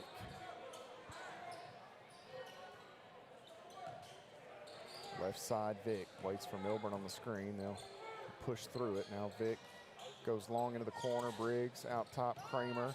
Kramer back. Briggs can't shoot it. 2 seconds, gonna have to, he lost the handle. They'll play on here. Jackson long to Mumford. He'll go up and miss the shot. Jordan Mumford with the bunny, and either he rolled his ankle on the way down or may have caught a cramp. He is grimacing left leg, may be an issue here. Vick fouled by Edwards as he reached in and grabbed hold. So Campbellsville. Fortunate there, Matt. Absolutely. Foul goes on Jackson Edwards, his 4th. Just the 4th on the Blue Raiders in the half with 10:24 to go. Out the other way, let's see, Mumford goes up. Oh yeah, that left leg kind of went underneath, out from underneath him there. And Milburn grabbed the rebound. So that may have had something to do with that miss. You don't plant and get up the way you expect. Milburn out to Briggs, bluffs the shot, waits. Vick left side, works with the screen, pull up jumper, good for Cam Vick. Good job of reading where the defense was coming over the top of the screen, and he kind of flared a little bit, took one dribble in, and had a wide open 17-footer. 56-46, Tigers lead by 10 points here, largest lead of the day. Robinson hands it off to Cunningham. Cunningham force, turns back. This is Jackson. Whew, big pass off to Robinson. Thought about the 3. Now Mumford will drive in. Brown reaches. They leave it underneath for Good Jackson. pass. Campbellsville trying to help defensively there and got themselves a bit out of sorts. Chris Starks will take a 30-second timeout here with 9:46 to play, Benji. So Campbellsville has to keep their foot on the gas. This Lindsey Wilson team not going to go quietly. CU going to have to continue to work, but I've been impressed with the Blue Raiders' ability inside tonight. They've made some good passes in tight traffic down low. It's led to a few dunks in the first half, a basket that time by Jackson as well. Yeah, you know, and anytime that you penetrate to the middle, you're going to get help defense that's going to come to the ball. And it kind of opens things up, and you make the right decision. They're making some nice bounce passes there. Like you said, a couple of dunks, and they needed a basket there to kind of stop this run. Campbellsville got it out to 10. So a good timeout there by Coach Starks to kind of reset. And there's still a lot of basketball left, 9:46. So this thing's far from being over. Henderson, Tennessee, freed Hardeman a 5-point lead over Cumberland's. Georgetown, I believe, an 11-point advantage in the first half over Bethel, other Mid-South Conference game. Back to play here. KB and Vick go back and forth, and then Mumford comes across, taps it away from Milburn. Jackson ahead, lays it up and in. Turnover by the Tigers leads to points there for Lindsey Wilson College. Need a bucket here. Vick out front, 6-point lead. Tigers led by 10 a moment ago. That's a hold on Cunningham as he grabbed Milburn.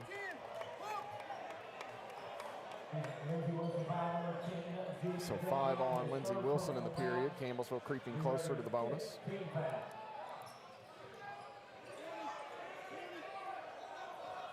.909 on the clock. Vick to trigger it in. Vick will throw it here to Milburn. Now Briggs, thought about it, takes it, triple, bang, Rob Briggs, the Edward Jones 3 for the Tigers. Big time 3 right there by Raw off the out of bounds set. It's his 2nd of the game. I watched Raw shoot in practice here a couple weeks ago. I mean, if you just walked in and watched him, the numbers haven't been there this season, but in practice, unbelievable performance shooting the basketball. Here, a 3 from Mumford. Oh man, Milburn got yanked down. And this will go against the Tigers. Jackson, I thought Milburn may have hit his head. I believe he did. It's a hard hit if you ask Brian. Yeah.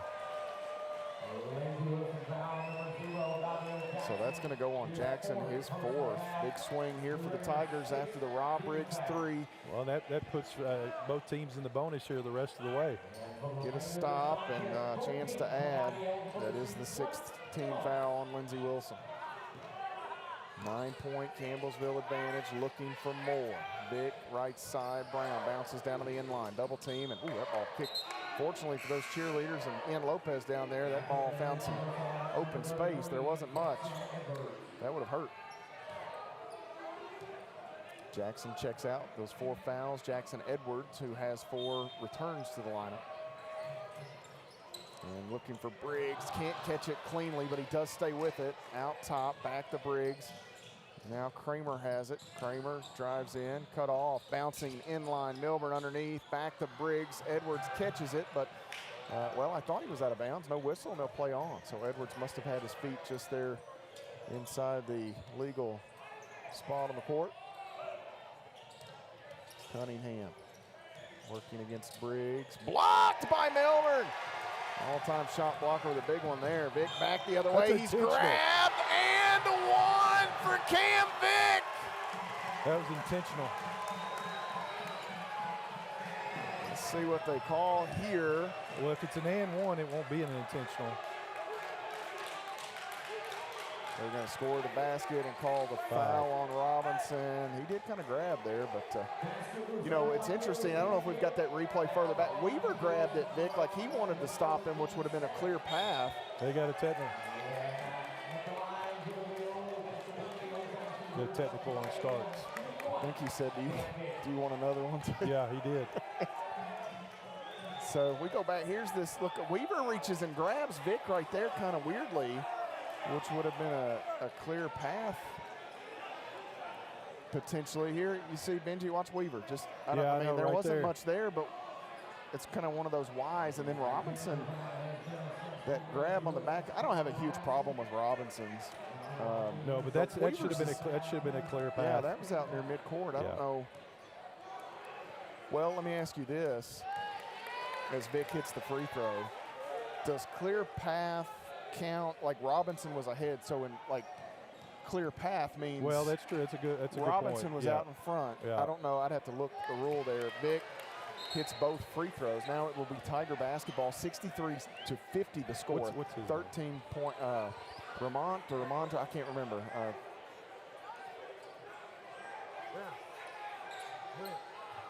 So, is that a team foul also on the technical? I don't think on a coach, is it?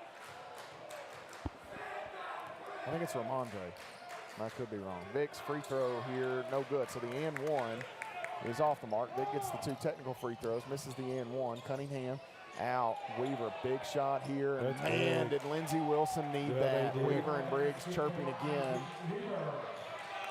Campbellsville could have got a stop and a bucket right there. You come back with a 15-point game. But 10 points feels a lot different than 15. Vic and Cunningham beating and banging on one another. Vic inside looking for KB. He'll have to run it down. Pass just off the mark. Kramer works in and out. Briggs, triple, bang! The answer to the Isaac Weaver 3 by Rob Briggs. Another Edward Jones payout, and Raw raising the three-point percentage in the PAL tonight. I'm telling you, that's a huge three-pointer. Great ball movement by the Tigers. Now they got a chance to get a stop, and like you said, get this thing out to 15. Robinson a 3. That is well short. Briggs the rebound. That hit may have hit the pad. Back the other way. KB Brown stops, pops, short rebound to Weaver. That almost hit Weaver in the chin. He's either going to catch it or wear it. 66-53. Kramer called for the fouls. He slides over in front of Cunningham. First on Dalton, and this will be free throws here for Lindsey Wilson.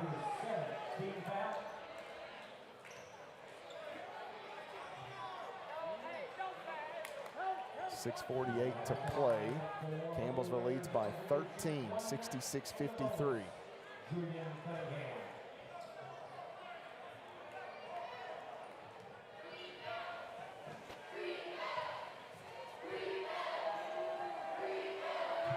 Cunningham, long pause, free throw here, good. So he will earn the second.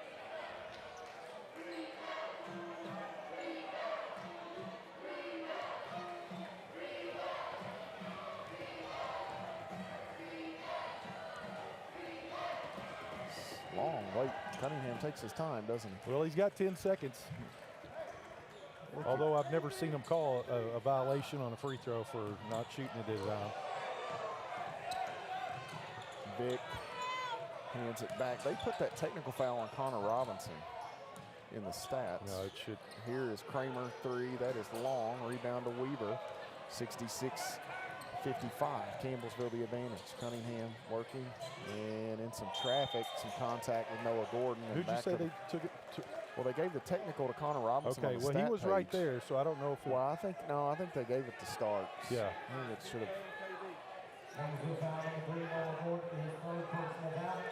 Because I've got Robinson with 1 foul. The stats shows Robinson with 1 and then a TF. Okay. But I don't think that technical was on him. Cunningham free throw here, unless they called a clear path. Unless they were intentional. No, I mean, it wasn't that. Cunningham missed the first free throw. He'll have 1 more.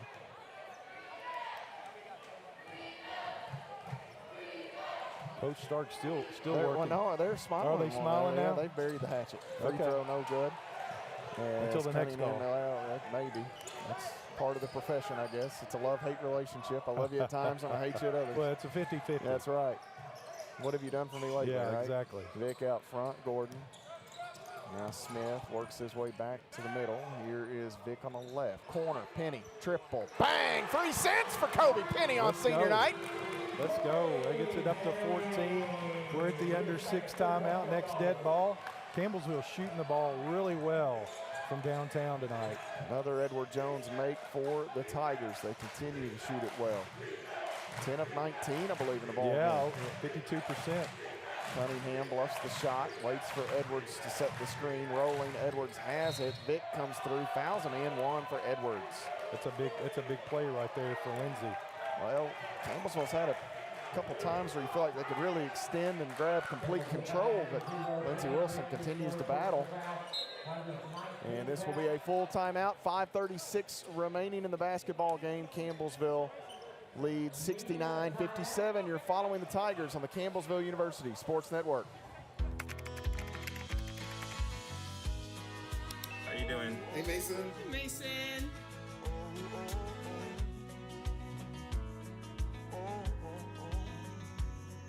Thank you. A place to make my own. A place that I call home. This place that I call home.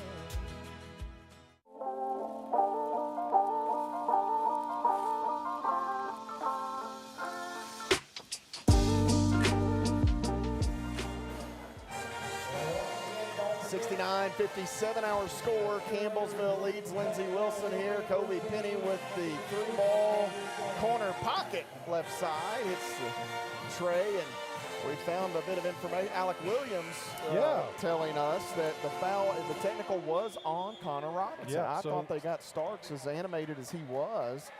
I think we both thought that. I never saw a signal. So apparently Robinson said the magic word or words. Well, and that's because I kept wondering. I didn't know that a coach getting a technical counts as a team foul, and they had given that. So that's why I was wanting to clarify. But that makes more sense now. And we had, so once all that happened, you and I had a slew of people. The bench kind of stood up, and everybody was here. We were kind of walled off and didn't get to see what happened. Free throw by Edwards, no good. So a 2-point trip for the Blue Raiders as that and 1 opportunity off the mark. They made Edwards tuck his jersey in to shoot the free throw. He came back down the court and untucked it. 69-57. Inside, Gordon had it knocked away, stays with it. Now Smith. Right side, Briggs. Thought about it, decks it, pull up jumper, in and out. Had that one went in, I would have offered to pay for all of Ra's hairstyles from here on out. I mean, he's shot it really well tonight. I don't know if that's the difference. Here's the shot. Cunningham kind of forced that. They're going to say off of Campbellsville. Ra tonight, Benji, 4 of 6, 3 of 4 from long range, 14 minutes of action, 11 points. One of his better games here this season. 11 ties a career high. Here's Robinson, contested jumper over Smith. Short, rebound, Vick. Oh, man. Vick keeps it free, sprints down the court, into the corner. Briggs, triple, that one's long. Penny gonna save it and throws it to Vick. And, oh, he did catch it. I thought it went out of, I was official right in front of me here. Edwards gonna foul out right there as he tries that hedge to stay in front of Cam Vick. Well, and this puts Campbellsville the last 1-1 here, so both teams from here on out, double bonus. So Edwards' day comes to a close. And Lindsey Wilson, go ahead, Benji. Well, 14 minutes of action. Like you said, he wasn't here long. Well, and you know it's hard to overcome missing that many. Absolutely. When you're missing your leading scorer, that hurts enough, right? And then you take a sniper like Matt Corey, not here. Olsen Nicholson also injured, and Barrett Burchett. I mean, he's also a terrific shooter for Lindsey Wilson, and it's just hard at some point. It's hard to overcome. It's like what we went through a couple weeks ago when you had Vick and Keyston, and you had the one game there where Dalton was hurt, had the flu, excuse me, and then Tayshawn played his last and final game. So free throw's good here for Cam Vick. He's got 19 in the ball game.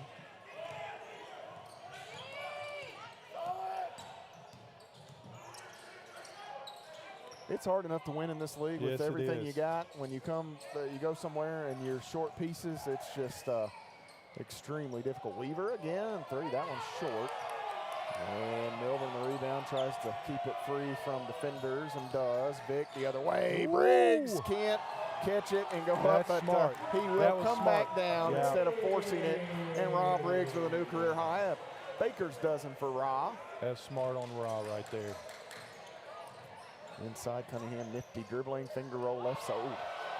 Wouldn't go for Cunningham, but poked away, and Cunningham stays right where he was and finds himself a basket anyhow. I'm not sure who got a hand on that for Lindsey Wilson, but someone knocked it away from Kobe Penny. I think it was Cunningham himself. Okay, yeah. So timeout, Lindsey Wilson. Full timeout here by Chris Stark. 73-59 the score. Campbellsville leads Lindsey Wilson by 14. Looking for the sweep this season. 3:42 to go. You're following the Tigers on the CU Sports Network. My mother was always very familiar with her neighborhood, but one day she stopped at the stop sign for much longer than usual, and she didn't know whether she should go forward or turn, and she wasn't even really sure where she was at. It was very unsettling for her. I felt so much better after my son told me, "Mom, I don't want you to worry or be afraid. I'll be there for you and we'll figure it out."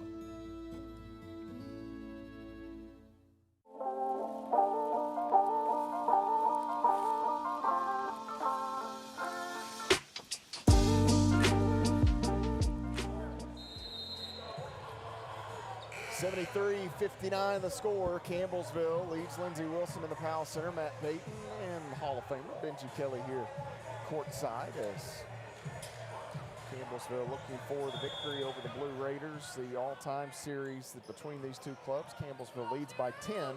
This is the 85th meeting. Campbellsville looking for their 48th victory. The advantage all here at home, 26-16 at the Powell Center, Benji. Kind of interesting, but see if they can take care of business this last now 3 minutes and 20 seconds. Vick sizing up Cunningham, corner, Milburn, triple, bang! Jay Milburn, another Edward Jones 3. The Tigers extend. That might do it right there, Matt. What a way to use the clock, and then Milburn flared out to the corner, and boy, he's had a heck of a second half here. 15-7 for Milburn tonight. Right side, Weaver. They hit Jackson, working against Milburn. Jackson, oh man, I'm gonna get a basket here for Daviel Jackson. That's some nice footwork.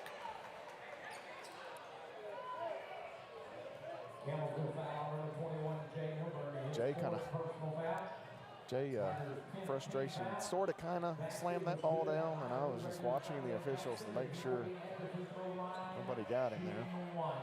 76-61, 2:50 to play, and one opportunity here for Daviel Jackson. He's had a nice night, leading scorer for the Blue Raiders. He now has 19.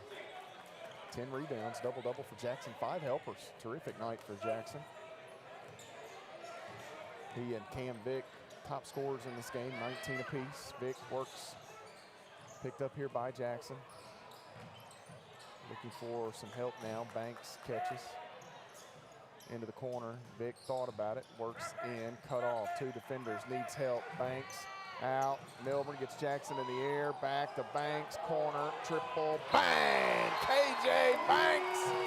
Another Edward Jones 3, and when it's your night, it's your night. The Tigers having one here in the PAL.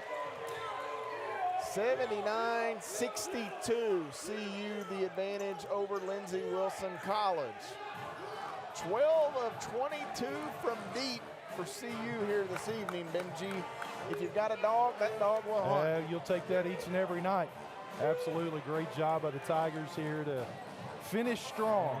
There have been a few times throughout the year that they've just kind of fallen asleep late in that second half, but not tonight. They have finished strong here, and they got a shot here to move up to that 6th seed, and we just kind of wait and see who you're going to play in that first round. It's either going to be, well, it could be one of, I guess, 3 teams.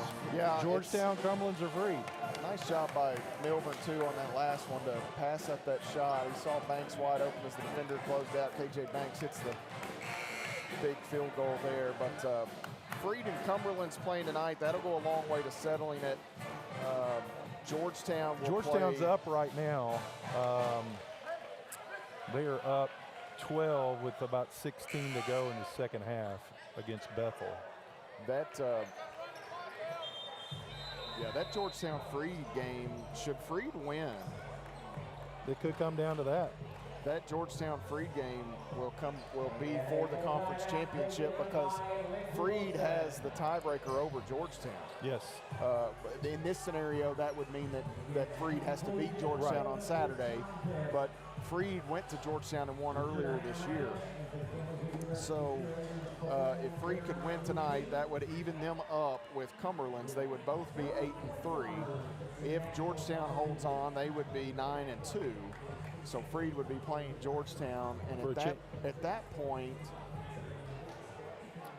but if Cumberland's were to win and Georgetown wins, then Freed would fall back to third again. Yeah. A lot can happen. And that would be, so it's interesting. A lot can happen. It is interesting. One thing we know for certain, though, is we're locked into that. With a win here tonight, we're locked into that 6th seed. Yeah, because with the win here tonight, Campbellsville will go to 3-9 in the league. Yep. Lindsey falls to 2-10 or 2-9. 2-9. But the Blue Raiders have a game against Cumberland University. Even if they were to win that on Saturday, we get the tiebreak. We swept the season series, and the Tigers would have the tiebreaker in that scenario. So. Still 2 minutes and 20 seconds to play in this one. It is a 17-point Tiger lead, so you feel good about it, but hey, stranger things have happened, man. I have. In this economy, I'm not going to count my chickens just yet.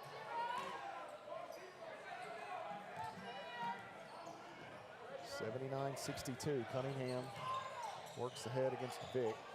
Hands it here to Mumford. Mumford had a big first half, bit quiet here in the second frame. Pass out front to Cunningham, gets the screen from Jackson.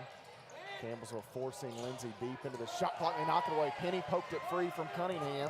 Vick in the middle, goes up, reverse and one for Cam Vick. Wow.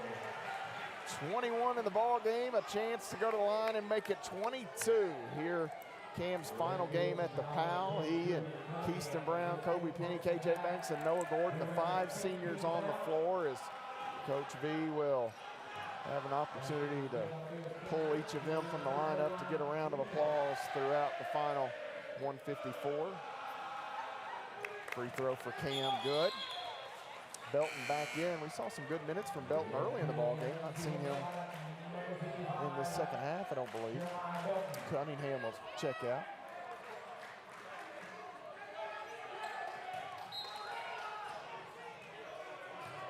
Campbellsville is on a 31-16 run at last 10 minutes. Nice job by Tigers here in the second half. Robbins goes left side to Belton. He tries to feed one into Jackson. Ball goes out of bounds.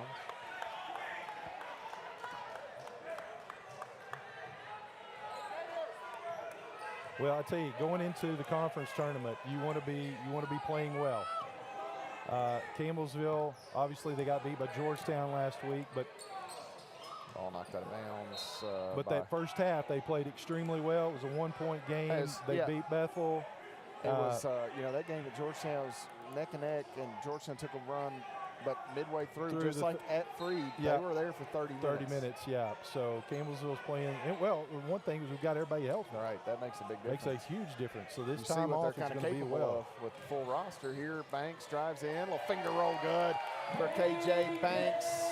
Banks now with 5 in the ball game.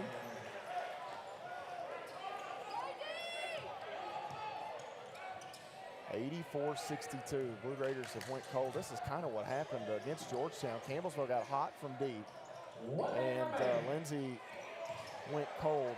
It's very reminiscent this last 6 minutes or so of what 6-7 minutes of what happened at Georgetown on Saturday for CU. Driving in is Vick, working against Belton. Some contact, needs help. Throws it back out to Banks, who will catch it with 45 seconds remaining. Keyston Brown, the basketball. 3 on the way, no good. Rebound to Weaver. And Belton back the other way. See how quickly Lindsey Wilson goes here. Coach Starks wanting a screen here from Jackson. Belton goes with it. Belton all the way down, and ball going to go out of bounds with 7 on the shot clock, 11.1 remaining. And Lindsey good Wilson victory here for Campbellsville, Matt. They needed this. As Coach Vernon, the last part of the text I said, find a way. Well, they found a way tonight. Jackson, 3 seconds, 1 second, and I don't know if they knew the shot clock was winding down. This will be a dead ball turnover here, or a shot clock violation. Give it back to the Tigers. And Campbellsville will throw it in. And the buzzer will bark. The Tigers will pick up the victory over Lindsey Wilson. The Campbellsville Tigers move to 12-16 on the year, 3-9 in conference play. Lindsey Wilson falls to 15-12, 2-9 in league play. And Campbellsville University will be the 6th seed in the Mid-South Conference tournament next weekend, as they will battle one of most likely Cumberland's or Freed Hardeman. There's an outside shot. It could be Georgetown, but that is getting less and less likely by the moment here as CU picks up the win. The cheerleading squad going to throw the mats out, and they have a performance here. Micah, you may need to be careful here as they have a performance. Hopefully they can slide those down far enough that our camera can stay and we can get thoughts from the head coach here in a moment. The Tigers with the win. Let's take a look at the final game numbers. 51% shooting for Campbellsville today. We'll round that up to 52% shooting. And they are 29 of 56 overall, 12 of 23 from deep. What a night from long range, 52%. Basketball, a simple game at its core. Benji, you hit shots or you don't. Tonight, the Tigers certainly hit their fair share. 14 of 18 from the free throw line, 77.8%. For Lindsey Wilson tonight, 23 of 60 shooting, 38.3%. 7 of 21 from deep, 33%, and 64%. 64%, 11 of 17 for the Blue Raiders. At the free throw line, individual scoring, Cambick a game high 22 points here on senior day, 5 of 11 shooting, 5 rebounds, 4 assists. 15 from Jay Milburn, 7 rebounds, 3 helpers, 3 blocks for Milburn here tonight. 12 from Kobe Penny, 6 rebounds, 2 assists, 2 steals for Kobe. The Tigers get 13 off the bench from Rob Riggs. 3 made Edward Jones threes for Ra tonight. 6 each for Noah Gordon and Dalton Kramer. Kramer with a pair of Edward Jones threes. The Tigers get 5 points from KJ Banks and Javon Smith here in this one. 5 rebounds for Banks. Vaughn with 3 boards tonight. As they're not going to let him stand there. I mean, can we not move the mat up? We can't move the mat up like a foot? Yeah. Anyhow. He'll be all right. Scoreless, Marcellus Vale, Keyston Brown, and they got Ty Shea Epps in the box score. He didn't play. You might want to say something to Sheldon on that just to make sure where he's going to redshirt. He's going to take it out. He'll take it out and fix. That's what he said. Blue Raiders play just 7 tonight in the ball game. Their leading scorer, Daviel Jackson, 21, 10 rebounds, 5 assists. Terrific night for Jackson. 14 from Jordan Mumford, 11 from Julian Cunningham in the ball game. Isaac Weaver had 9 and 6, 7 points for Connor Robinson to go with 4 rebounds and 3 assists. 2 from Jackson Edwards, who was mired by foul trouble here tonight. Jeremiah Belton played 8 minutes and he was scoreless for Lindsey Wilson. 26 rebounds for the Blue Raiders, 5 on the offensive end. The Tigers with 34 boards, 6 on the offensive end. Campbellsville finishes with 16 assists, 4 steals, 7 turnovers. For Lindsey Wilson, 16 assists, 6 steals, and 8 turnovers in the paint. 28-26 in favor of the Tigers, 10-10 each on turnovers. 10-5 second chance in favor of CU. Bench points 25-9 in favor of the Tigers. And Benji, as I bid you farewell here, we'll get together in postseason stuff. Absolutely. Nice performance by the Tigers tonight. Everybody contributed. And as you mentioned, you go into postseason play, hopefully playing your best basketball. And I think that can be said about Campbellsville. Well, they've gotten healthy, and they're playing with confidence. And this is the type of win right here. It can propel you to do good things in the postseason. So I'm really proud of this team. Looking forward to seeing everybody down in Bowling Green. Absolutely. I'll step away and let Coach come in. Coach Brent Vernon will make his way in, and we'll carry some of the cheerleading performance here on the court as they will start up their routine momentarily. So we'll get as much of that as we can for we have significant copyright issues with some of the music, so we won't just air that, but we will cover the video of it as we talk over the top. Campbellsville and Lindsey Wilson trade the lead 4 times, 6 ties. Lindsey's largest advantage 4. The Tigers led by as many as 22 in the late stages of this game. My man, congratulations. I know this one feels good. You're finally getting healthy, and I think you guys are playing some pretty good basketball. Yeah, we're probably as healthy right now as we have been all year, and probably as healthy as we're going to be to the end. I mean, we'll try to take these next 9 or 10 days to do some stuff to get healthy, but I thought first half we had some of our lulls that we normally do. I thought second half we were really good. I didn't think we had many lulls. I thought we defended pretty well for the most part.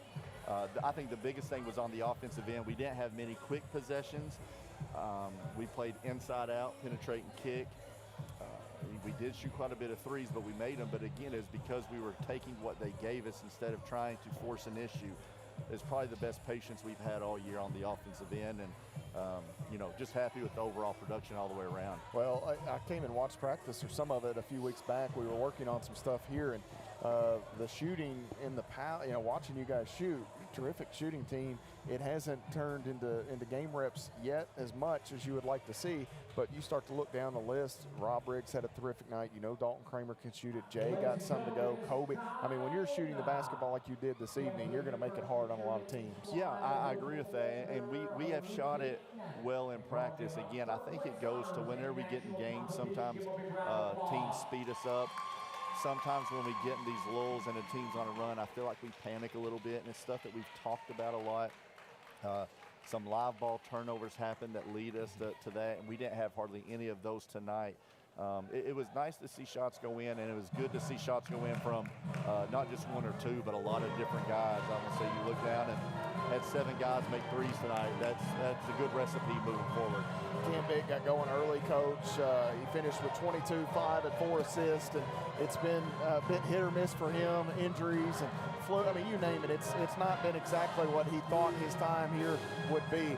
But these performances show everybody the guy that you expected to have, the guy that you got, and man, what a ball game he had. Yeah, he's a very talented young man, and unfortunately, when you go through what he did with the injury last year, not winning the appeal and only getting a semester in his senior year, you try to make up a lot really quick, and I think that's the biggest issue. Is he's trying to make up a lot of time in a short period of time. But I thought, again, we talk and we try to get him to understand some things and the patience. And when he's efficient like he is tonight, he obviously makes our team so much better. Tiger cheerleading team on the floor. We'll get some of the sights of them here as they had their third place competition here recently as we take a look at some of the numbers here with Coach and touch base on the ball game tonight. Campbellsville University with the win over Lindsey Wilson, 84-64.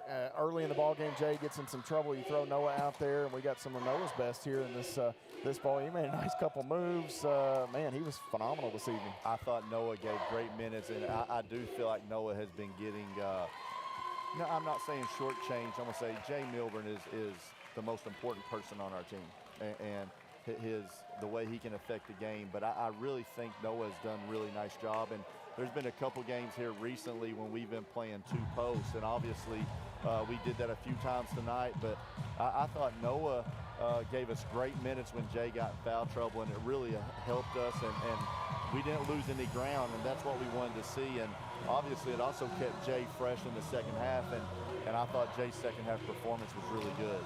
Rob Riggs finishes with a career high, Coach, and he kind of, every time Lindsey might make that short run or get a little closer, Rob would seem to hit a big one, and man, you needed him tonight. But that, again, you kind of see the skill set. And I thought maybe his most important basket of the night was the lob late, and instead of forcing that shot on the way down or something crazy, he came down, gathered himself, went back up for an easy basket. That was as smart of a play as he's made for us. And again, when guys come in from one program to another, it takes them a while to figure some stuff out. But Raw has a lot of tools. He can shoot the basketball. He's a great athlete. Whenever he is fully engaged, he's a really good defender. He can affect the game and keep possessions alive on the glass. He's one of those guys you talk about. When we practice, Raw shoots the ball 8 out of 10 days, really, really good. And it just hasn't gone in as much for him this year. But the one thing he's done is he puts in a lot of time. He continues to work. We see that. And he made shots today, and it was good to see his work go too. And obviously, some of his minutes also aren't as high because in the last 3 and 4 weeks, KJ Banks has been really, really good. He's a really good defender. He has quit thinking about the offensive side and let it just come to him. And because of that, he's really helped us on both sides of the floor. And that's taken away a little bit from Raw. So it's nothing that he's done. It's what some of our other guys have done. And that's the team shows signs of a team maturing a little bit. The senior day is always, it's a bit tough. There's some emotions that go within that. And these guys play their final game here at the Powell Center tonight, Coach. I know getting that win, I'm not going to say it's as important as any of them all season, but this year has been a struggle. To get this one, certainly it goes a long way to kind of helping some of that. Absolutely, and that's the thing we talked about in the last set before we came out is we've got great team chemistry. Our guys love each other. People talk about family, and these guys are a family. They have fun. They come to work every day, and I appreciate that. And I think the signs of a family is, as you've said, it's not been as great this year as we anticipated. And sometimes when those bad things happen, your family sort of breaks apart. And they haven't wavered at all. And my biggest thing today was key going into the night was we got to make sure we send those seniors out on the right way.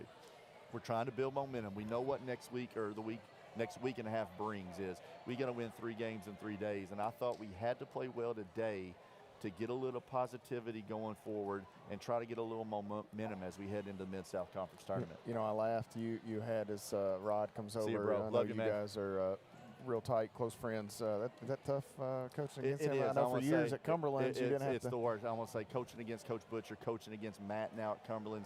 Rod being at Lindsey, I mean, we were teammates at Cumberland's for 2 years. He was in my wedding. I mean, as close as to a brother as I have, other than Mark. I won't say I do have a brother, but, you know, Rod and Matt D's a little brother to me. Those games are hard. I mean, because we're all competitors. We all want to win, and we all want to see each other be successful. So those are hard, man. I kind of laughed, and we can do this with the win. School finally being canceled for a few days. The guys able to get to the barbershop. Everybody had a fresh cut tonight. It looked like they all. You got to give them some time to get that done, to bring one in or something. Yeah, I think between that and it goes back, we were Zoomed the last few days. Guys see an opportunity, senior night. They knew we were going to have it. Lindsey Wilson. I mean, hey, and that was another thing we talked about. You know, this game is very important for Lindsey and Campbellsville. It's a rival. We're 20, 25 minutes away. You throw records out, you know both teams are going to bring you everything they have. And I knew, you know, unfortunately for Lindsey's sake, they're sort of going through some of the things that we've gone through.